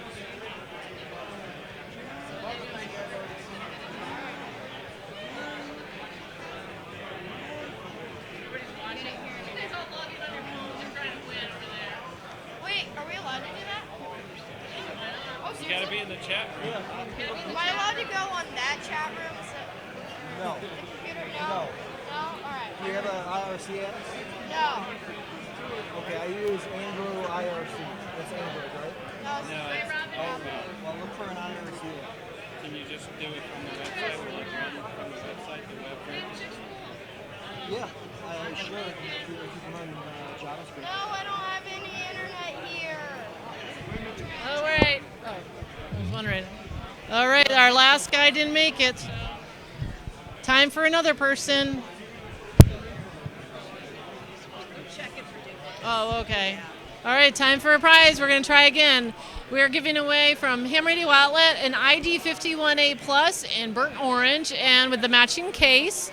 And I got to say, if you don't like the color of the case, you can always buy like a black case cover and, you know, make it black or something. But so we're waiting for a new person now.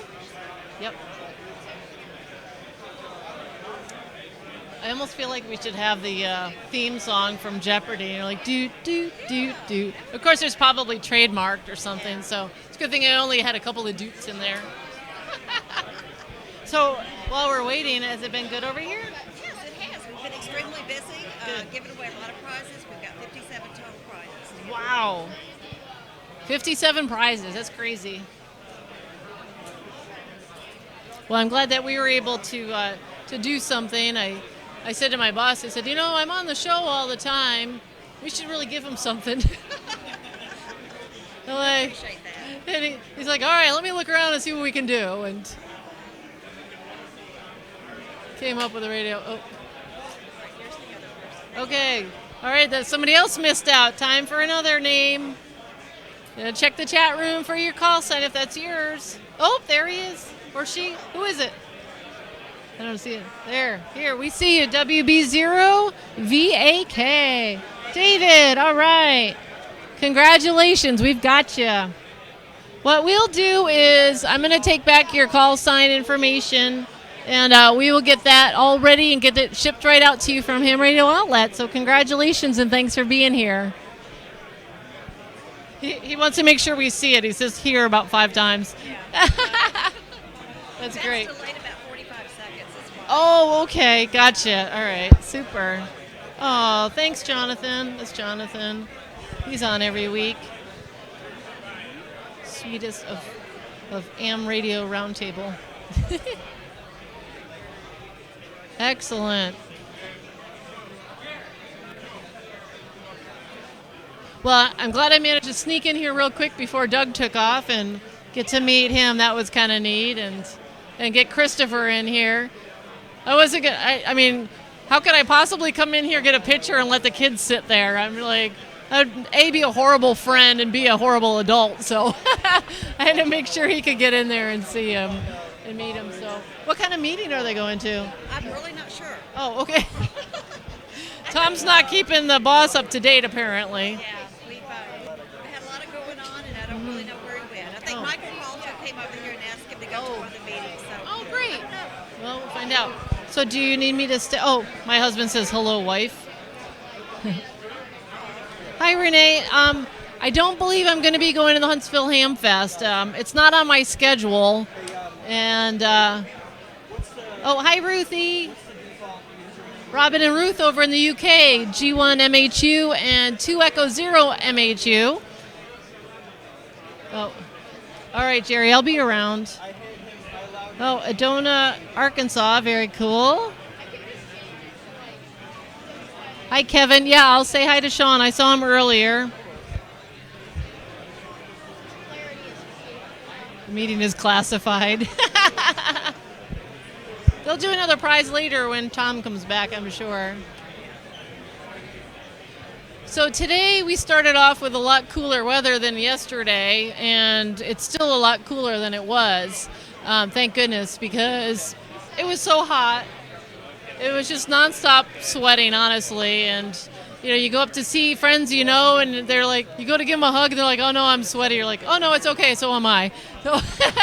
So everybody's just a hot, sweaty mess. And I drank, let's see, well, I've been walking around with my 50-ounce bottle of water, which I constantly refill. And I probably drank at least 6 of those yesterday. And I still hit a wall at the end of the day. I was so tired out and didn't feel good, so I know I definitely got myself a little dehydrated.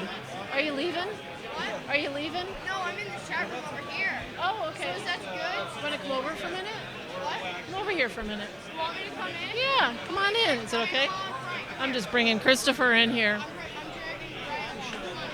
Come on in. Let's get the kids in here. Yeah. All right. So, where are you? Okay. Here, hold up. All right. Here, I'll just stand up. Here, Welcome to the Cincinnati Short Rib Show. That's all right. Oh yeah. Yeah. All right. You guys have, I'm sure, have seen Christopher before here on W5KUB, and especially down at the Huntsville Ham Fest where they gets involved in the singing. So now, who are you? I'm Bryant, KG5HVO. Okay. And Brian, I see. Oh, I guess that works. Oh, sweet. We got two. Now we got two. Oh. Okay. So you guys are wearing the Youth DX Costa Rica Adventure. So Brian, you must be also one of the hams that has been awarded that trip, basically. Yes, ma'am. Me and Chris and Austin, W8CCS, will be going down to Costa Rica in August. That's awesome. Are you excited? Your first DXpedition? Yes. Very excited. Wow. First real DXpedition. Well, I've never been on a DXpedition. I thought you've went on one. No. I thought you went on one. No? You know, but kind of being a YL in Wyoming kind of just becomes a DXpedition when I operate. Yes. So I play that way. So did you hear about his story with K3LR? No, please. All right, go ahead. Give him the microphone. Well, in the 2016 CQ Worldwide CW contest, I was able to work Tim Duffy's station, a K3LR, using the hand mic of my Yaesu FT900. I was using the PTT switch. Wow, that's very cool. So did you send him a note afterwards and tell him what you did? Yes, I did. Yes, and he talked about what you got yesterday or at CTU. And at Contest University, he generously gave me a Bagali paddle. Oh my goodness! Wow. Wow, that is super cool. Yeah, so he said now you don't have to use your handheld microphone anymore. Oh, he said it's a backup. So. Oh, it's a backup. Right. So That's awesome. yeah, we got invited to Contest University. You have a good time? I did. I learned a lot. Same. So there were really good presentations. Yep. Enjoyable day for sure. I went a few years ago. It was a lot of fun and get to see so many people, and you do learn a lot. It's really neat. It was the Verge sneeze zone where I was like half gonna sneeze, half not. I was wondering what you were doing. Yeah. So I'm like, what? Where? It's gone now. We're good. Good. I just took over your kid, by the way. Yeah. You want to say anything? Oh. All right. Cool. Shot Christopher's dad. So that was pretty cool. At least, even though it was a minute to meet Doug, wasn't it? Astro Wheels. Yeah. Do you follow him on Twitter? I follow him on Twitter. Yeah, me too. I have a private account, so nobody follows me, but that's okay. Well, because you're a private account. Exactly. But you should be at your age, probably. Yeah. I probably. When you're older, Marty should be a private account. Chicken with fries is being picked on here. He's not even around to defend himself. Yes. So are you on Twitter? No, I'm not on Twitter yet. No, Yet. not yet. I use my mom's Facebook account. Oh, a little bit. All right, that's fine. There you go. You need to get well, a Twitter and join the ham I radio. play on Facebook and Twitter and yeah, Instagram. She's the HRO, PRO? Social media manager. Okay. See, now I can't even talk. You're rubbing off on me. I'm sure the viewership has probably gone down. You should have by seen now. me Is after. everybody ditching on us? Yeah. Any questions for anybody? Oh, okay. How long have you been hams? I am almost 3 years. Wow. Yeah, 3 years coming up soon. Next week will be my 2-year anniversary for having my license. So That's awesome. Almost 2 years. So they've been hams for 2 and 3 years. Christopher was a ARL Hiram Percy Maxim winner last year. Correct. And this year, these two are both going on the Dave Coulter Memorial DXpedition in August to Costa Rica. It should be good. What? I said it should be good. I'm excited. Yeah, you should be.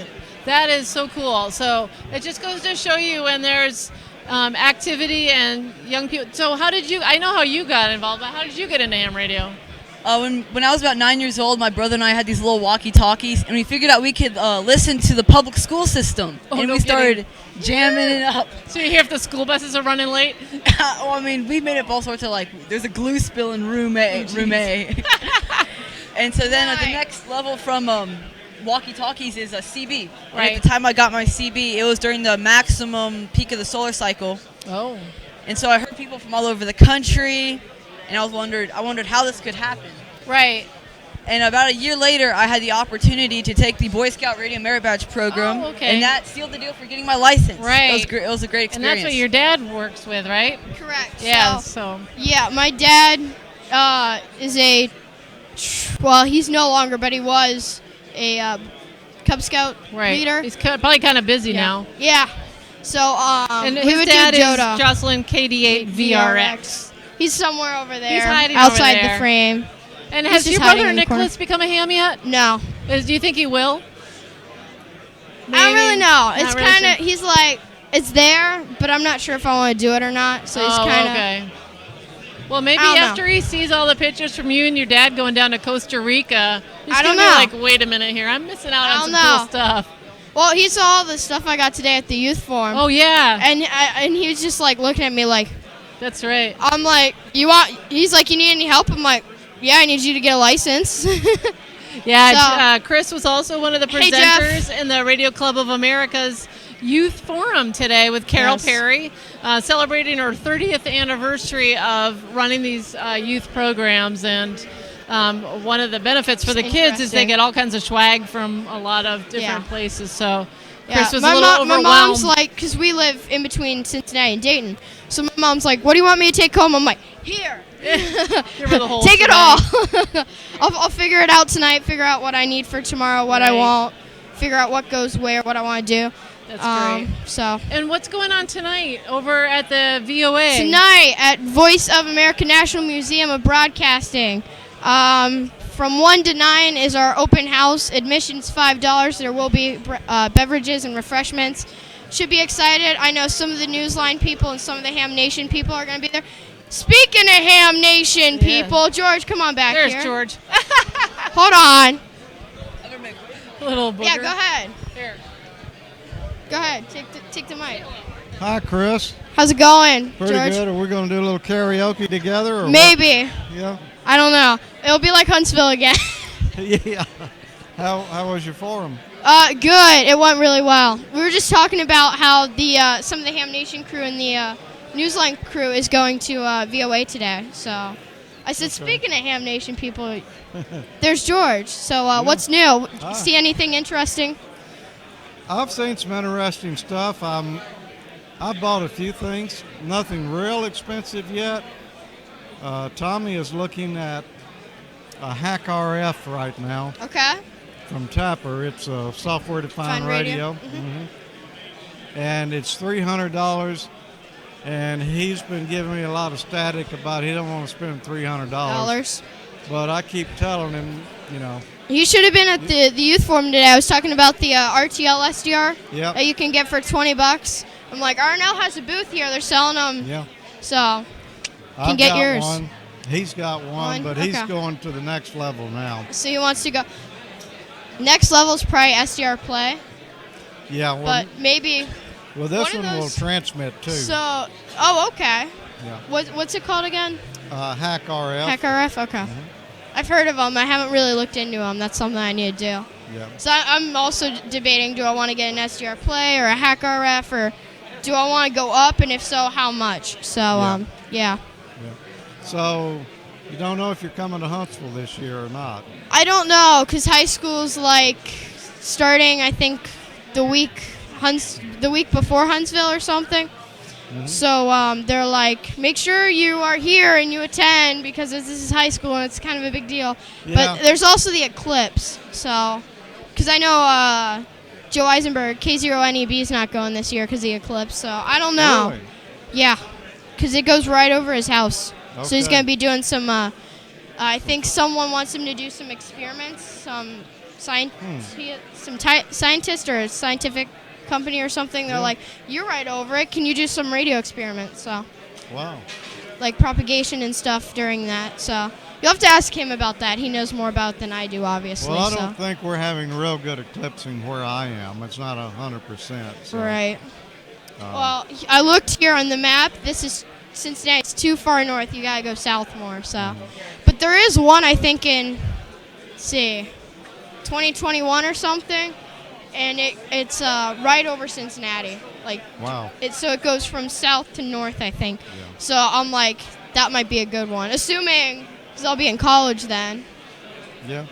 I'll be in college then. Okay, that's hard to think about, but that is kind of hard to think yeah, about, but yeah. So we'll see if I'm here or if I go somewhere else, but it'll be interesting.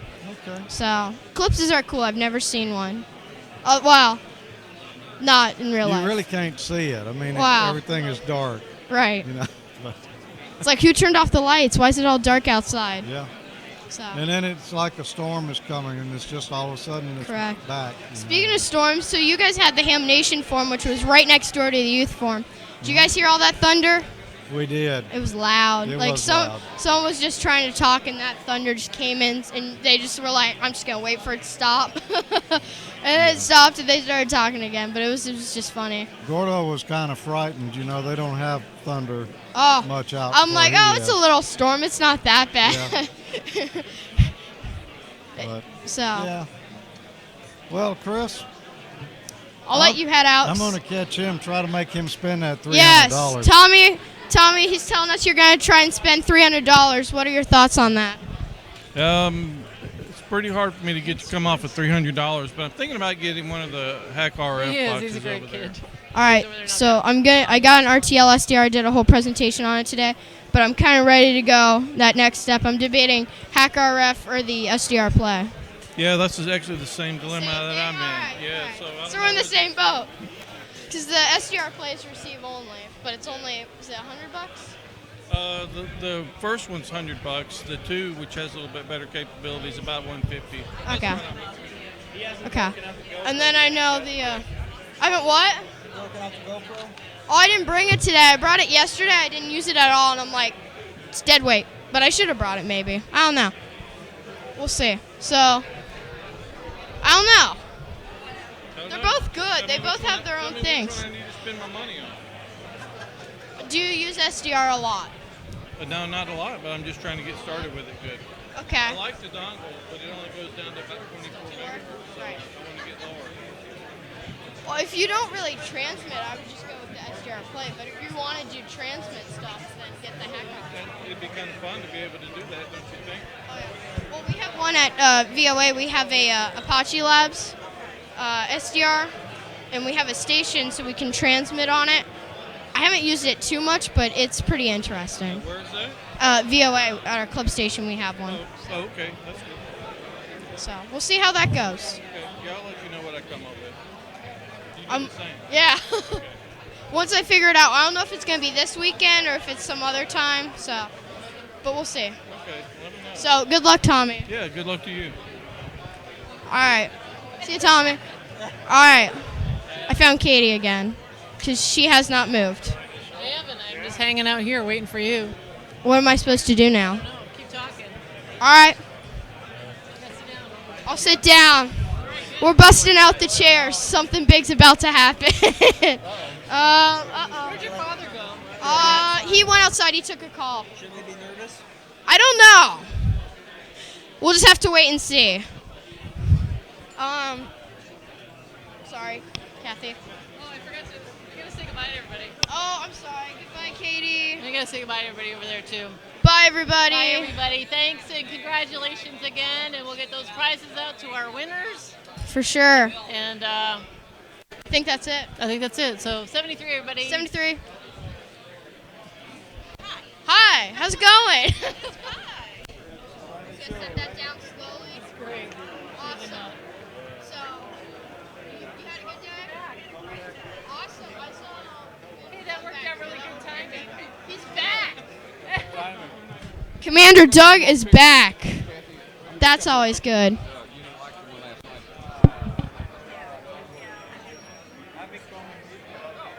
Love this kid. Who said love this kid? Hold up. Who was that? N9 NDK. Thank you, sir. You're the best. I think I know you, but I can't remember. So I'm sorry. Okay, guys. Okay, let's everybody. I'll give you your equipment back. All right, thank you. We're going to get set back up and get back to work. Thank you. He's taking over. Yeah. That's good. They want your autograph. They want what? Your autograph. They want my autograph? Okay. Yeah. Yeah, all right. Good job, Chris. Thanks, sir. All right, going back to work. All right. Have fun.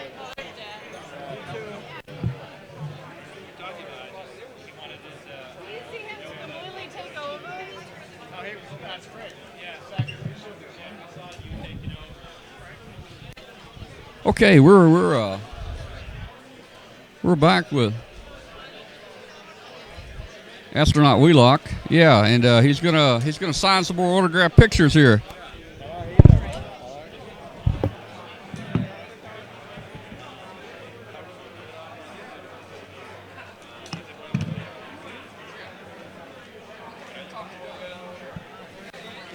me a quick hello? Excuse me? Can I just say a quick hello to you? Yeah, he's getting ready to sign autographs. Hang on just a second.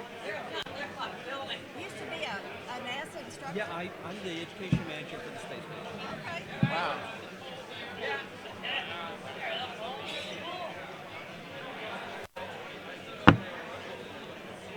So how do you like the show so far, Tom? Hey, I'm Dan Barstow. I work with CASIS. I'm the education manager for the space station. Absolutely. And so I just want to say thanks so much for coming here. Absolutely. Everybody seems excited. I sent a note to Greg Johnson, box last night. I used to live in Fairborn. I took a picture of the Fairborn Great Pat exit sign and said, I miss you, brother. You need to get up here. Well, you know, I'm just saying, review all those photos. Yeah. So I'll look through. What date did you take it, do you know? I can find it. I just sent it to his. Oh, you sent it to him. I thought you meant. I texted Yeah, it to him. No, I thought. I texted it to him. Yeah. So. So there's our history. Awesome. That's Anyway, cool. you're setting up here, but thanks so much, Doug. Thank you. Absolutely. Yeah. It's great to see you. I'll let Greg know I saw you. Great. Thanks. Thank you. Yeah.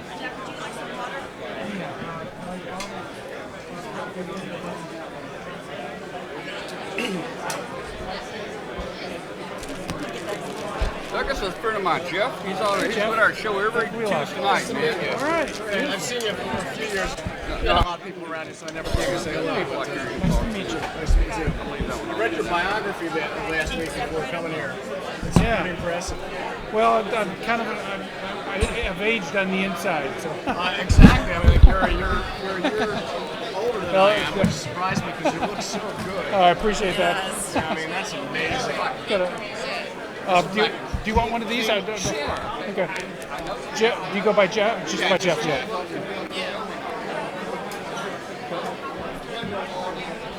And N3D. That was at East Radio. Yeah, he's talking.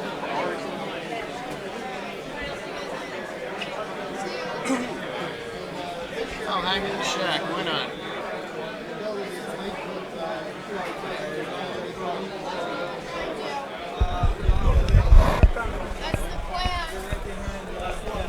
You're next. I'm next. Oh my god. You're next. This is lovely. Well, it's amazing, huh? Yes. Tell someone to shake a man's hand that's been in space, because I've never done that before. There you go, Jeff. That's awesome. All right, Here's thanks, some Doug. stickers for you as well. Okay, cool. Thank you. And thank you for your service also. Thank you very much, Jeff. It's nice to meet you. Nice to meet you.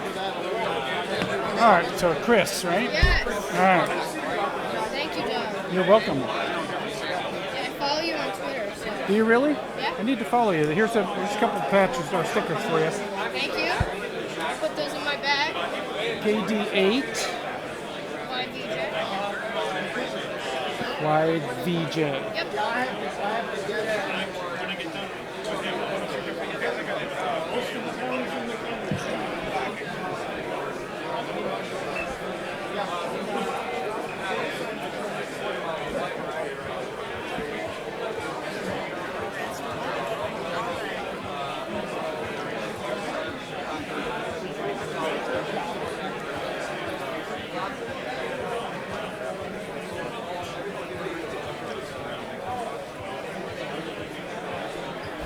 There you go, buddy. Thank you so much.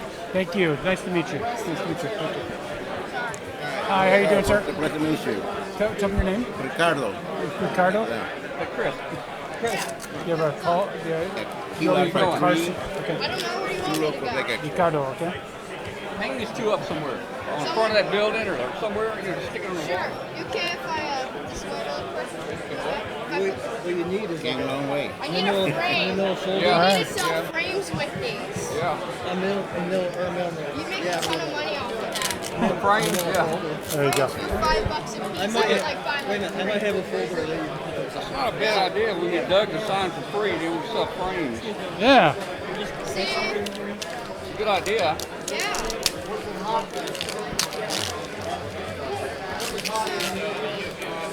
Doug, how long are you going to be here today? I have to leave about 4. Yeah. Thank you Ricardo, very much. Very nice to meet you, sir. Too. You get some stickers if you like. There you go. Thank you. You're welcome. Hi, how are you? Hi. Nice to meet you. Nice to meet you. Keith? Yeah. Okay. You don't have one. You know what I did? around in my bag last night after my hotel. Golf 0. You got the program? You got the All right.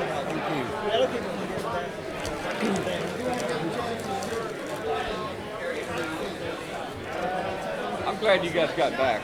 It's okay.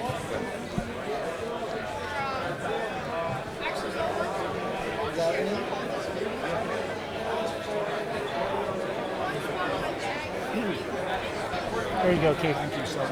Very nice to meet you. Here's some stickers. There you go. Thank you. Nice to meet you. Hi, how you doing? Paul Brown. Hey, Paul. I interviewed you when you were on. Yeah, with that's right. It was already Newsline. Yeah, that's right. Both of us had you when you were in Russia. Yeah, I remember that. Great to meet you in person. Nice to meet you as well, Paul. Now, where are you from? Are you from? I'm from Northwest Indiana by Chicago. Okay, that's right. Yeah. WD9. Look. GCO. Look, tape on that one, okay? There you go. No, hey, if you put one like over that front of that building over there, by the door, maybe just outside in front of the door. Yeah. And maybe put one on the other building. Just somewhere where they'll see it. So it doesn't have to be in this building? No, not in this building. Oh, other building. Just like over there or somewhere. Okay, sure. Thanks.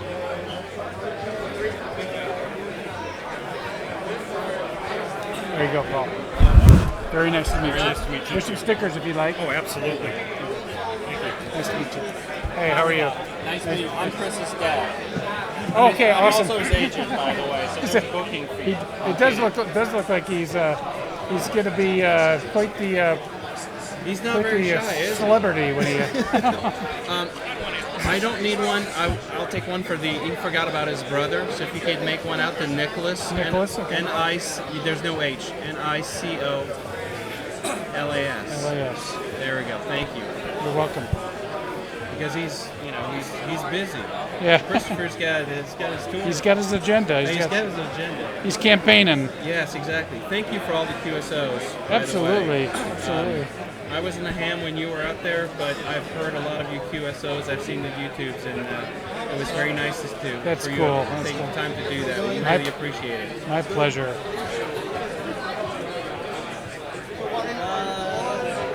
There you go for the kids. Perfect. There you go. Nice, Thank you nice again. To meet you. Thank Nice you to meet very much. Thank you. Hey, how you doing? Hold on one second, guys. Let's get Paul a picture. Okay. Paul, you can take it. Where the captain was.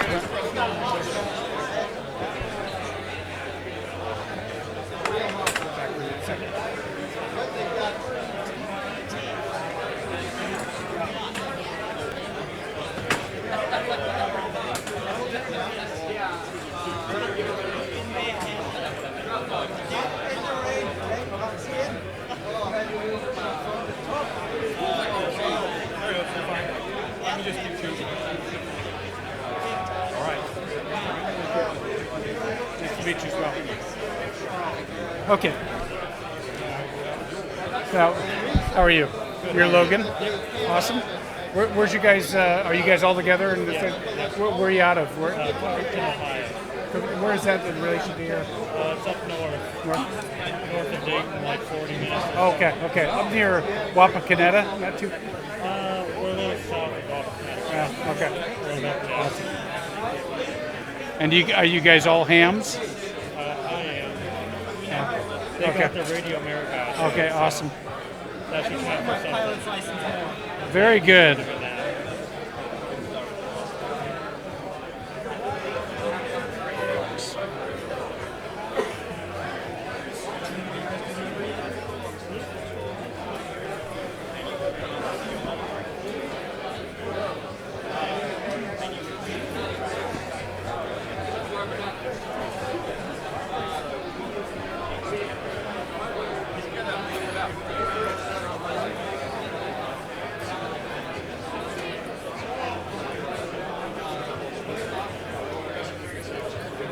There you go, Logan. Thank you. I appreciate it. You're welcome. Here's some stickers for you guys. Thank you. Nice to meet you, sir. Yes, nice to meet you. Brandon, right?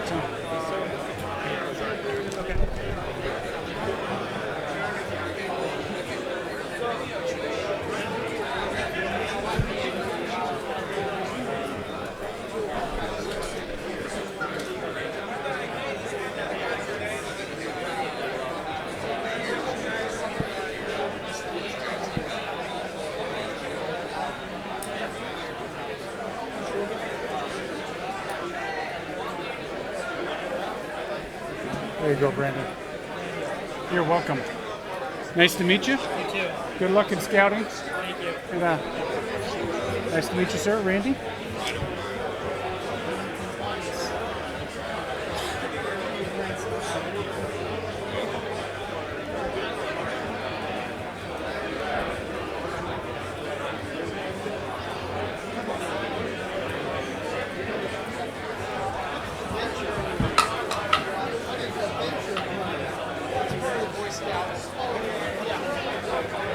There you go, Randy. Pleasure meeting you. Here you go. How are you, sir? Tell me your name. Is it Scott? Scott. Okay. Let's see. Is it one, two T's? Two T's.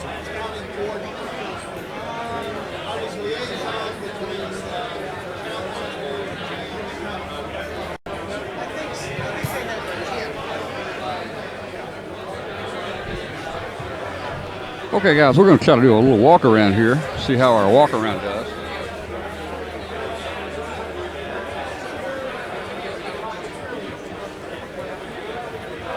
There you go, Scott.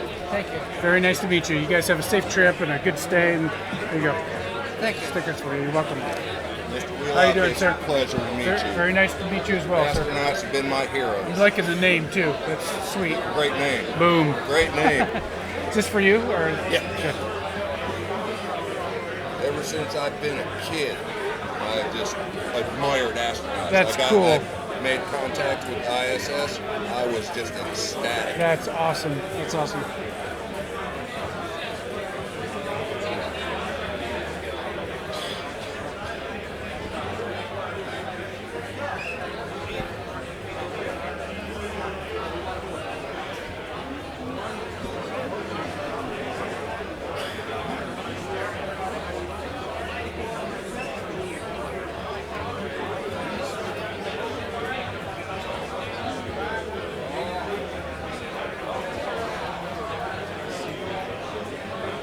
Awesome.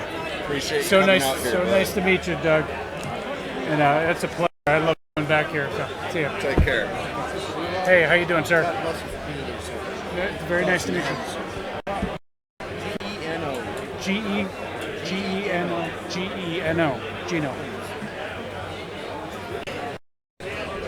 Went to Comic-Con last year wearing the old uniform. Oh, did you really? The shuttle era. And Oh, that's cool. It was awesome. That's awesome. And it's still fun. That was my first road trip and I wanted to see the king. That's cool. It was a real treat. So was that, you went down to Florida, was that Comic-Con? Where was that? No, I was at Comic-Con in Columbus, Ohio. Oh, okay.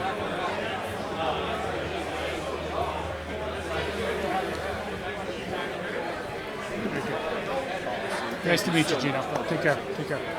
Hi, how are you, sweetie? Good. Look at all your pins. Wow. I'm trying to think if I have a pin I could give you. I don't have any in my bag, but give me some of these. And what's your name? Bonita. Bonita. Beautiful name. Bonita, do you work the radio as well? Yeah? That's awesome. That's awesome. So you're a general. You've been doing it a little while, yeah, or a couple of years, or yeah.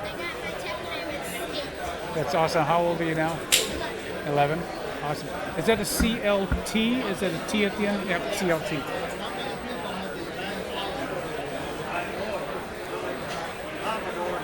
They're a family of 9, and 8 of them are licensed.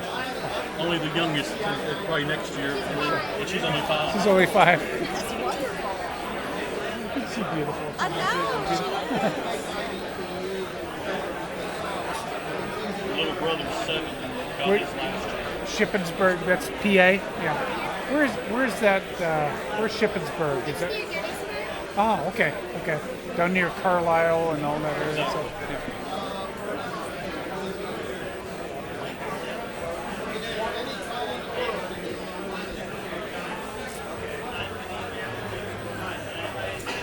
Vanita, what do you think? I know you got a few years to think about. Have you thought about what you'd like to be when you grow up? What do you want to do? You have a lot of time to. No rush. No, so there are 9 kids. Nine kids. 7 kids. Now, how are you in the range of age? Are you? You're the 5th. That's awesome. All the girls' names starts with a V. Oh wow. Okay, that's cool. Mom and Dad refer to them as V1, V2, V3, V4. So are you V? Which V are you? You're V. What? What? Oh, what's your brother's name? Aaron. So, as quick as you can, rattle off the girls' names. Victoria, Veronica, Vanessa, Violetta, Anita, Belinda. That's awesome. That's awesome. There you go, sweetie. And Aaron. Poor Aaron. Very nice to meet you, Benita.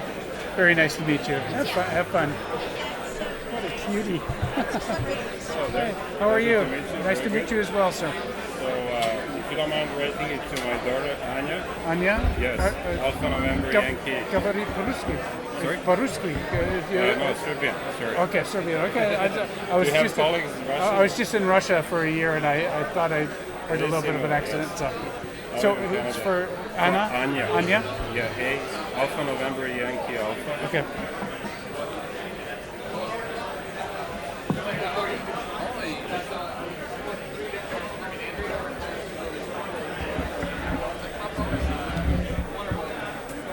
She's studying science, man. That's Oh, awesome. cool. Very good.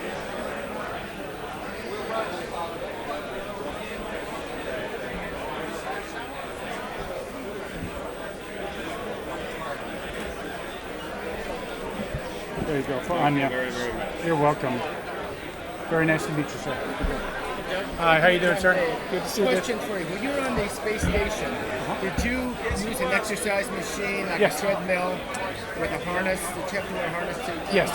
My daughter designed that harness. Really? So does she work at NASA Glenn? No, she was working at NASA, actually not for NASA Glenn, but for the Cleveland Clinic. Yeah, okay. And they were doing the work. She was on the team that was designing Very that, testing it. cool. She put That's people through awesome. studies. Then she went down to Houston, down to carry out the research down at Johnson Space Center. Johnson Space Yeah. Center, but it's supposed to be out at on the island on Galveston. Oh, okay. And it occurred right when Hurricane Knight came through. Ah. So that screwed September everything 2008. Yeah, Yes. so I remember So it well. Yep. Is this So for anyway, you or no, for you? I like to have 2 of them, one for her. Okay. And one for my daughter. Her name is Sarah. S-A-R-A.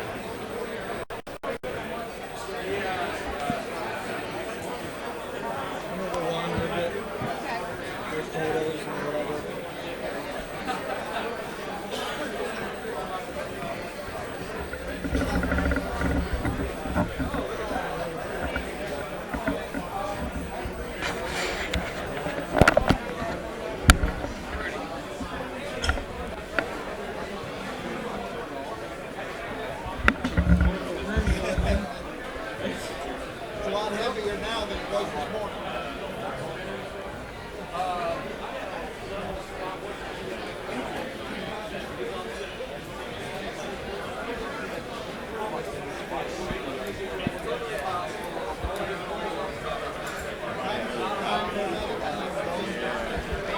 There goes for Sarah. And you're Dave? And I'm Dave, and I'm a pilot. I'm a flight instructor. Okay, awesome. What are you instructing, Dave? T-41s and Okay. Cessna 182s. Very good. Whiskey Alpha 6. I got that call many, many years ago. Then I became an instrument flight instructor. So do you tell everybody that you... Oh, yes.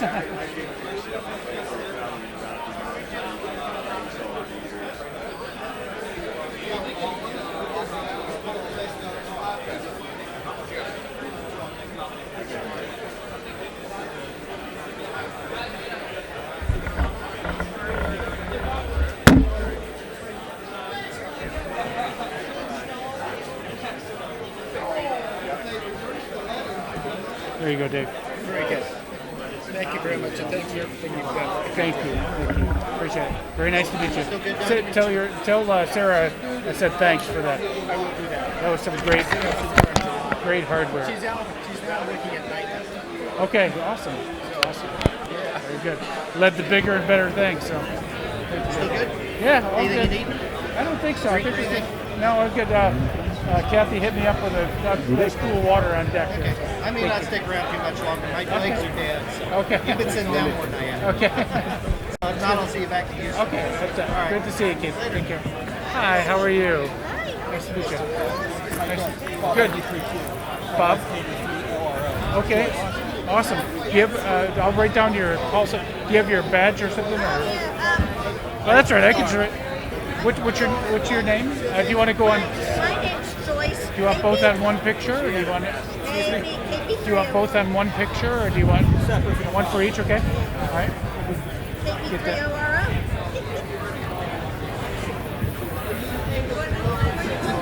International Space Station. For 6 months. Yes, it was crazy. Then I came back to Earth and I said, "What is this? What is this creepy place with all this gravity? I feel like I'm falling up." That's right.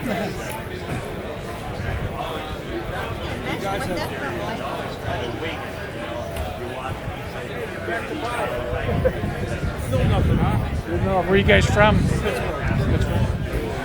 I may buy it from you.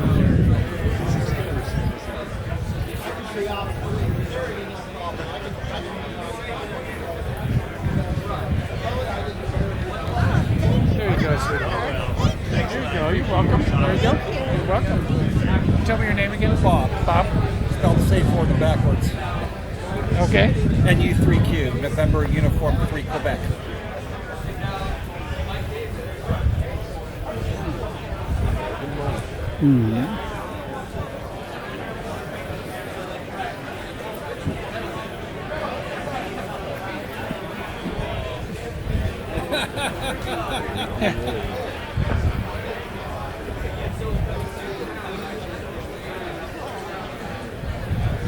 Only ham operators appreciate that sign off there.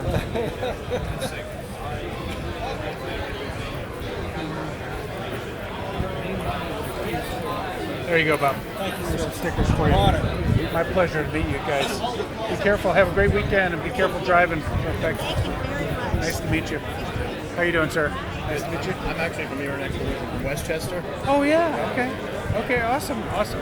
Well, welcome out here, Alan. Actually, my son is a NASA contractor. He works at headquarters. He's working on risk assessment for the Mars mission. Oh, very good. And a few years ago, they had this event down in Cape Canaveral where the VIPs going to hear dignitaries speak. So he managed to squeeze out a VIP pass. He's sitting on the shuttle bus going from the parking car to the stage area where you sit and you listen to people give their speeches. And he looks to his left and guess who's sitting in the shuttle bus right next to Buzz Aldrin. Yeah, Buzz. Which of course he took a picture of. He thought that was really cool. Yeah. That's awesome. So if you could... Just for your son, then? Direct us to him, that would be great. What's his name? Alex. Alex? Yeah.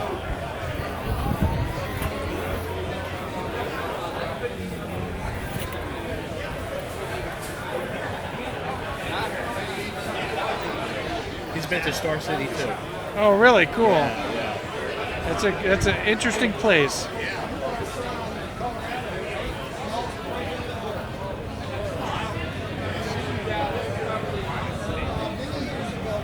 Говорите по-русски? Да. Да, окей. Just testing. Тебе тоже? Да. Отлично. Я тоже говорю. Да. Очень приятно познакомиться. Удачи вам. Удачи. Пусть счастливо увидимся, да? Может быть. Скоро. Скоро будет. Okay. How are you? Good to see you. And it's Kenneth. Kenneth? Okay. I've been a ham for just over a month now. Oh, wow. Congratulations. So is that KG 5 KG 5 I'll bring the KBF Tango Bravo Foxtrot. Tango Bravo Foxtrot. Did I get that first part, Kilo Golf? Yes. Okay. Yes.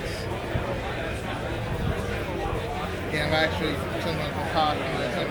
folks on their phone. So Yeah. Telephone, I've actually used the phonetic alphabet. Yeah. So that helped. Yeah, it's a lot of times with that's where I ran into a lot of, because I didn't register like a good friend in Memphis. He's Hotel Foxtrot November. So he says Hot Friday Night, and I'm thinking like, okay, Hot Friday, okay, Hotel Fox stuff. It kind of threw me for a loop, but he's easy to spot on the radio. So there you go, sir. Nice to meet you. About an hour south of Memphis. Oh, okay, very good. So you had a long drive too. They're from Memphis. Right? Yeah, we got about the same. Awesome. Nice to meet you. How you doing, sir? This is your James. Yes. And then Kilo Golf 5. And yours is Bravo Romeo. Bravo Delta. Bravo Papa. Okay. November. Bravo Papa November. Okay, I never. Okay. Did you guys get your license around the same time? No? I've had mine for about 3 years. Oh, okay. About a month ago, I got it upgraded to January. Oh, very cool.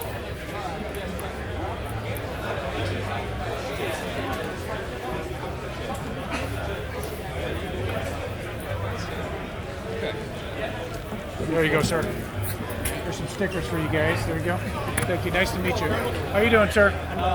Nice to meet you, Don. I'm a Veterans Administration doctor, so. Oh, wow. Well, thank you. I take care of you guys. Thank you for your service. After you finish. This is Papa Doc. Papa Doc? Papa Doc. No, don't put that. Don't I'd like for you to do this one too.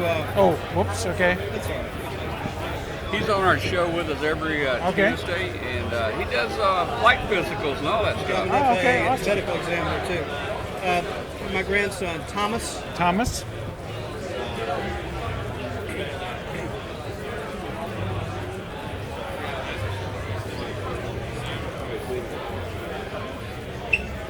I wasn't going to let him do Papa Doc. He had to send that to Haiti.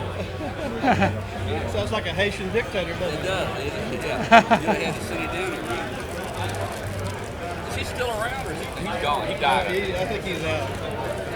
Yeah, Thomas is 11 years old, so he'll enjoy Awesome. that.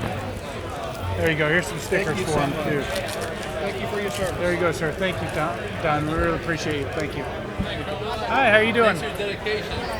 Oh, absolutely. Yeah. Appreciate Okay. it. Awesome. Hey, I was wondering if you could make this. I work for Chicago OEMC, Office of Emergency Management Communication. If you could just put it to the text at the OEMC or the text at the OEMC. Yeah, that'd be great. You know. Enjoy watching you. Well, I was going to say, do you watch the show? Absolutely. I'm from Iowa, but I'm taking pills for. At the OEMC, Office of Emergency Management Communication. We do all the communications for the fire department in the city of Chicago. Okay. So.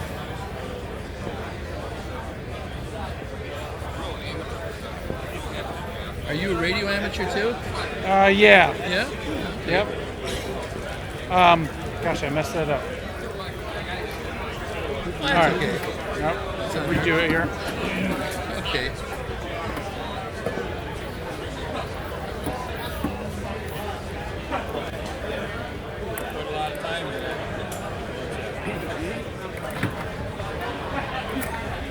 OEMC. Yeah. Yeah, I've been over there for 20 years. Fixing up the radios for all the firemen. Awesome. Yeah.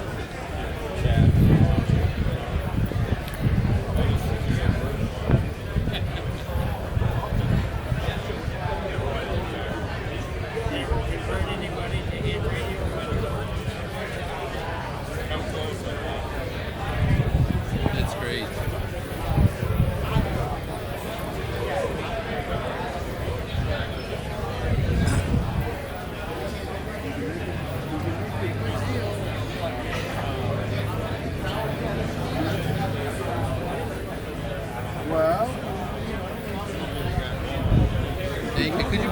set up on too? Sure. Yeah, they're all. Yep. Brian, where are you, Brian? How are those things? I think they're like. You got any more upcoming missions? Yeah, a couple of years I'll be back up years? there. Yeah. All right, well, hopefully I'll make a contact. Keep listening. Thank you very much. Okay, absolutely. Nice to meet you. Hi, Doc. Hi, sir. How are you? Good to see you. What do you want this for? Myself. Ray? Yeah. Whiskey Bravo 0. HHM.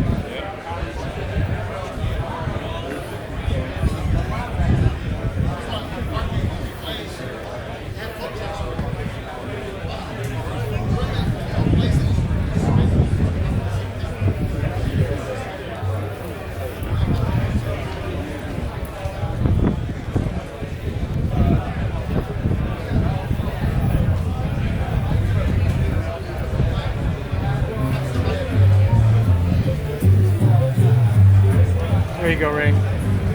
Some stickers there too. Stickers for you. How you doing, sir? Nice to meet you. Nice to meet you, Ray. Thanks for your service. Absolutely. Thank you. Is this for you, Jim? Yes, Jim. Yeah. Kilo K0HW. K0 hot water. Hot water. Okay.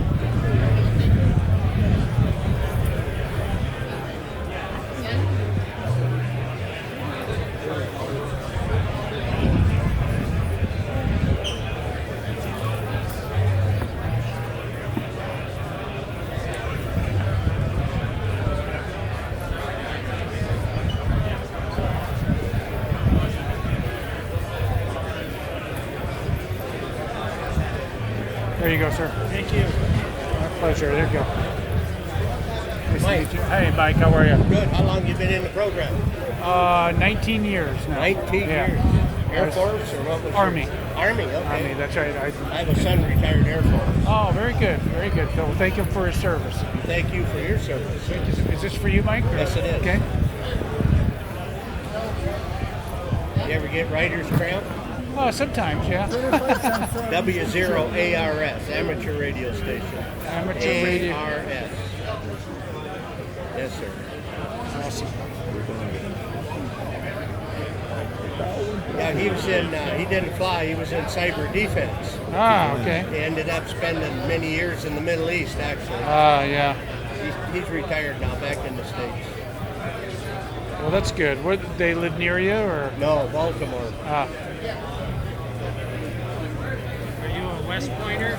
Yes. Okay, good. My son taught boxing there. Oh, really? 3 years ago, yeah.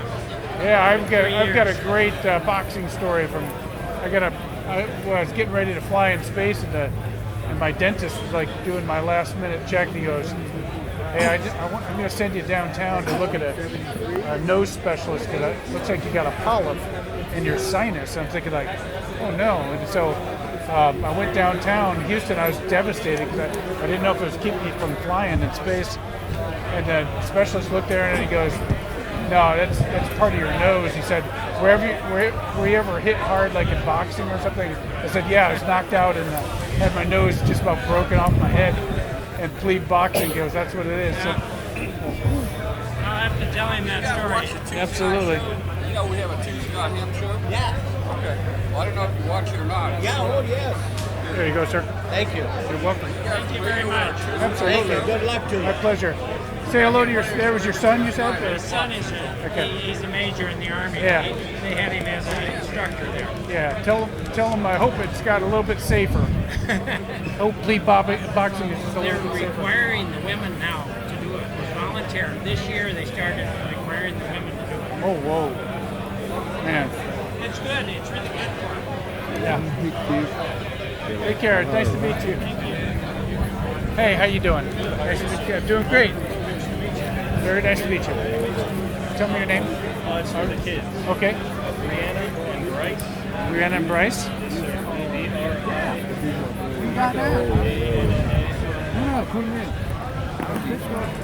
And Bryce, BRYCE. Awesome. Where are you from? Troy. Troy, Ohio. Okay. That's just north of here, isn't it? That's not on the mud. Yeah, my father-in-law was born in Troy. Grew up in Troy. Yeah. Yeah, it's a great place. Hello, amigos. Hello, how are you? I'm doing great. How are you doing? Doing good. Having a good time? Oh yeah.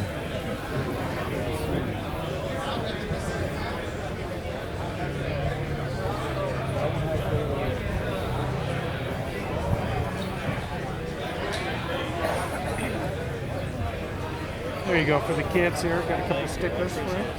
Absolutely. Nice to meet you. Thank you very much. Thank you. How you doing, sir? Good. Nice to meet you. I tweeted you about a week ago or so. I was just wondering if I've seen the videos that you put on you put on YouTube at the space station, and I was just wondering if you knew of more of any other general ham activity, because I know there's the school contacts. Yeah, most everybody that I know now is there's so much science going on that they're only doing the school contacts on the radio. So you might have to wait till I get back up there. But when I get back up there, we're going to start hitting it hard again. So tell me your name again. Augustine. Augustin. And tell me your Twitter. I'll write to you on Twitter. At AUGUSTINEWTAB.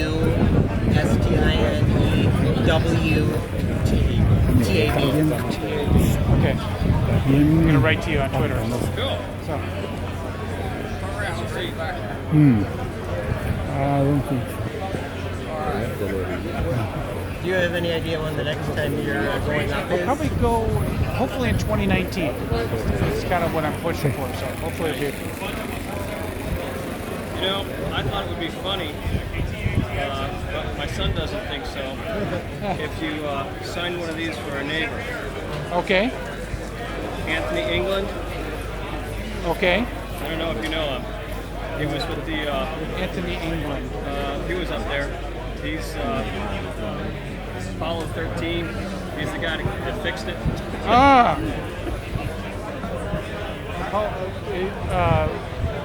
He was in mission control. He's the guy who engineered the solution. That's awesome.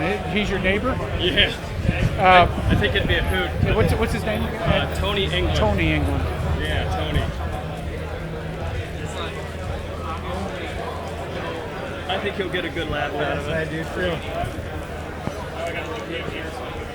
Does he go by Tony or Anthony? Tony. Yeah, he stays connected.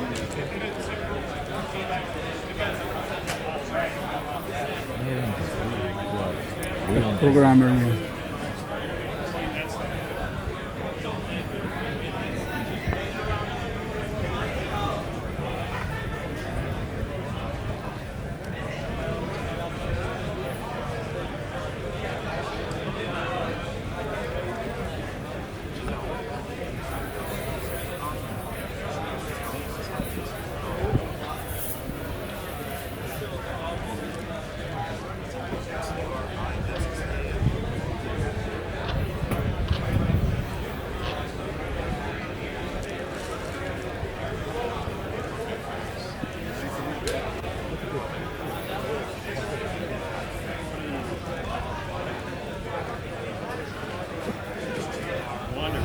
There you go. That's a good man. I appreciate it. For Tony. Thank you.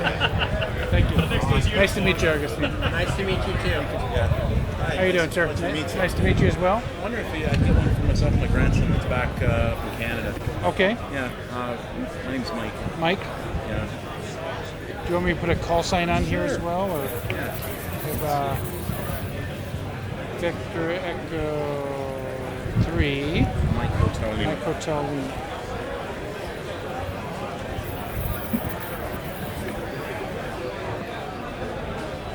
Where are you from, Mike? Up in Sault Ste. Marie, Ontario, Canada. Oh, okay. Yeah. Yeah, that's where Roberta Bondar's from. Where who? Roberta Bondar? Roberta Bondar? wonder if you're the first woman in space. Oh yeah, sure. Okay. I was trying to think if it was somebody I worked with. I'm thinking, what do I know that? Absolutely. Yeah.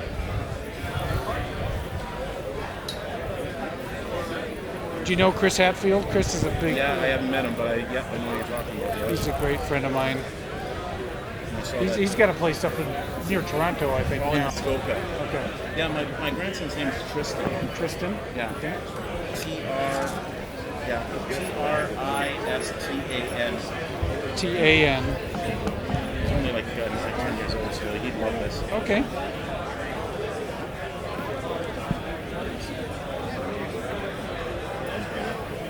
Yeah, we're trying to get a thing together, so we might see if the Cubs in the, we have a Bushland Museum up there, and nobody's ever tried. People want to try to talk to the space station once in a while and do it. Nobody has the stuff to do it, right? Huh. So we're trying to get it together. Well, when I get back up there, I'd love to talk to you guys. So. Yeah, by all means, come up and look this up. Yeah. Nice to meet you. Hello to Tristan. Hey. My friend is watching online, and he's like, Okay. "Oh, can you get his autograph?" Okay. So I said, Dan? "I'll walk back." Yeah, to Dan. It's crazy how TV is, huh? Yeah. M-E-J. He's a retired radio guy. Awesome. Everybody was coming over to Harvard saying, "Where's the astronaut?" That was just to be the lead that had the astronaut.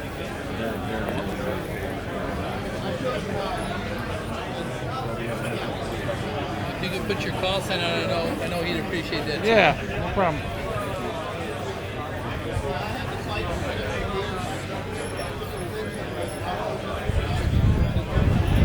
November Alpha 1 Sierra Sierra is in cold storage right now. We're getting ready to get that back out though. Awesome. Okay. Thanks again. I appreciate it. Thank you again. My pleasure.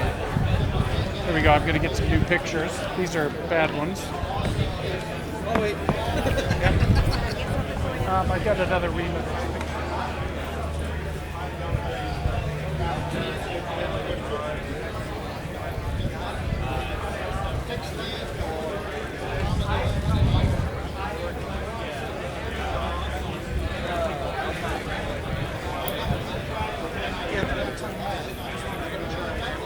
Don't lose track of time. Do you keep me honest on time? Okay, what time do you want me to stop? I need to be like pulling out of the parking lot. Okay. We need to probably stop this about 3:30. 8:30 then. Okay, about 30 more minutes. Yeah. I'll make sure that we do.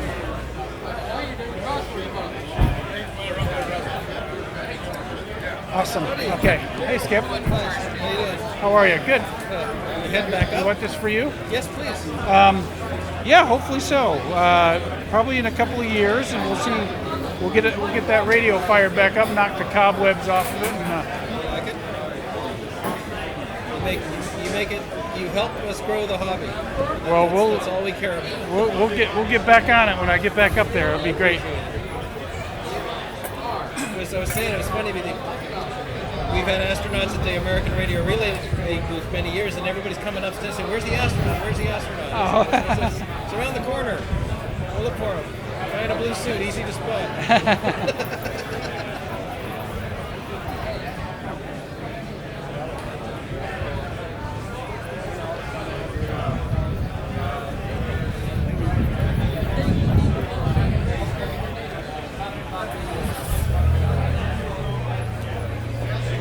There you go, Skip. My pleasure. Thank you for your service. Thank you for your flights. Thank you, sir. Hey guys, how are you? Good to see you, sir. It's actually for a friend of mine's grandson. Okay, what's Rick his NE8Z, you know Rick? I'm sorry, Rick NE8Z. I don't. Thinks he knows you. I probably have talked to him, but It's for his son Brampton, B-R-A-M-P-T-O-N. B-R-A-N. B-R-O-M-P-T-O-N. Brompton. Brompton, yeah. Brompton. Isn't that a nice name? Okay, that's interesting. He's watching the flies, so Unusual. I gotta be okay. good. Okay, awesome. Awesome.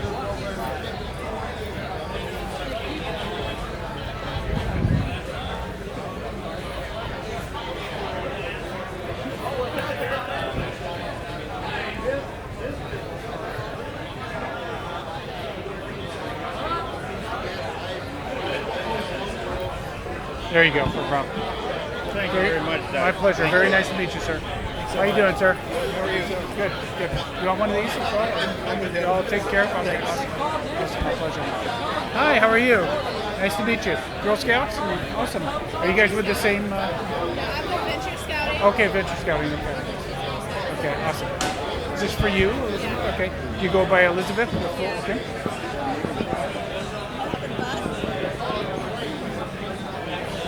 Where are you guys from? Covington, Ohio. Covington? Okay. Awesome. Awesome.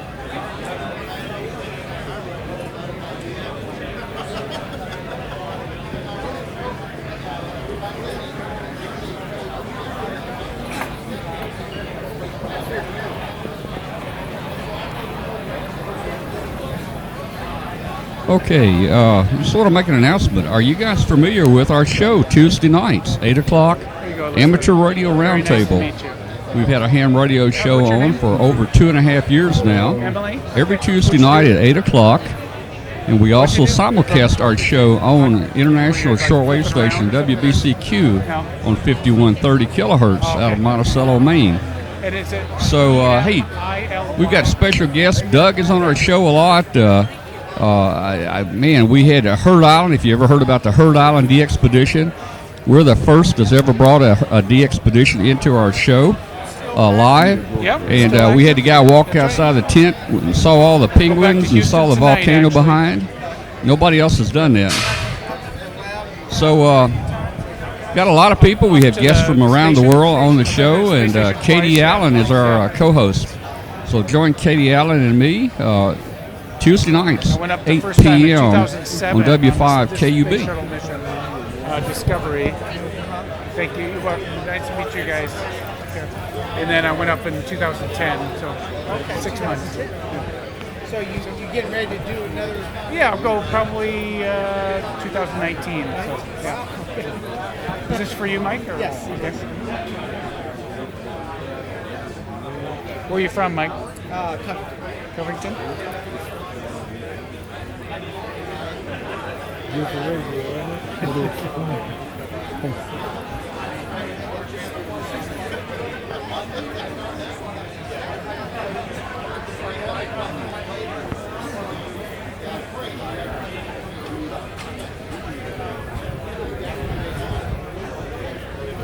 There you go, Mike. Hey, thank you very much. My pleasure. My pleasure. You want a sticker? You can use it as a coaster or something. Awesome. How you doing, buddy? Good. How are you? Good, good. You want one of these? I do. Just Thank for you. you, or Yes. You're Austin. Okay. AUSTIN. Just like the capital of Texas. Yep, that's it. AKB. So where have you been, or where are you going to go? I just came to Dayton. I'm going to go home to Houston tonight. No. So I've been, both of my missions have been to the space station. So, Oh, excellent. Yeah. So. That's what I was telling him. That's my one goal. I want to try to contact the space station. Yeah. At some point. Well, when I get back up there, I did a lot of work in 2010. Of course, I didn't know the impact that would have, and so now that I'm a little more educated on the whole how to run the thing on the station. Right. Because there's a pretty good pile up when you. Bet. And I think when I go back, it'll be a little bit smoother, hopefully. So Excellent. I'll talk to you. So when I'm up there, call me. All right? I'll definitely try. All right. Awesome. Nice to Be meet you. safe. Austin. Thank you. Is this for you, sir? No, for my son, Tristan. Tristan. Tristan. Hey, can you spell it for me? It's Tri. Tristan. Stan. Okay.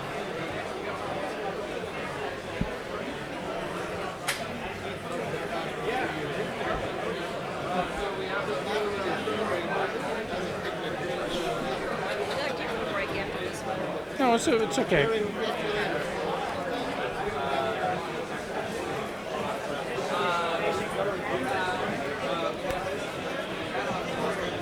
There you go for Tristan. You're welcome, sir. Nice to meet you. How you doing, sir? Can we stowaway in a suitcase or something? Still be absolutely.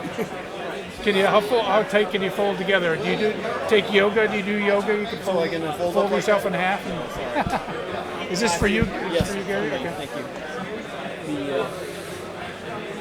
At 6'2", I could only fit in a space shuttle like in the pilot or co-pilot seat. Ah. RGB. RGB. So you're going up again soon? Yeah, with a couple, 2-3 years or so, I'll be back up there. So. Oh, okay. That's part of the health, bone health, and that kind of stuff, being in space too long. There certainly are some changes that your body goes through, and so my vision was changed last time. So they're going to send me back to kind of look at some new pharmaceuticals they're developing to see if they can help with that. So.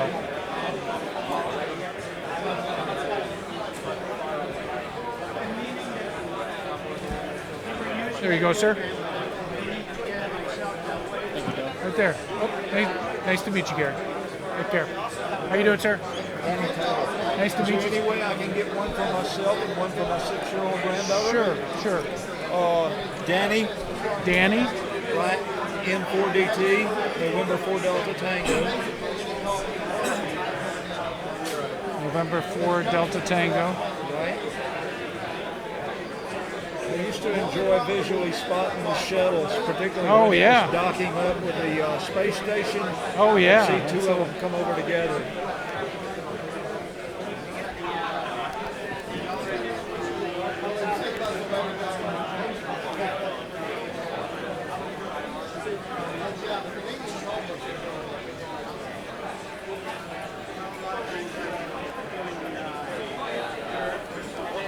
There you go, sir. Okay. And then her name is Laney, Lanie. She's like 6. IE, yeah. Lanie. Okay.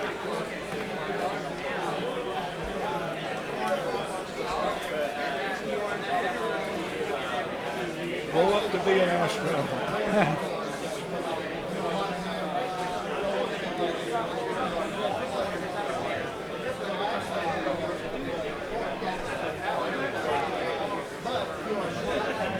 There you go.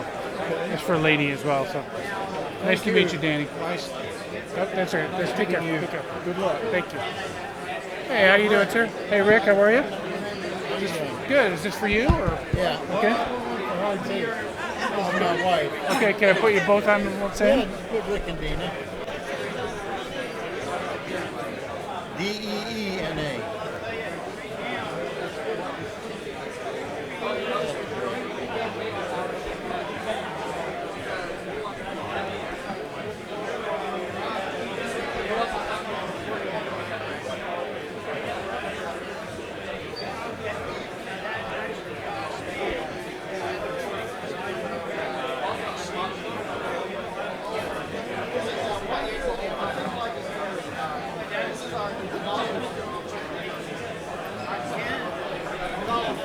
There you go, sir. A couple of coasters for you there. All right. Thank you very much. My pleasure. Nice to meet you, sir. How you doing, sir? W5QZ. Nice to meet you, Dave.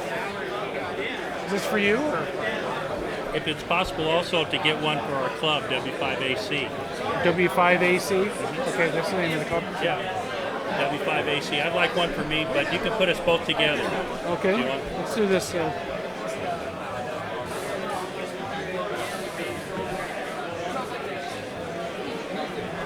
W5 Alpha Charlie. Alpha Charlie. And then I'm W5QZ. Let's do this one now.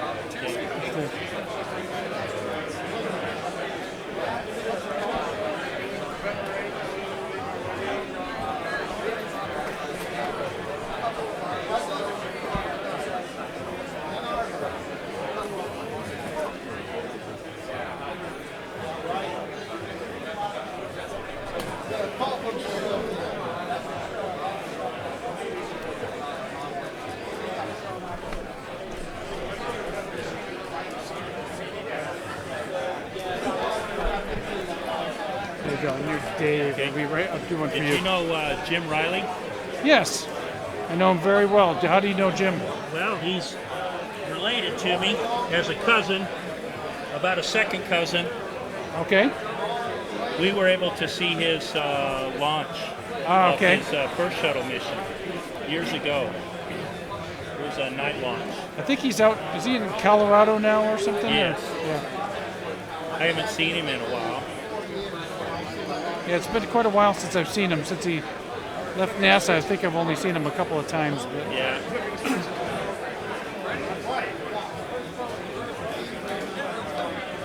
There you go, Dave. Thank you very much. You're welcome. You're welcome. Nice to meet you. Hi, how you doing, sir? Good. Nice to meet you. Nice to meet you as well. Is this for you, Ed? Yes. Okay. And it's PE3RA.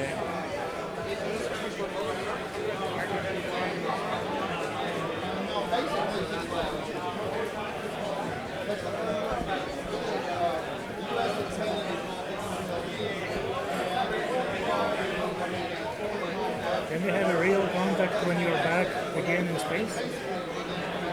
Will I? 1-2 meters or like? Oh yeah. Once I get back, yeah. I'll work it again as soon as I get back to the station. Yeah. Okay. I'll wait. It'll be fun. We'll make a lot of contacts. There you go. Alexei Leonov? Yeah, absolutely. His grandson was in my class at school. No kidding. Yeah. No kidding. I just was in Moscow with Alexei, the movie Время Первое, the new movie with his about him and Balayev. And I was there with Alexei. It was really awesome. Really awesome. So he's a hero for sure. Говорит по-русски. Да, хорошо. Хорошо. The past year я жил в Светлом городке. Я был начальник в офис НАСА там.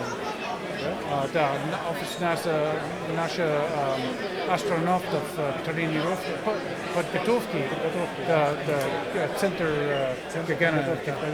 Да. Отлично. Да, спасибо большое. Очень приятно познакомиться. Увидимся. Удачи вам. Okay? Спасибо. Отлично. Конечно. Хорошо. Hi, how are you? I'm good. Good. Is this for you? Yes, please. Okay, Gene? Yes, Okay. ACH. ACH.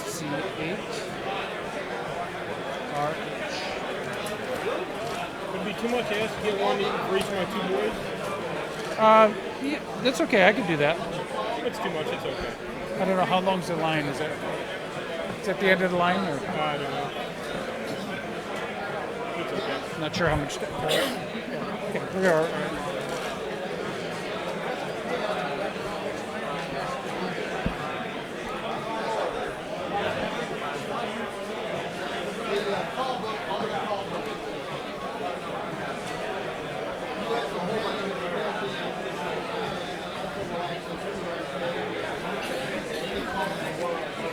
What are your boys' names? Dawson. Dawson? Yes, D-A-W-S-O-N. Okay.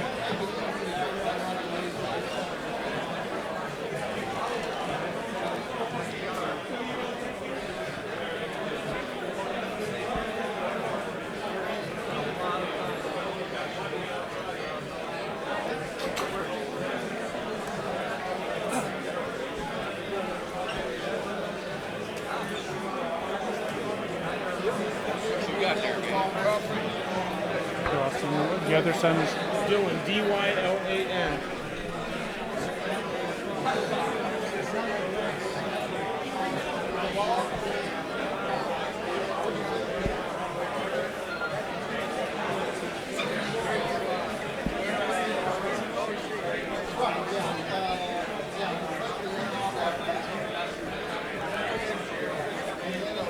There you go.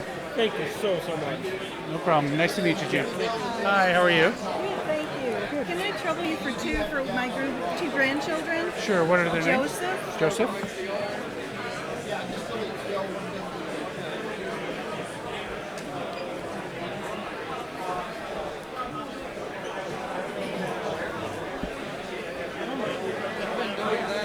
You're going to be exhausted at the end of Oh, that's okay. It'll be all right.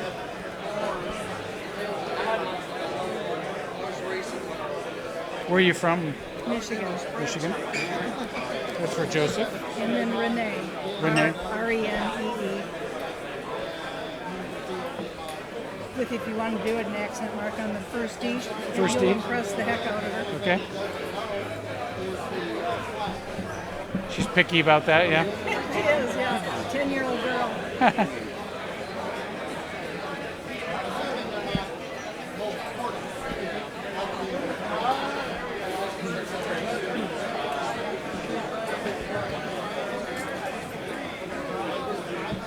There you go. Thank you. That's You're so welcome. nice of you. You're welcome.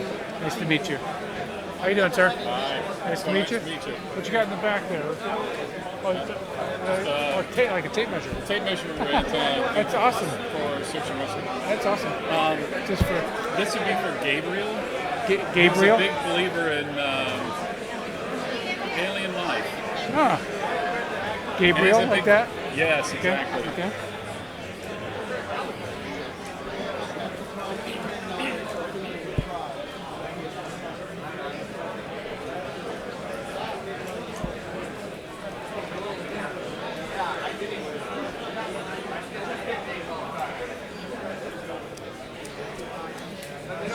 There you go. Well, thank you so much. You're welcome. You're welcome. It's nice to meet you. How are you doing, sir? Nice to meet you, sir. Who's this for? It's for Mason, M-A-S-O-N. Okay. He's entering college and going to take aeronautical engineering. Oh, very good.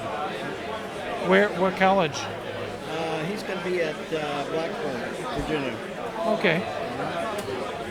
At Virginia Tech, yeah? Virginia Tech. He's my son-in-law's son. Ah, okay. He applied at 10 different colleges and got accepted at all 10. Oh, wow. Unbelievable. So he had his pick, huh? Oh, yeah. That's I cool. went to go to Virginia Tech. Very good. Great school. Thank you much. I'll give it Absolutely. Good to meet you. Nice to meet you as well. How you doing, sir? Nice to meet you. You want one of these for you? Is Paul? No, Seth. Seth? S-C-T-H? S-C-T-H. Awesome. Where are you from, Seth? Columbus, okay. So where say I-O-H? Awesome. My wife's from Doylestown, like north of Columbus, towards Cleveland. So I'll have to tell her that I met some folks at OHIO. We're going to come to Buckeye. They're playing. I went to Army, and they're going to play. Ohio State's playing Army. It's going to be ugly. I hope it's not too bad. Go easy on us, all right?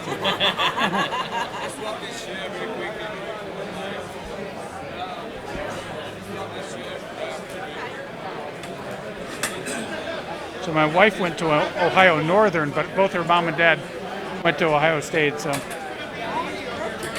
yeah, she broke tradition and went to Ohio Northern, but she's a die-hard Buckeye fan. Ooh, man, it gets pretty ugly. And we live in Houston now, and the Astros are playing the Indians this weekend. So it's kind of there's a lot of silence in our home this weekend. So.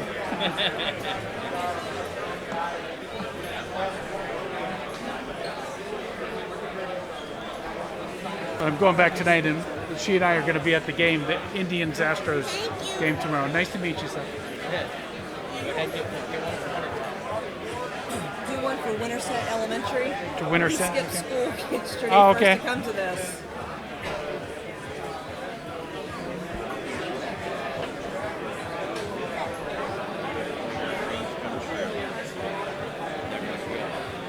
Winterset? Yeah. All just one like all, a word, all yeah. one word. He was on this mission set.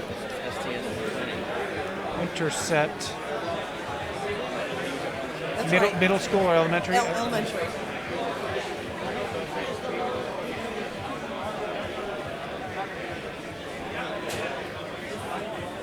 Reach for the stars. Yeah. Be good. I figured they'll all be kind of amazed that he got to see a real Yeah, that's cool. You have to take some. How many kids in your class? 25, I think. 25? Please, hang on just a second.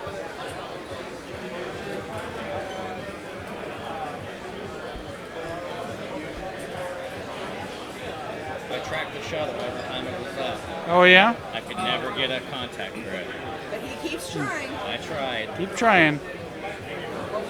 I tried for 1 year. Here you go. Hang on. I've got something for your class. For 1 year, couldn't work it. And then I hooked up with Doug, and I talked to him 30 times in 1 month. 30 times. 3 times on my car driving home. Wow. He was on all the time.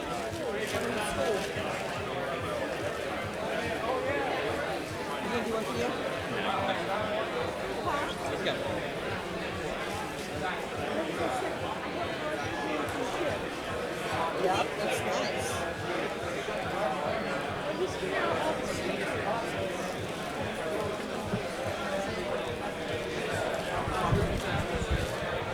Hey guys, here, take the mic. Tell us where you're from. Okay, we're from Argentina. This is Gabriel, I'm Augusto. Hey, this is our second here. Yeah, I think there's enough for everybody there. Second time here in Hamvention. We are waiting for a. Oh yeah, should be enough for everybody. There you go. Very kind of My you. pleasure. My pleasure. It was Nice to meet you, nice to sir. meet you. Say hi to all the kids in your class. Nice to meet you. Okay, tell them. You need me to write you a note, excuse from school or anything, or Pretty much I think the picture and the card would be enough. please excuse Seth from school. He was flying. We're just flying around in space for a little. Hey, how you doing? Shake your hand, good Yeah, sir. nice to meet you, sir. I'm Mike. Casey Mike, Say hello to Mike. Okay, is this for you, Mike? Douglas here. It is. Okay. I having a built great an time in observatory Dayton this in year. my, Same my year. old cow pasture behind my house Oh, in, you're memory, kidding. in memory of my dad. Oh, that's cool. And your picture's going to be on the wall. Oh, sweet. Let me get your. It's a KC5 GVC. Yes, sir.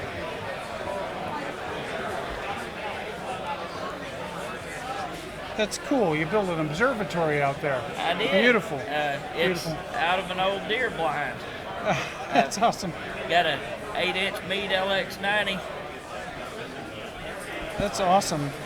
out there now. I'm going to upgrade in the fall. No telling how many times I've seen you fly over from my Beautiful. perspective. Beautiful. That's awesome.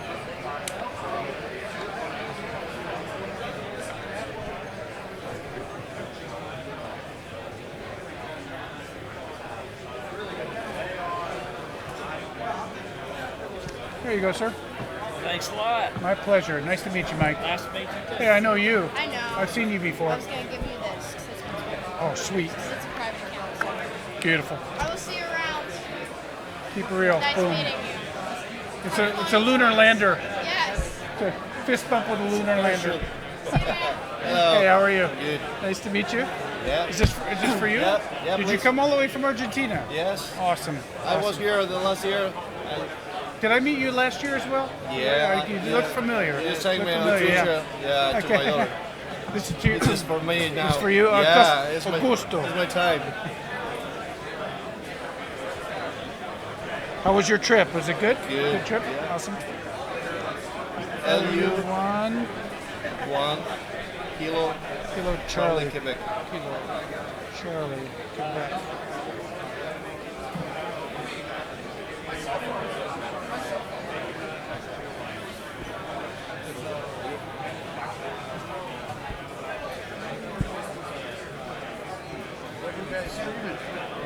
Sí, sí, me mandó, pero bueno. What are you streaming? Well, right now, picture of him. Picture of the whole Hamvention. Cool. It's a good time. They did a great job with it this year. I think they did.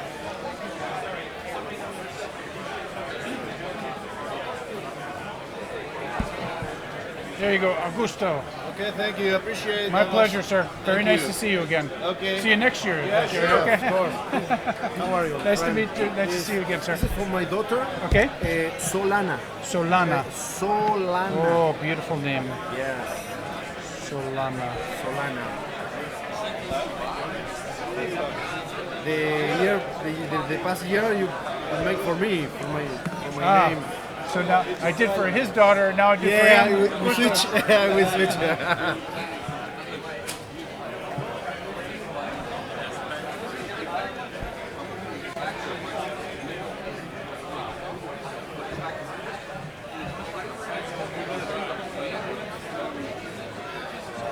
There you go, sir. Okay.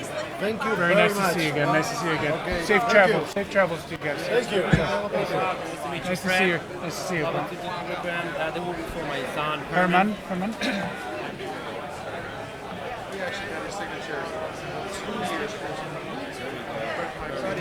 This is your son, you said? Yeah, my son, 5 years old.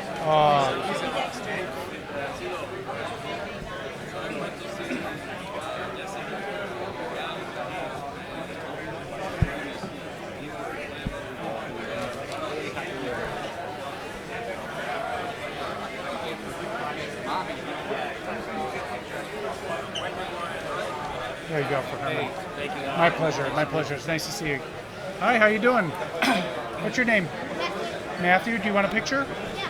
Made out to you? Do you go by Matt or Matthew? Matthew. Okay. We're taking a picture with my dad and you. Awesome. And us and my dad. Absolutely.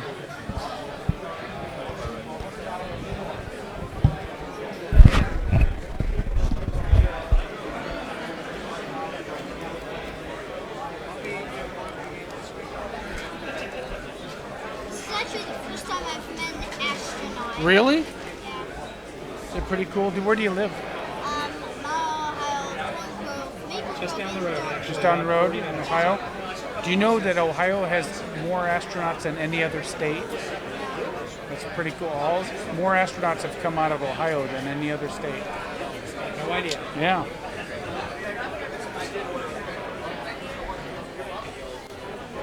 I can't believe I'm actually meeting a real astronaut. It's very nice to meet you. Hey, let me show you. This is what we do as astronauts. You do a fist bump and then you do like a lunar lander. It lands on the moon like that. There you go. There you go, Matthew. Thanks. You're welcome. And what's your name? Jacob.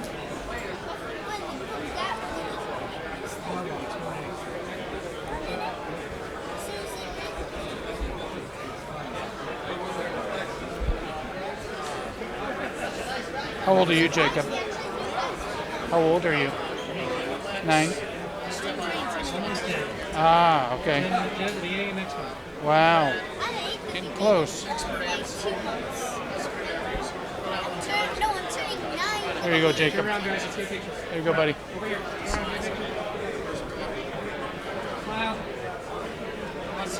Awesome. Thank you, guys. You're very welcome. Nice to meet you guys. Little lunar lander again.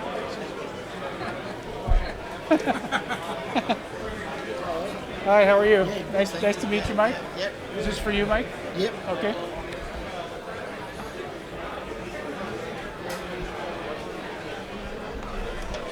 Okay, fine. Can you do one for Adrian? He's nuts buff. VK5 UDX. Oh. Adrian as well. Okay. Yeah. Adrian VK5. ZBR. On a separate one? Yes, okay. Please. Okay. And he listens to the podcast. Okay. And I know that. He'd love it. Which mission did you do? So these are my missions here. I did this mission STS 120 and then ISS 25. Yeah.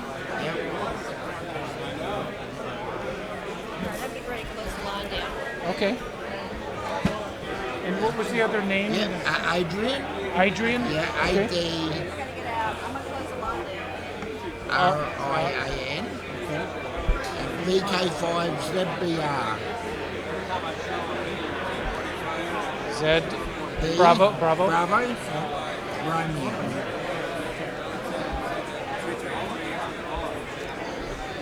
He would, he just loves. Awesome.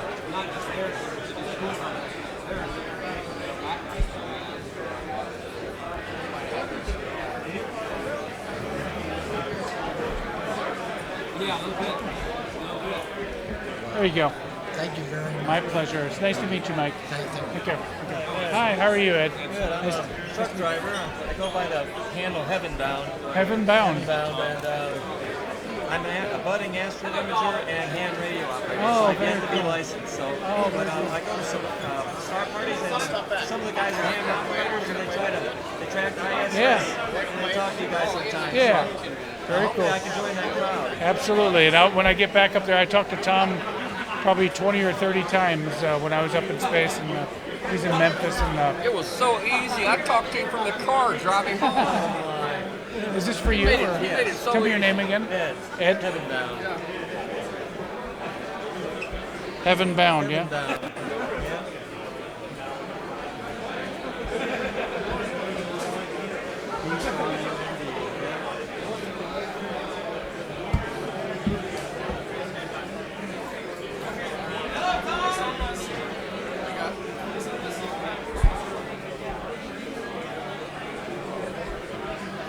So where do you actually live, Ed?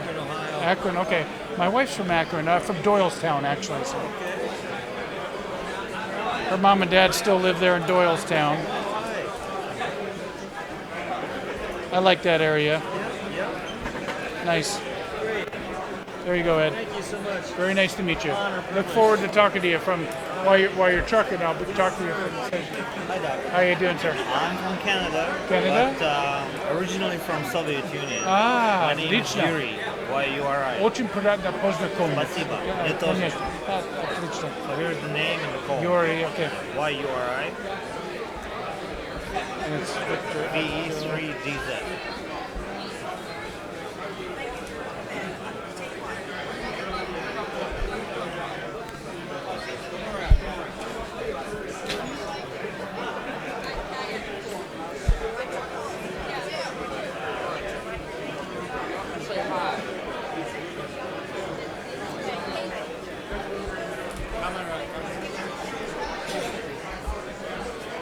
There you go, Yuri.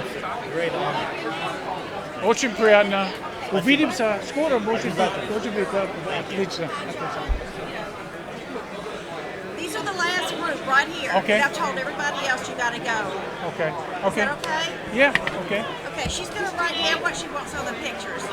Oh, what you want? The names on the Yeah. pictures? Or what? Yeah, I thought that would help you out. Okay, absolutely. Michael. Yeah, Michael. James. He'll be the next one.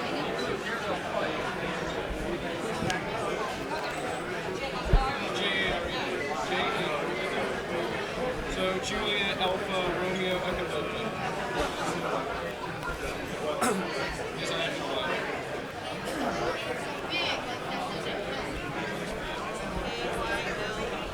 It's Michael's. Michael. There you go, sir. The next one will be James. James. Where are you guys from? We're from Dayton, Ohio. Dayton? Okay, awesome. Venturing through the Flea lights. Oh, very good. Okay. What a weird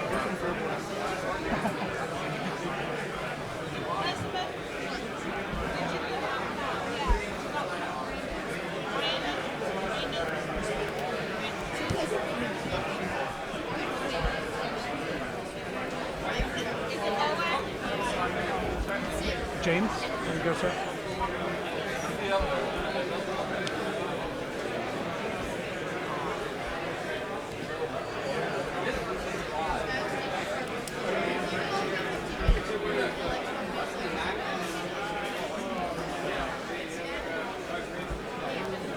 Do you guys work the ham radio as well, or just learning about it, or?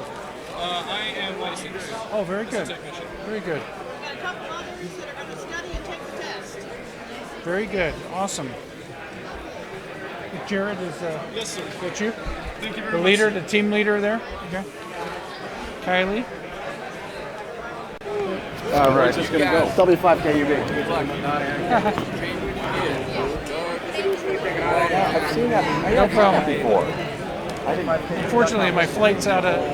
I gotta get my flight tonight. So Before we push hard around, streaming live, but because of the area, we're doing short segments like this. So will this be on the internet eventually? It'll be on the internet in about a half hour or so. Miss Kylie.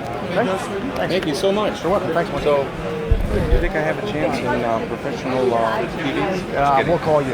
Yeah. Don't call us. See you. No problem. Remember that. Yeah, so as well.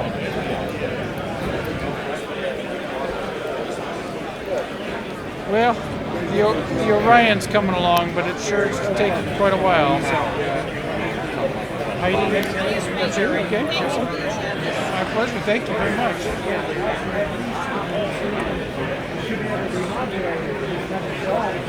That's an interesting loop antenna. So you're going to pull up on the specifications. It's a large capacitor with a linear activator that spreads those capacitor plates apart. So imagine that the two halves of the sphere separate. I can show you this on the smaller one where they are separated.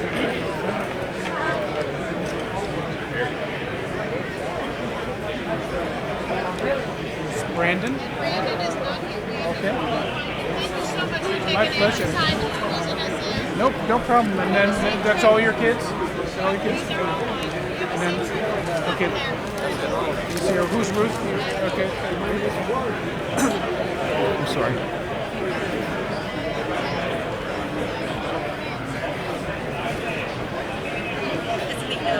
Okay, no problem.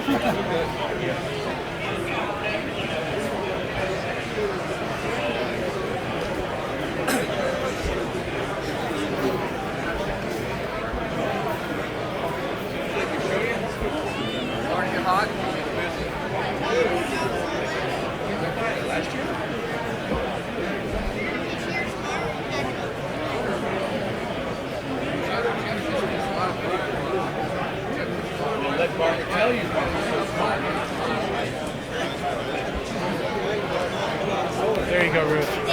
My pleasure. Very nice to meet you. We are here at ELAD. And you're Sharon? Okay, awesome. There's a camo version of that baby loop. Put a little bit of power into these guys. It's a TVU. But I love the radio, but that fan. I never heard this complaint. Oh, why I wonder if We're so excited. nobody ever We said talked about what it was. Would love to be in space with you. We'd love to take you to space. Oh, And the fan goes yeah. So when I go back, hopefully in 2 to 3 years, we'll call me. You never call me anymore. Okay, very good. Do you want to tell us a little bit about ELAD? So we'll chat. Well, it's an Italian company. Franco's IU3ADL is the owner, the head guy. He's right over there. Nice to meet you, lady. I'm just Mark, WB9DVD, and I'm an unpaid volunteer, but I love them a lot. Yes, Chris. I got a red one over there. The FDM Duo is a 160 to 6 meter transceiver, AM, FM, CW, and sideband. It'll run a maximum of 8 watts. It handles 8 watts nicely because it has two 40 watt transistors in the final running in push-pull. When one's sleeping, the other one's working. Has a heat conductive material on top of the heat sink. When you put the cover on, it totally dissipates the heat. And you have another fan in here that also keeps it cool. It receives 10 kilohertz to 54 megahertz. It also has it's a fully standalone radio. You put a little over 9 volts to a little over 16 volts into it, and put an antenna, a mic, or a key in it, or a paddles, and you can transmit as long as you like. It has many filtering features. When you hook it up to a computer, you can run 4 simultaneous waterfalls, 192 kilohertz each. If you just want to hook up one, you can get 6 megahertz at one time. And this is just the beginning of the menu. There's menus inside of menus inside of menus in the software. The software is proprietary. It's called SW2. FDM-SW2 is the proprietary software. Normally when people say proprietary software, it's kind of the kiss of death. Not so with us. It's free. There's constant updates. There was one around the time of Orlando. We're having another one coming up in 2 weeks. When the updates come out, you download them from the ELAD website and you hook them up into your little mini USB, and I'm not wearing my glasses. There it is right there. Transmitter for one side, receiver for the other. Download in about 10 minutes and you're done. Plus, if you had an amplifier you wanted to hook up, you can remotely key it right from here. It uses a standard ICOM modular microphone.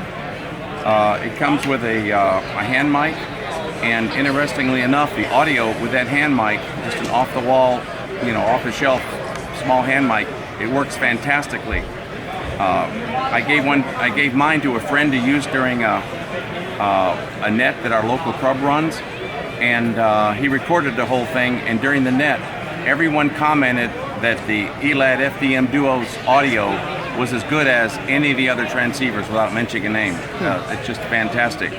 On CW, it's fantastic because it'll go down to 10 hertz without ringing. What else can I tell you? It has 0 dBm output on the back that you can use as a test standard. It'll also put out 1 milliwatt if you want to use it as hook up to your transverter for UHF, VHF, whatever. Second receiver antenna right there. I don't know what else I can say, but it's extremely well built. No shortcuts taken, and it's made in Italy. And what's the price? $1,099 is the show price at Dayton. Okay, you heard it here. 2017. Thank you. You're welcome. WB9 DVD signing off. Okay.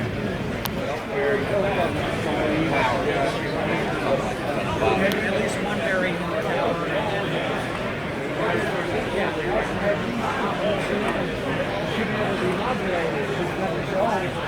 That's an interesting loop antenna.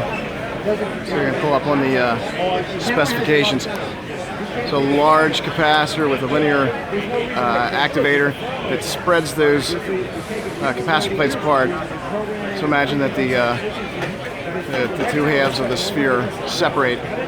I can show you this on the smaller one where they are separated.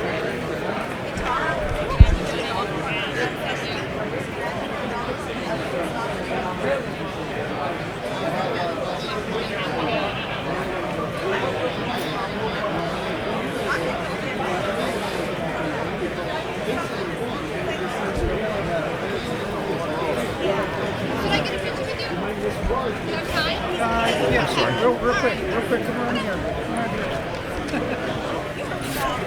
I've been trying to be a bad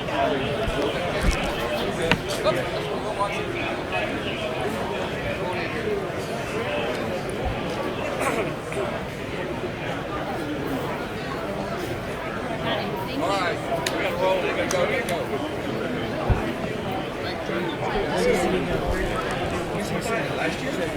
You have a safe trip. Have a good trip. Have a good trip. We're going back to Russia, right?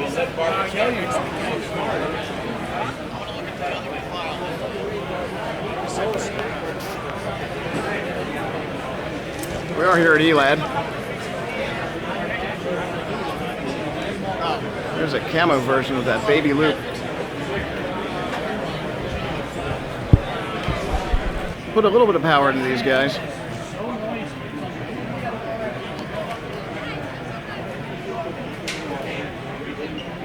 But I love the radio, but that fan.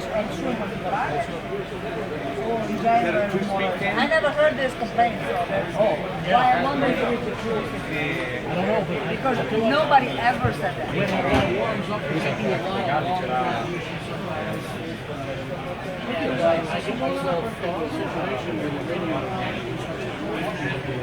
you touch it, it's warm. And then the fan goes on, yeah.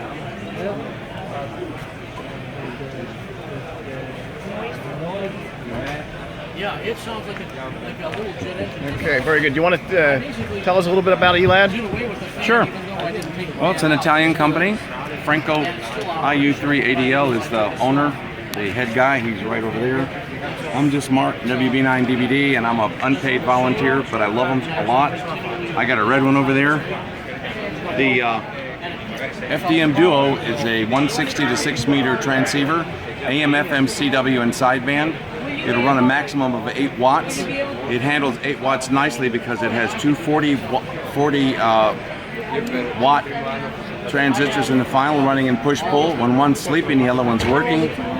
Has a heat conductive material on top of the heat sink. When you put the cover on, it totally dissipates the heat. And you have another fan in here that also keeps it cool. It receives 10 kilohertz to 54 megahertz. It also has, it's a fully standalone radio. You put a little over 9 volts to a little over 16 volts into it, and put an antenna, a mic, or a key in it, or a paddles, and you can transmit as long as you like. It has many filtering features. When you hook it up to a computer, you can run 4 simultaneous waterfalls, 192 kilohertz each. If you just want to hook up one, you can get 6 megahertz at one time. And this is just the beginning of the menu. There's menus inside of menus inside of menus in the software. The software is proprietary. It's called SW2. FDM-SW2 is the proprietary software. Normally when people say proprietary software, it's kind of the kiss of death. Not so with us. It's free. There's constant updates. There was one around the time of Orlando. We have another one coming up in 2 weeks. When the updates come out, you download them from the ELAD website and you hook them up into your little mini USB, and I'm not wearing my glasses. There it is right there. Transmitter for one side, receiver for the other. You download in about 10 minutes and you're done. Plus, if you had an amplifier you wanted to hook up, you can remotely key it right from here. It uses a standard ICOM modular microphone.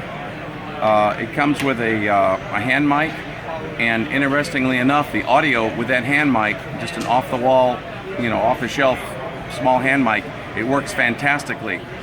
I gave mine to a friend to use during a net that our local club runs, and he recorded the whole thing. And during the net, everyone commented that the ELAD FDM Duo's audio was as good as any of the other transceivers, without mentioning a name. It's just fantastic. On CW, it's fantastic because it'll go down to 10 hertz without ringing.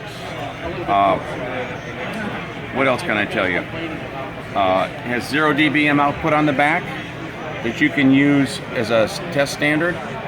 It'll also put out 1 milliwatt if you want to use it as to hook up to your transverter for UHF, VHF, whatever. Second receiver antenna right there. I don't know what else I can say, but it's extremely well built. No shortcuts taken, and it's made in Italy. And what's the price? $1,099 is the show price at Dayton. Okay, you heard it here. 2017. Thank you. You're welcome. WB9 DVD signing off. Okay.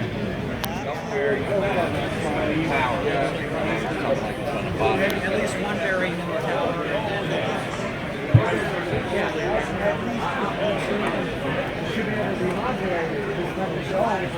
That's an interesting loop antenna.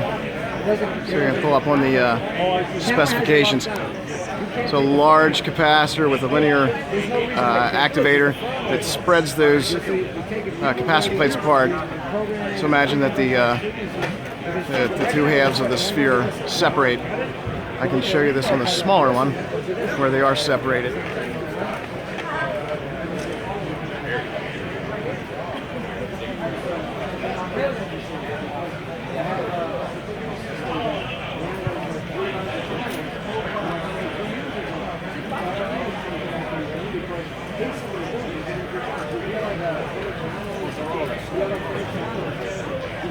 I'm sorry.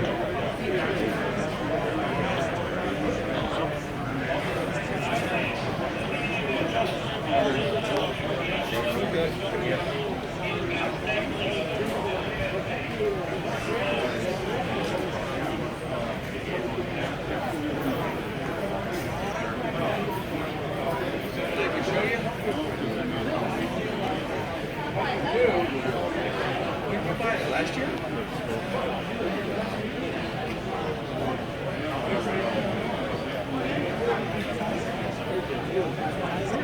Well, let Barbara tell you. Barbara's so smart.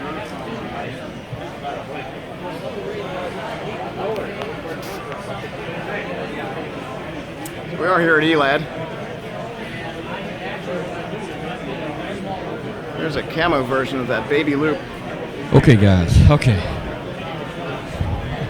All right. Put a little bit of power into these guys. Just got Colonel Doug out to the rental car. I love the radio, but that fan. I never heard this complaint. But I wonder if it's true. Because nobody ever says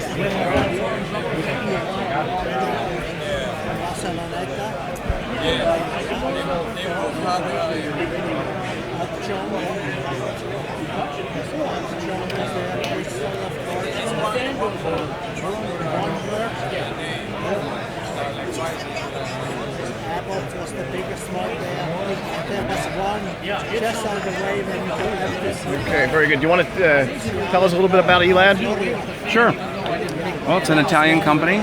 Franco IU3ADL is the owner, the head guy. He's right over there. I'm just Mark, WB9 DVD, and I'm an unpaid volunteer, but I love them a lot. I got a red one over there. The FDM Duo is a 160 to 6 meter transceiver, AM, FM, CW, and sideband.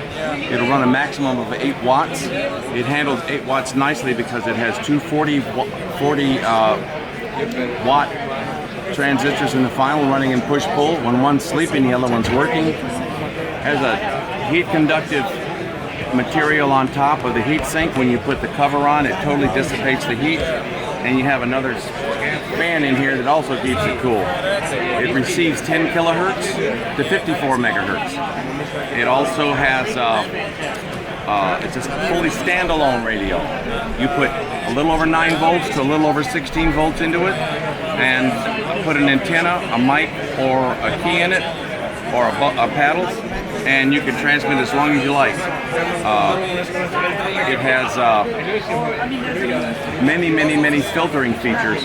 When you hook it up to a computer, you can run 4 simultaneous waterfalls, 192 kilohertz each. If you just want to hook up one, you can get 6 megahertz at one time. And this is just the beginning of the menu. There's menus inside of menus inside of menus in the software. The software is proprietary. It's called SW2. FDM-SW2 is the proprietary software. Normally when people say proprietary software, it's kind of the kiss of death. Not so with us. It's free. There's constant updates. There was one around the time of Orlando. We have another one coming up in 2 weeks. When the updates come out, you download them from the ELAD website and you hook them up into your little mini USB, and I'm not wearing my glasses there. There it is right there. Transmitter for one side, receiver for the other. You download in about 10 minutes and you're done. Plus, if you had an amplifier you wanted to hook up, you can remotely key it right from here. It uses a standard ICOM modular microphone. It comes with a hand mic, and interestingly enough, the audio with that hand mic, just an off-the-wall, off-the-shelf small hand mic, it works fantastically. I gave mine to a friend to use during a net that our local club runs, and he recorded the whole thing. And during the net, everyone commented that the ELAD FDM Duo's audio was as good as any of the other transceivers without mentioning a name. It's just fantastic. On CW, it's fantastic because it'll go down to 10 hertz without ringing. What else can I tell you? It has 0 dBm output on the back that you can use as a test standard. It'll also put out 1 milliwatt if you want to use it as hook up to your transverter for UHF, VHF, whatever. Second receiver antenna right there. Okay. I don't know what else I can say, but it's extremely well built. No shortcuts taken, and it's made in Italy. And what's the price? $1,099 is the show price at Dayton. Okay, you heard it here. 2017. Thank you. You're welcome. WB9 DVD signing off.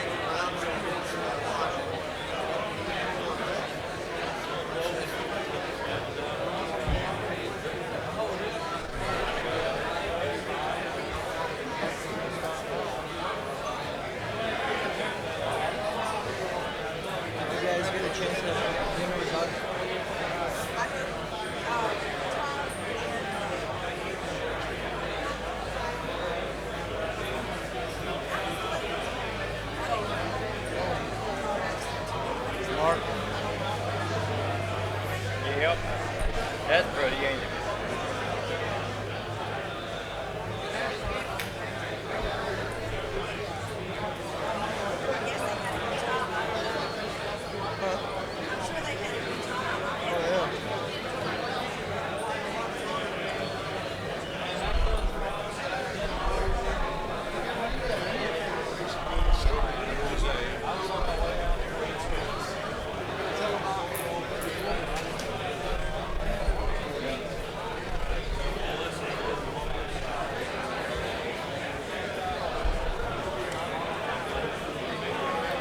Hey Freddie, can we get something on there?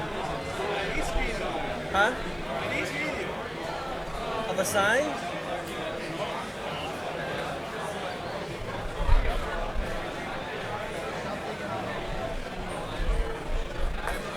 I thought the left window was preview and the right was live. Yeah. No, but he said that she was out of town. Yeah. Yeah. So that's convention, huh? Yeah.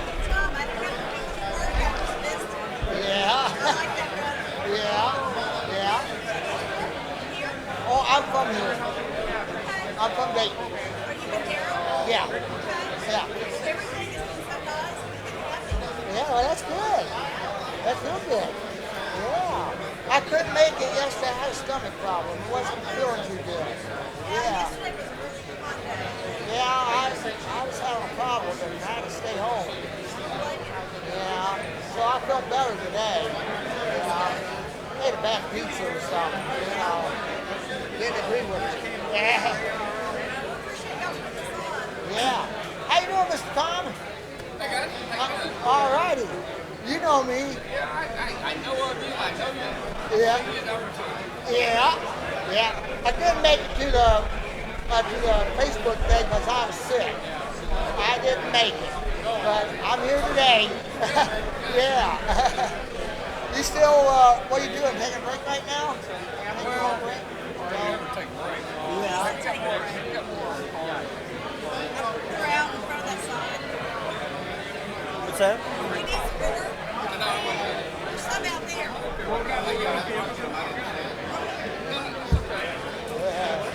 Cleaned it up a little bit. Yeah.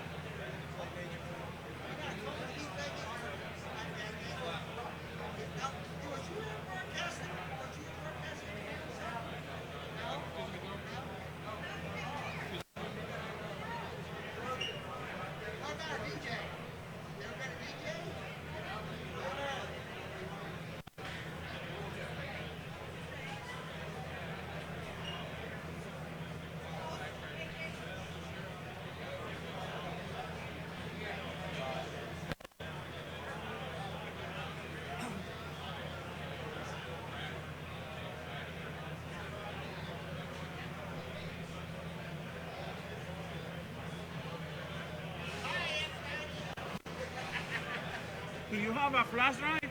Yep. It was laying out here, Freddie.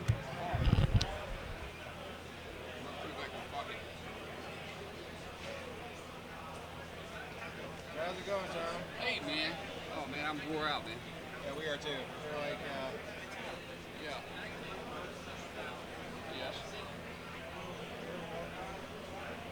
We got a guy out for filming right now. I brought him here. Come on, man.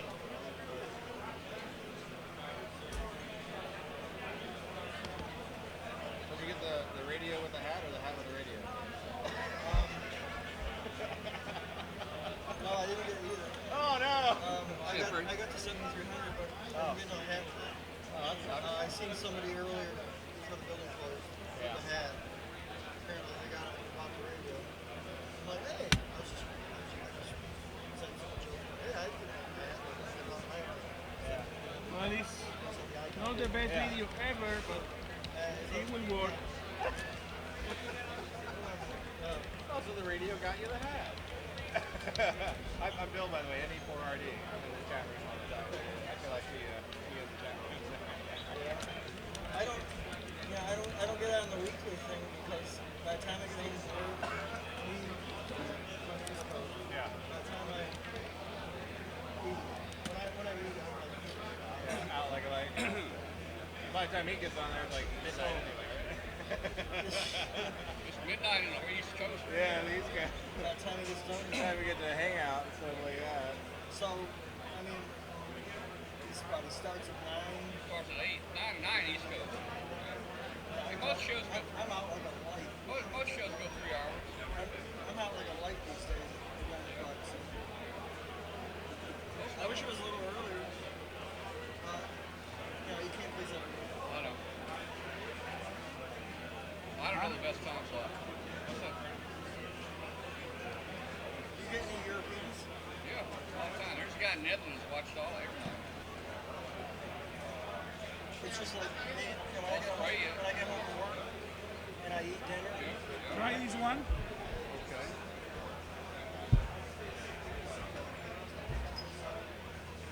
Does food have that effect on you? After you eat dinner, you're like, well, see, we normally have dinner pretty early at our house. So it's like, yeah, but normally by like 8 o'clock, it's the end of the day for me. And then my wife's like, mentioned hey, let's Freddie. watch TV. And I'm like, how about we watch TV in bed? No, I don't want to do that. Okay, well, I'm going to do that. And then I have an intention to do something later. Yeah. I'm like, okay, I'm just going to take a look. I just usually cook, so. By the time I wake up, it's 4. Yeah, we're going in the morning. Yeah. Oh, yeah. As soon as I hit the bed, I'm not kidding. I don't know how it lasts, Up in the morning, but you can. 5 o'clock every day, no problem. I do it too. Generally bedtime.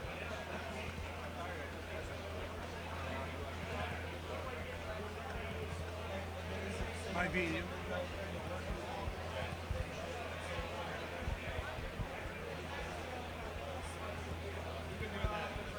It's a lot of work. Right. Video. It's only because by the time you get this done, MP4. yeah. Visit with the people and it's like. It's black. And the beginning is black. Try playing What it. time we get up in the morning? Yeah, like. We had a really good show. So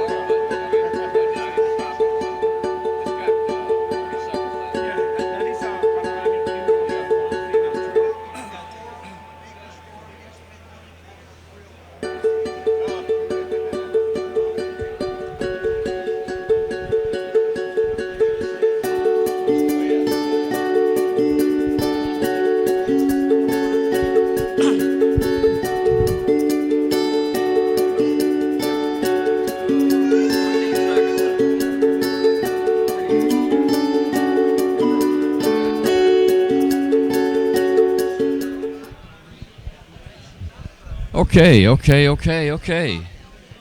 Hey guys, let's talk to Glenn Popel a minute. Let's talk. Hold on, we gotta look pretty. Yeah. Let's step back out there a little ways. Let's see. All right. Oh man. Okay. Hey guys, I'm with. Hold that right there. Well, just a little. Oh, I'm sorry. He's gonna break your camera. He I already did. Yeah, it don't last long around me. All right, guys. I'm with Glenn. Popel. No, wait a minute. Popel. I'm with Glenn Popel. Yeah. Why don't you just call it Popel and just let it go? Just call me Glenn and be done with it. Okay. This is Glenn, KG5GW. Oh, gee, man. Cut. All right, Start over. cut, start over. All right, folks. I'm with Glenn Popel. KW5GP. There you go. GP stands for Glenn Popel. Giant panda. Okay. Glenn is the ARRL author of the book Arduino for Ham Radio. And Arduino projects. And the latest book that just came out, right? Yes. What's the name of it? More Arduino projects for ham radio. Okay, and the other book before that was on Mesh. That was the high-speed multimedia for amateur radio. High-speed multimedia. Hey, see if you can get his blue jeans here. See if you can zoom in. See if you can zoom in on that right there. We are a veteran of the flea market. This is what it looks like out in the flea market, guys. It's pretty. Oh man. Pretty rough. Oh, that looks interesting. It's interesting. Yes, it is. All right. We can't use the words if we really want to say it. But. Well, depending on where you were, I mean, this place does have animals out here. That might not be mud right there. I'm here, so therefore it does. Okay. All right. So how's it going, man? Had your do you have a? I had a Maker's Forum yeah. that I co-presented yesterday morning that went over really, really well. And then I was doing book signings at the ARRL booth yesterday and today. And they virtually sold out of all of my books, so it was a lot of fun. Met a lot of folks. Well, that's cool. That's cool, man. So what do you think about the new place here? To be honest, I like it. There are some glitches that are going to have to be worked through. Yeah. Like the mud right there. The mud. Hey, it's going to rain at Harrah's the same way. Yeah. So. Well, but Harrah was on kind of asphalt, kind of. Yeah. Well, if you want to call that asphalt, I call it moon rock. Yeah. You have to wonder how many ankles were twisted or broken through the years at Harrah. Yeah. As compared to here. Here, okay, it was mud, but it was soft and cushy grass when it was dry. Overall, though, I enjoyed it. It's a little cramped as compared to Harrah. Oh, we're real cramped here. But you don't have the tunnels and the maze to get through. Yeah. The food. Let me tell you, I was going to mention the food, man. And they got some good food here, man. That's what was amazing. In Harrah's, it was, do I want a hamburger? Or a hot dog. Or do I want a hot dog? Or maybe a slice of pizza. Here, they had everything. And it was more of a anything you want. Well, I had a ribeye steak sandwich for lunch. Yeah. That's what Doug had, I think, the ribeye. And you know what? And they cook it. They cook it right in front of you. It's not already cooked last week, and thrown in the warmer there. And all of the food vendors are that way. Everybody's friendly. We use the off-site parking. Yeah. And they've got all volunteers running these buses, and the parking lots were almost empty. So we had no traffic this morning coming in from Xenia. We got a bed and breakfast in Xenia, so we're only like 5 miles from here.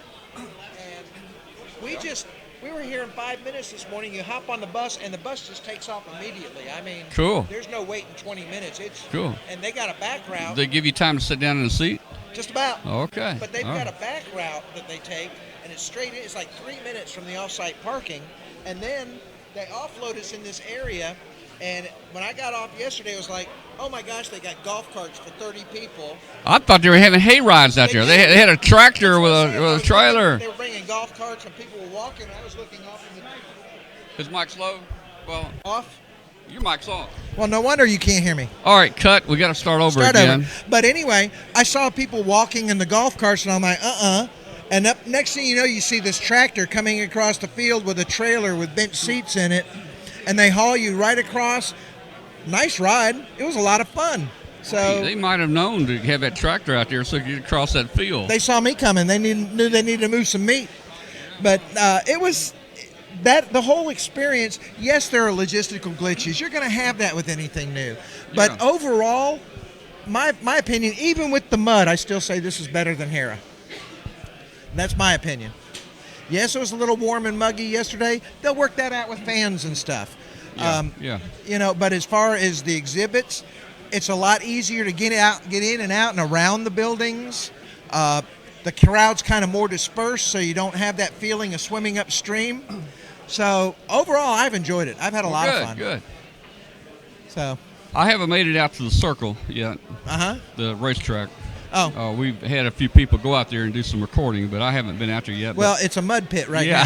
I'm thinking I might not want to go. It's a serious I did not bring more extra Well, they're starting to shoes. pack up too now. I mean, Are they? it's slogging through mud out there right now. Yeah. But I mean, they'll work through. They'll come work through that. It's not going to rain every Harrah's, or every Dayton. Yeah. And here, we had torrential rain 2 days in a row. Yeah. And wind and It- lightning. Yeah, and it happens. But as far as the inside exhibits and everything, I've enjoyed it. I really have. Great. Good. Plus, we got to see Katie. Yeah. Well, So- Katie's been over. To Katie's the booth been here over, and- yeah. In fact, I need to go over to HRO right now and buy something myself. Yeah, and I need to ran go over into there. Jill. She was doing the parking lot shuttles and stuff, and I ran into her as Well, well. I worked it out where I had Jill pick up. She wanted to pick up Astronaut Wheelock. Oh, there you go. Oh, man. She was dying to do that. Oh, yeah. And we didn't know where he was parking exactly. Even the staff here didn't know where the VIP parking was. So I said, Jill, he's coming in gate 2. That's where VIP parking is. If you find VIP parking, I said, he should be here any minute. Just circle around the parking lot. It can't be that many people that get out of their car with an astronaut suit on. And she grabbed him and took off, man. You were lucky to get him over here. Yeah, well, yeah. But no, I mean, overall, I've had a lot of fun. I think everybody's had a lot of fun. Yes, you had to work around the weather, but hey, it would have happened at Harrah's.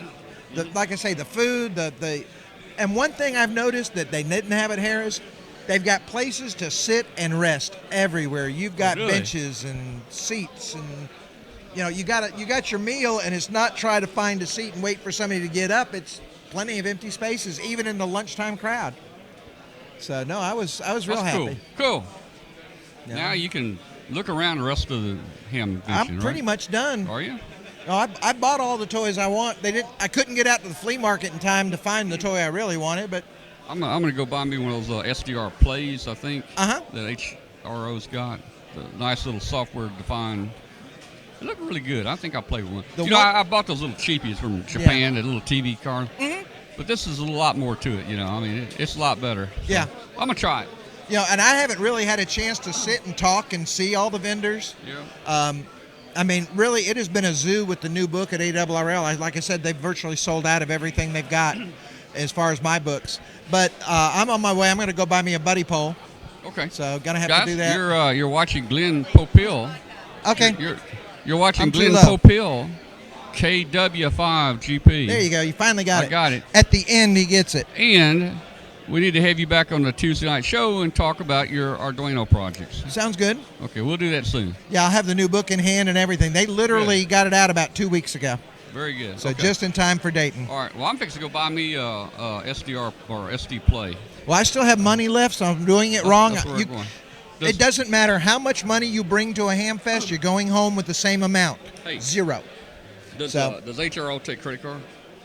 I'm sure they do, and I if don't- you I ask Katie, she might even give you a discount. I don't know if I have enough cash on it to get what I wanted, but Yeah. I'm going to go over there probably right now and do it. And let me Yeah. see if we got any other programming to put on here, too. All right, man. Well, keep talking if you It's want good to. to No, Hey, I'm take going the to go show buy over. stuff. I still got money, and I got an hour to do it. Anyway, see y'all in a bit.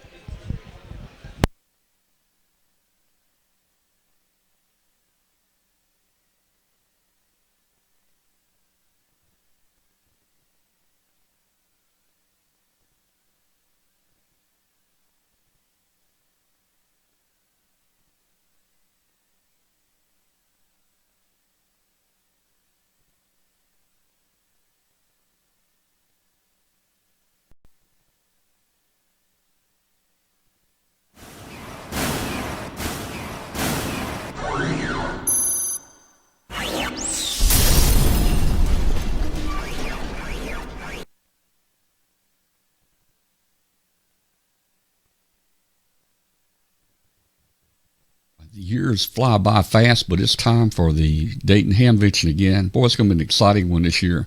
But we're going to need your help. This is going to be something very much different, I think, from other broadcasts that we've done. This marathon is going to be 48 hours of live streaming, and we have developed some remote live cams. So people will be able to take some remote live cams around and broadcast back to our booth, and we'll put that on the webcast. So that's looking real good. So we hope to bring a lot of variety to you on the webcast this year from the flea market area, from all the vendors. We're going to get around to a lot of places, and we think it's going to be a great addition to the show. We've got so many prizes this year that I don't know how we're going to give them all away. Hambot and Kathy are going to be working nonstop while we're at Hamvention to give prizes out. So everything from HTs to D-Star to automatic antenna tuners, HF antennas. We got everything. So look at the prize page, click on the link above, and you will see all the prizes. Click on prizes Dayton 2017, and you'll see what's being given out. So this year, like other years, this webcast cost us somewhere between $3,000 and $4,000 to put this webcast on for you guys. As you know, we work hard for the webcast. We don't go around shopping. We don't really have a lot of fun as far as fun, but we devote 100% of our time to putting the show on from morning time to the end of day. And $4,000 is a lot of money with me being retired now. We'd just like to break even. So what we've done is we have set aside one prize to be used as a fundraiser to help us try to recover some of our cost. This is a CAA 500 Mark II. This is an antenna analyzer, and it has both LCD readout here that will actually plot a graph of your SWR, and it's got the analog meter, and it goes up to 500 megahertz. So this was donated by Mick Stornick and of NCG Company. He's the distributor, the U.S. distributor for Comet products. This is a great deal. So $10 gets you one ticket, $20 two tickets, $30 three tickets, and so forth in the hat. And only your names will be put in a hat for this. Now, all other prizes are free for everybody. And like I said, we're going to give out tons of prizes, but we really need your help. Donate if you can to help us cover the cost of this trip. Without your donations, not sure how much longer we can continue to do it. And if you would like to donate for this great prize right here, just go up to the menu and click the donate button in the top menu. And you can donate by PayPal, you can donate by credit card, however you want to. So we've got a button that says donate, and thank you very much. Yeah, hello everyone. Boy, the years fly by fast, but it's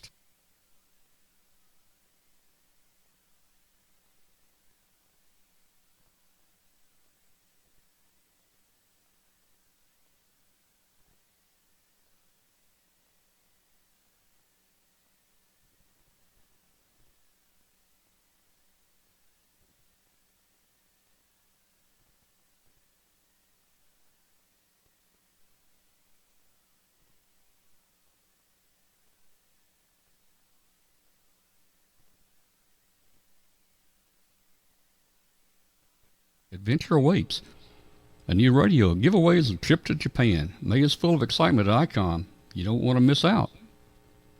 A compact and smart design, the ID4100A is the perfect D-Star companion for all the journeys ahead. Its intuitive interface, variety of operating modes, and Bluetooth capability make this a perfect D-Star option for those adventure seekers. Integrated GPS receiver, new dot matrix display for enhanced DR mode and GPS information, terminal mode and access point mode, applications for iOS and Android devices, and a micro SD card slot for voice and data storage. Calling all hams. Enter the ICOM America Hams to Japan sweepstakes today for a chance to win an ICOM radio or even an unforgettable experience to attend the 2017 Tokyo Ham Fair, make sure you come back and enter each week to be eligible for each radio drawing. You do not want to miss out on the sweepstakes. Visit www.icomamerica.com/amateur for more information.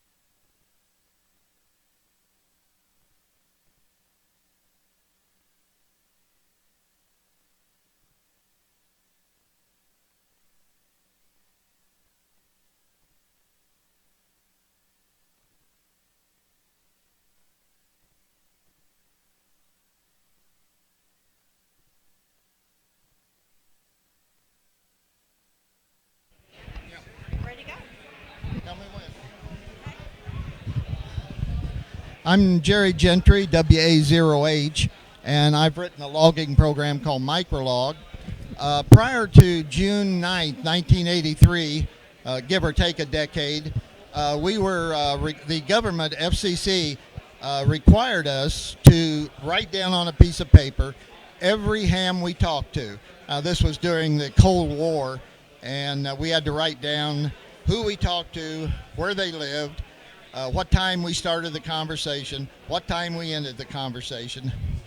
And then gradually over the years, as more and more hams got into mobile communications, the FCC gradually did away with the requirement to log. But a lot of hams still like to keep track of who they talk to. And the program to do that is called a logging program. Logging programs come in 3 flavors. Contest loggers for hams who do mostly contest work. DX loggers for hams who do mostly DX work. And mine, a general purpose logging program. So just by entering your call, and I'll enter mine, WA0H. Just by entering that, I know who I am, I know where I live, I can see it on a map, and as I work different states, it will paint the map green. And there's about 75 other pieces of information that I can get just by entering a person's call. And that's whether it's a United States call or a non-United States call. Most logging programs actually do the same thing. They keep track, besides logging who you talk to, they keep track of awards. Most hams, when they start out, they want to see if they can work somebody in every state. And so, like mine, like any other logging program, we'll tell you if you need that state for your WAS Worked All States Award. And it tracks about 10 other awards just by entering your call. It also prints out QSL cards and a slew of other things. The one thing that's different about mine is, I'll go ahead and enter my call here. I've now worked that station, and if I click other stuff, what makes mine a little different than other logging programs is I spell everything out in English. That way it makes it real easy to figure out how to do something the first time. If I wanted to print mailing labels, it's right here, print mailing labels. So basically that's what a logging program does.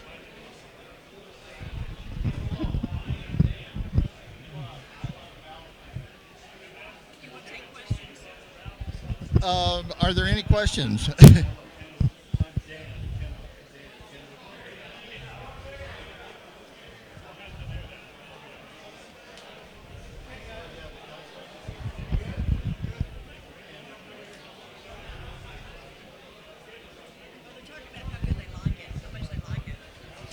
We have about 5,000 users throughout the United States and about 11 other countries. Mostly through word of mouth. I do make a couple of the big shows like Dayton, but mostly it's through word of mouth. And I do have a website, which is just my call, Whiskey Alpha Zero Hotel, WA0H.com, and you can order it through my website. I also have a free version you can download from my website. However, the free web version does not have call books built in. So if you enter a call, it just says United States. This works on any version of Windows from XP to Windows 10. Yes, it is compatible. Again, I would click other stuff. It's really, and then right here, create an LOTW file to send to Logbook of the World. And it will also export to ADI. This item right here, create an LOTW file. I don't know if you can see the cursor or not, to send to Logbook of the World. So you would just click that right here, export to LOTW button and follow the instructions. It will also export to just an ADIF file, which is the common format for transferring logs between one logging program and another. It will also export to what they call an ASCII comma delimited, which then allows you to import that data into a word processor or an Excel spreadsheet.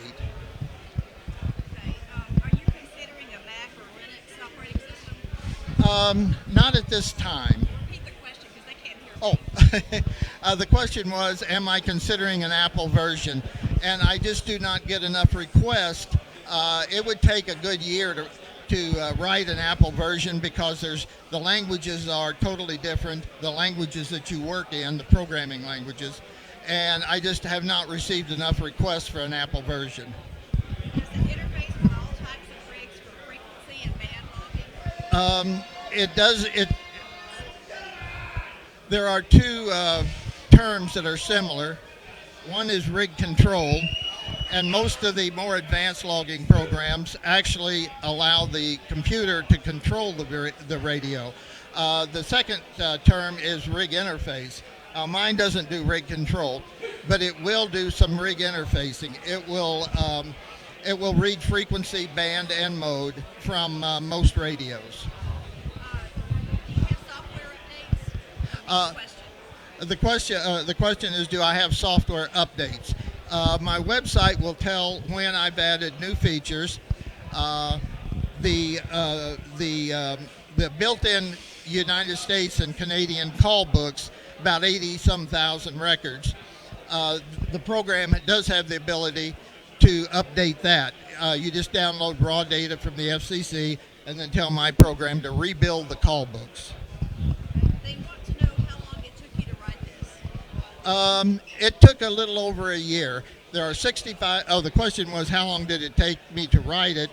It took a little over a year. There's about 65,000 lines of code, and then after a few years, I had to rewrite it as Windows came out with more advanced operating systems.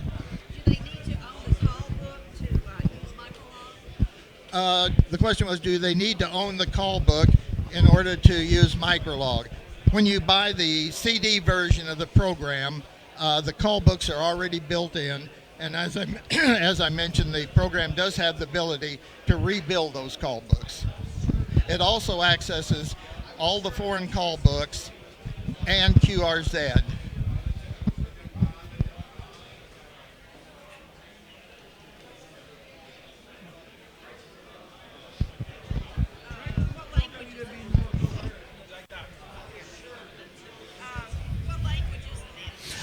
It is written in a language, visualbasic.net. I've been a computer programmer 54 years. I started in 1963 programming a vacuum tube mainframe computer. So as far as computer programming, I guess I'm an old timer. The question was, are international calls included? For international calls, and that would be non-U.S., non-Canadian, it will access the two major foreign call books, and it will also link to QRZ for foreign calls, but that's assuming you have a subscription with QRZ.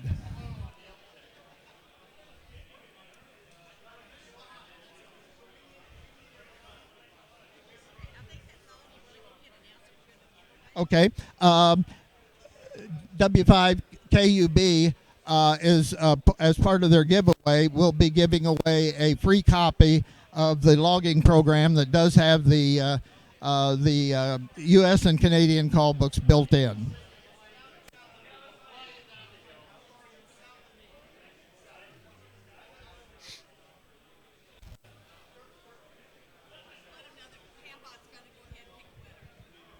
Okay, they'll be the question was, or to let you know that they will be picking a winner. They will notify me who the winner is, and I will mail the CD to the winner.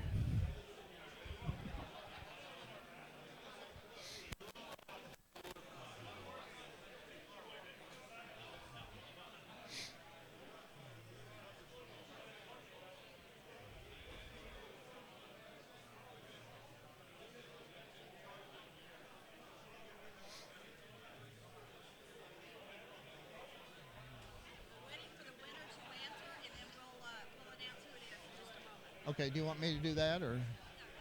Okay. Okay.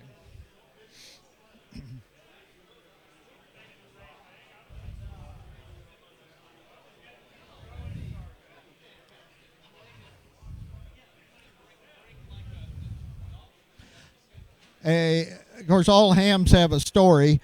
I got licensed in 1970, and this was at a time when we were required to write down on a piece of paper who we talked to.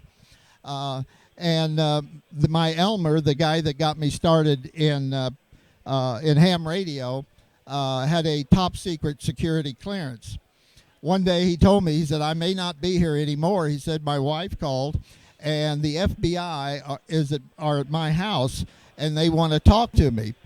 Well, he thought he'd lost some document or something, but when he got home, the FBI handed him an envelope, a sealed envelope, and they wanted him to open it because the envelope was from Russia. When he opened it, it was nothing more than a QSL card, so the FBI people wanted to see his station, and that's all there was about it. But that's how concerned the government was about who we were talking to back during the Cold War. Okay, the winner is W5WE. And do you have a name for that?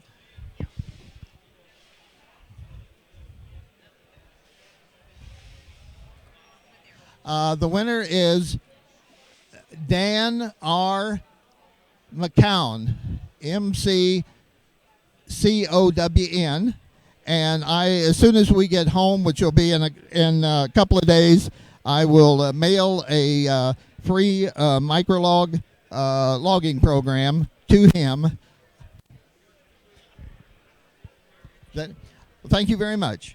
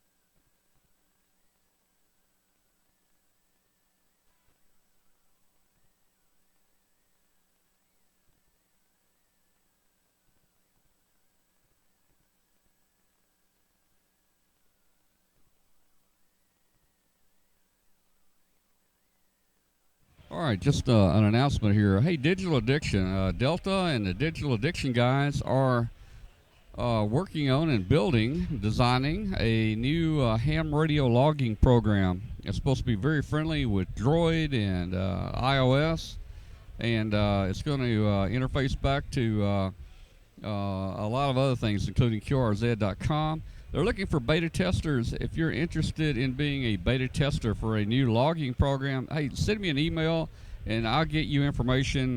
Get your information over to Delta at Digital Addiction, and I'm sure he can set you up as a beta tester on the new ham radio logging software.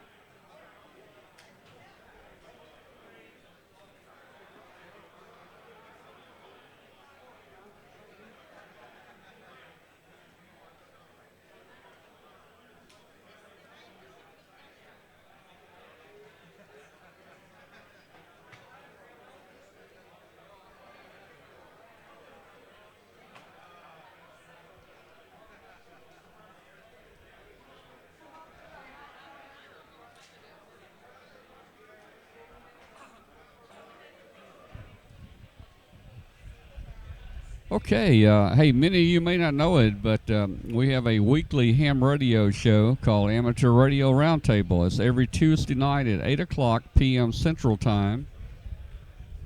Katie Allen is our co-host on the show, and we have a lot of special guests from around the world on the show every night. We've got a chat room where you can ask questions to our guest. And our show is also simulcast on a famous international shortwave station, WBCQ. Hey, help us spread the word. We'd love to have you join our show on Tuesday nights at 8 o'clock on W5KUB.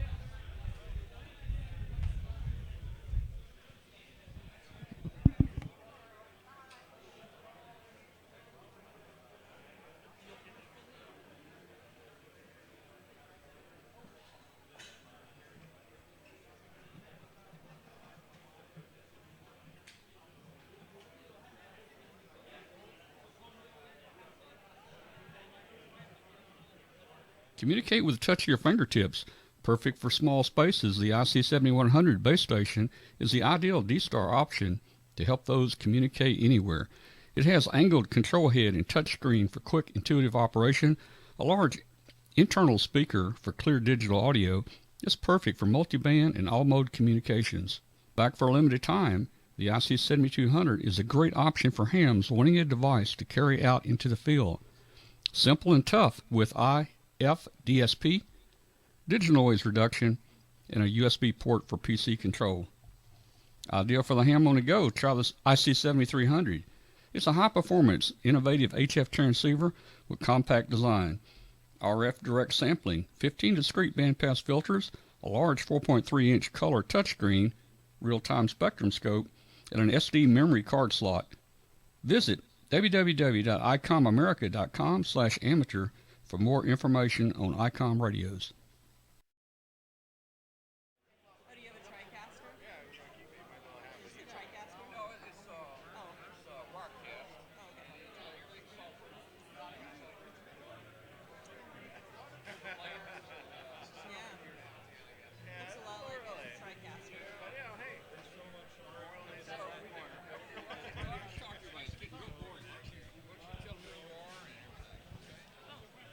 Some in my mouth, but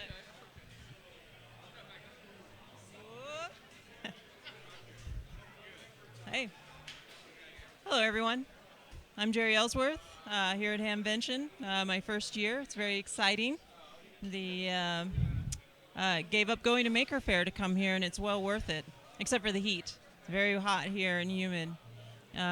Just got my ham license 8 months ago or so at Pacificon, and really enjoying getting involved with the ham radio community. So, I don't know, someone threw a mic in front of me, and now I'm talking to you guys. So, talk a little closer. All right. It's very interesting because I've circled ham radio for about 30 years because I lived in a small community, and I was very interested in electronics. And my only resource for electronics were the local ham radio operators. And so they gave me my first soldering iron, my first oscilloscope, mentored me. And it's actually maybe a little embarrassing that it took me 30 years to get a license, but I'm really having a great time. Been doing a lot of projects. Built a huge mag loop antenna with a friend that does 160 meters and 80 meters. It's a huge loop of copper pipe and vacuum capacitors to get it resonant. Works much better than the dipole 160 meter antenna that we were trying to use.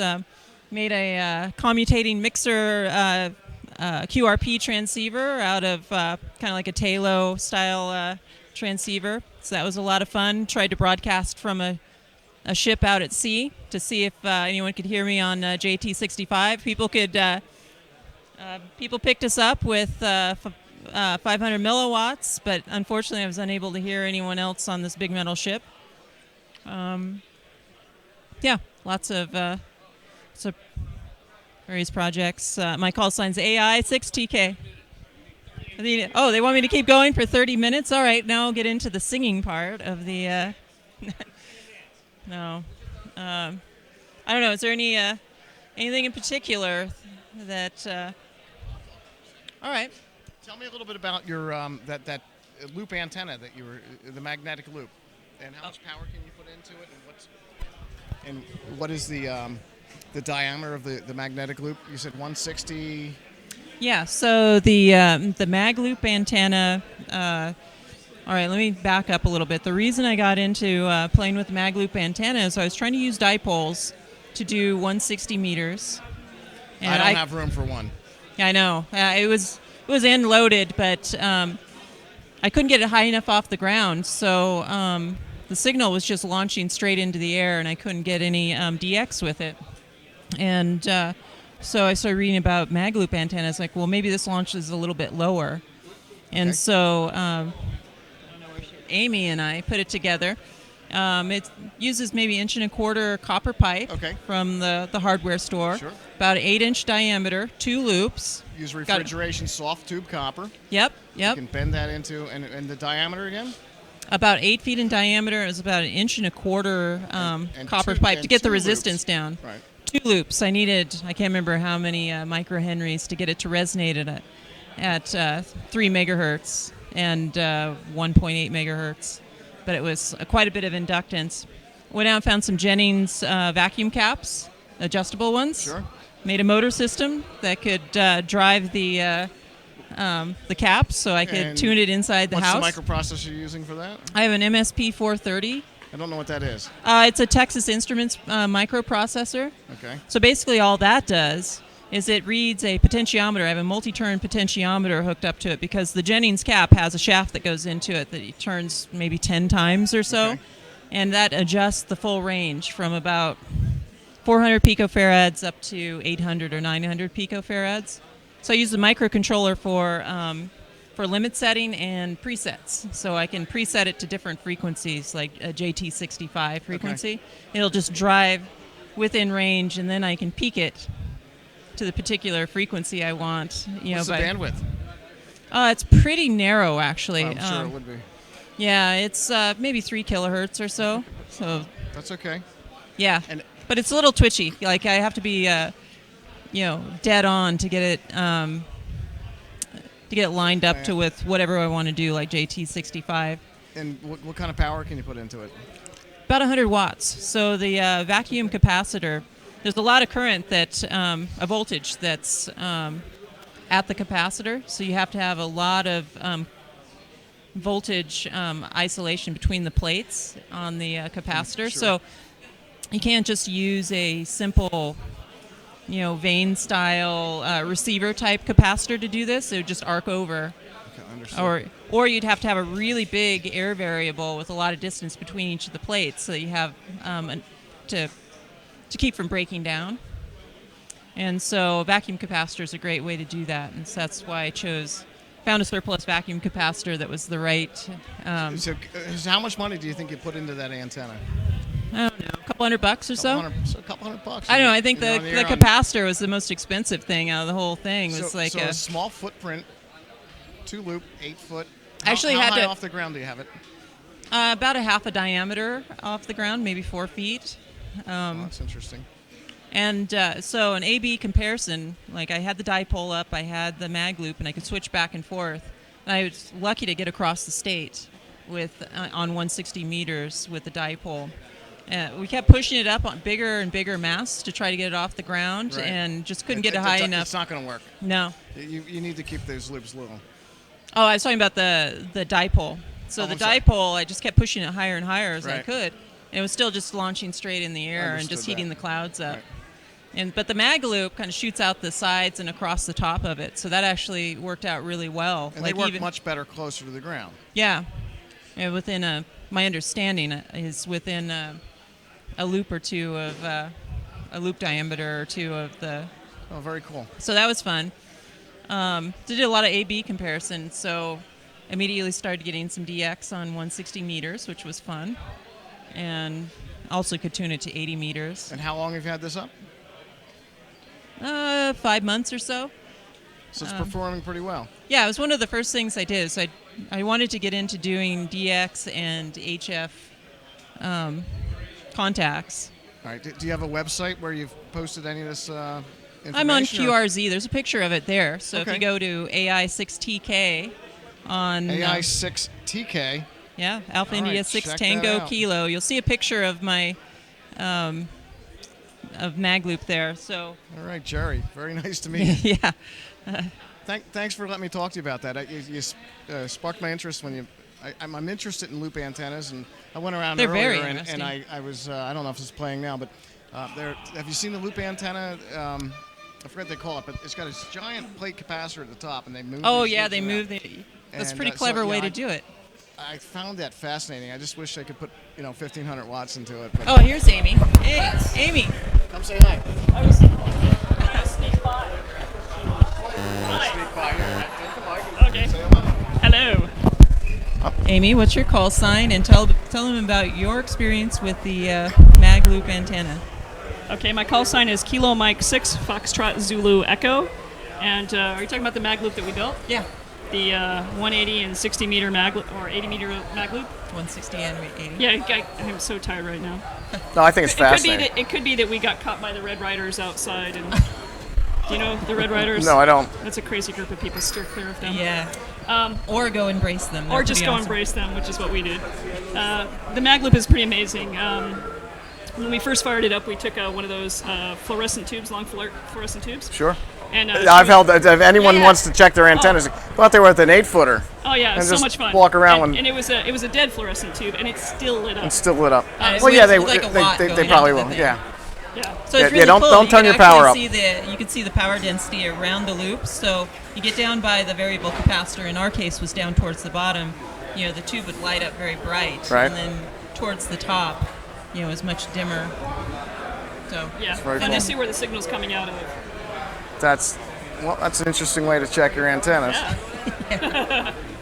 I'll pass this back to you. And Oh, I'm done. You're done? Yeah. You're done? No. If you have anything Wait, else we're to live. anything We're else to add, live. yeah. Great. Well, She's always getting me on live stuff. we're I only don't know what a couple 30 seconds delayed. You're not quite live, but you're live enough. that is. Live enough.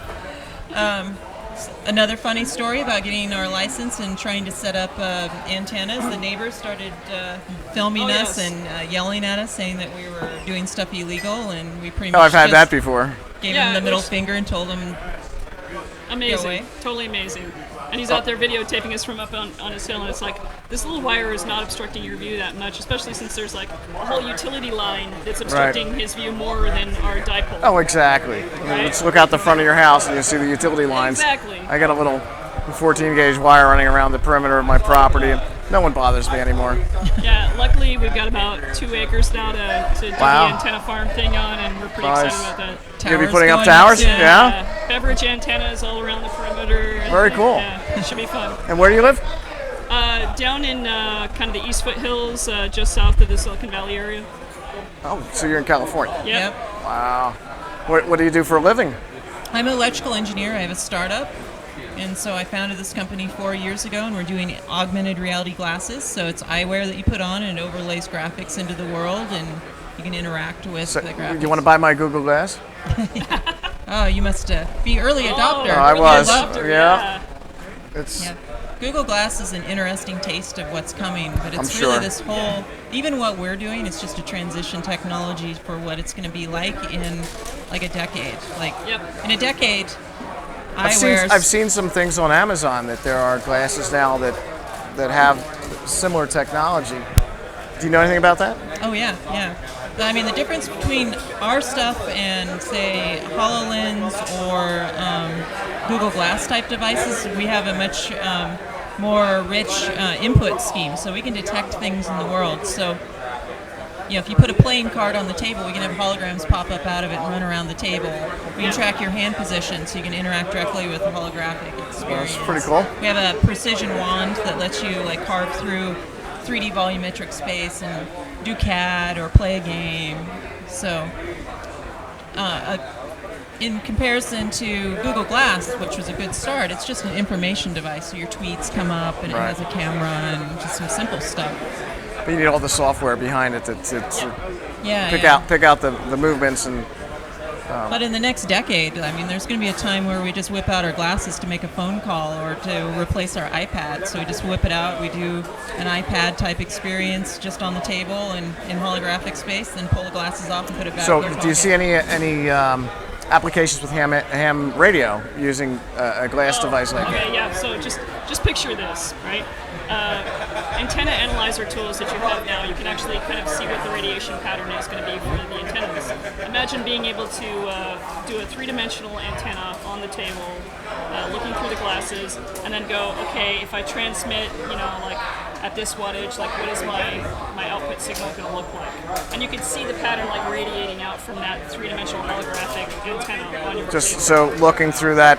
Yeah. That monitor, whatever, the display that you're looking To me, that's close to your really eye. cool to be able to have a representation of what that signal looks like coming out from the antenna. Very cool. I mean, for me, I want to do phased arrays and be able to visualize it in 3D space. So imagine a Foursquare.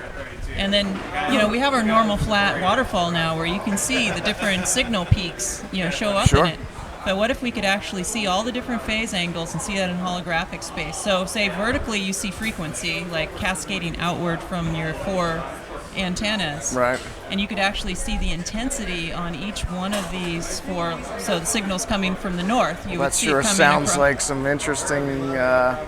Combine that with hand tracking, you could just reach in and pick up the exact phase angle and frequency you want and select it. Right. And then your Foursquare could tune to that kind of phasing, and your receiver could change to that particular frequency.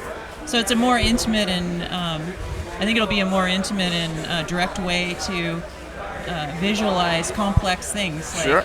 frequency versus. And I love my Flex radio right now. I mean, just that's a game changer. The SDR radios are a game changer, and but what you're talking about is something that I've never even imagined, but I can see it now.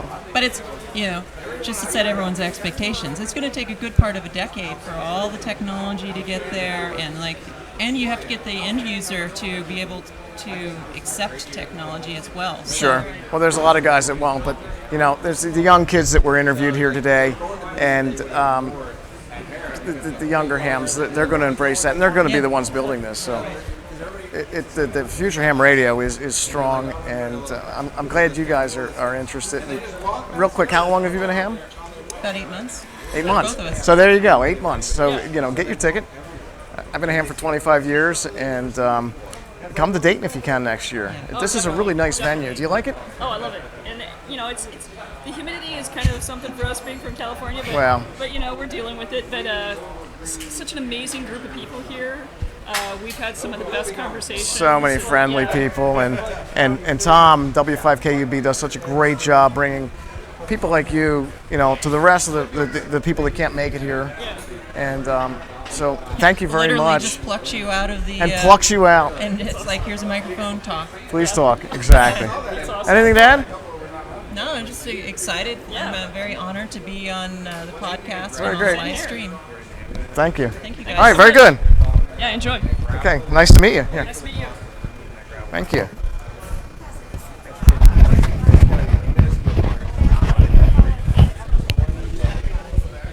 The lady is the goddess of electrical engineering. Yeah, we she must is. all bow. Yeah, she so is. we really got a lot of good comments on here. If you want to read the chat room, you can go over there to the computer and read it. Go chat to them. Somebody said we should take you to dinner. Lots of good stuff. That's nice. Real engineering by real engineers. Yeah, it's... No. No, Where can I find pictures and stuff? You said. So we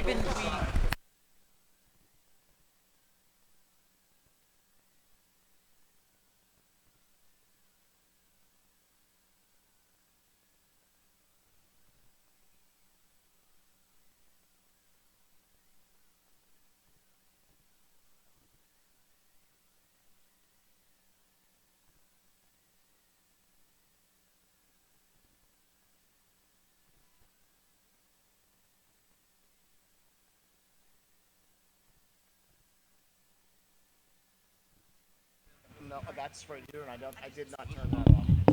Why not start this something new? I can give you my contact info, and like both of us are real makers.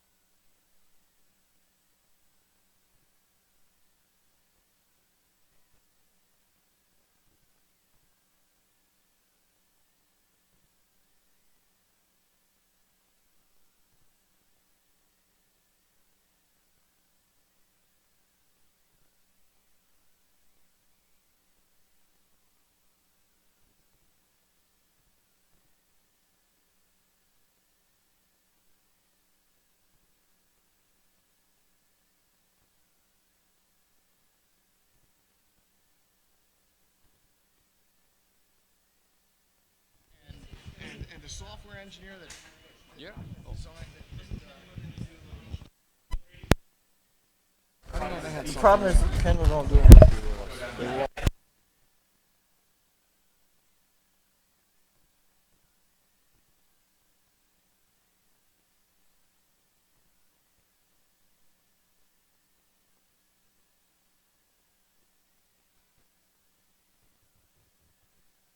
Okay, guys, we've got to get out of here in just a minute, but we're gonna do another Hambot. Kathy's gonna get Hambot going here, and we're gonna run another show, another prize here.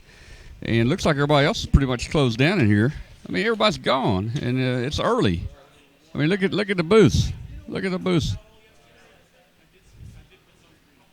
Hard to believe, man.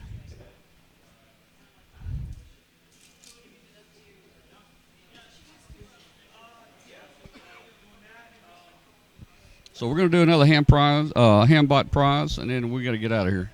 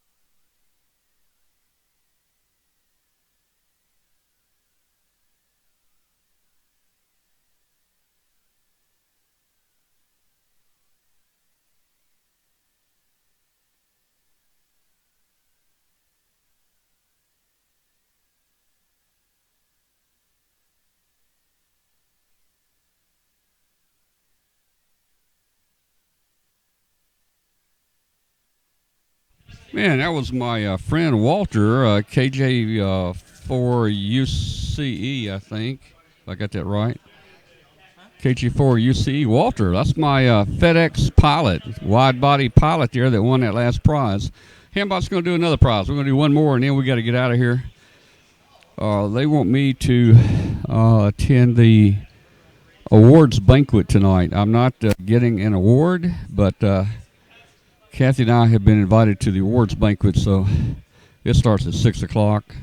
We got to get back, get a shower, clean up, change clothes, drive across the county, get to where the banquet awards is. So it's gonna be a long night. We'll work on prizes tonight and various other things. Be back in the morning early.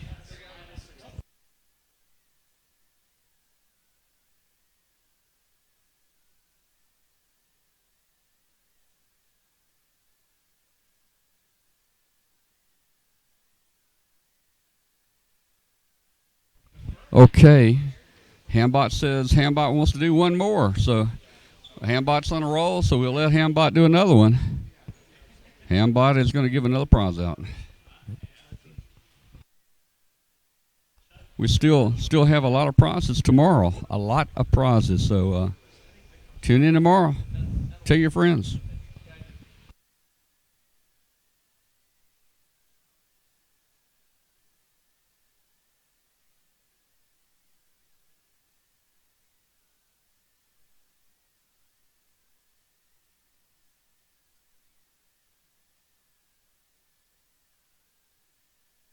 Adventure awaits.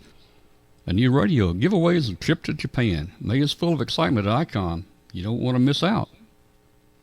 A compact and smart design, the ID 4100A is the perfect D-Star companion for all the journeys ahead. Its intuitive interface, variety of operating modes, and Bluetooth capability make this a perfect D-Star option for those adventure seekers. Integrated GPS receiver, new dot matrix display for enhanced DR mode and GPS information, terminal mode and access point mode, applications for iOS and Android devices, and a micro SD card slot for voice and data storage. Calling all hams. Enter the ICOM America Hams to Japan sweepstakes today for a chance to win an ICOM radio or even an unforgettable experience to attend the 2017 Tokyo Ham Fair. Make sure you come back and enter each week to be eligible for each radio drawing.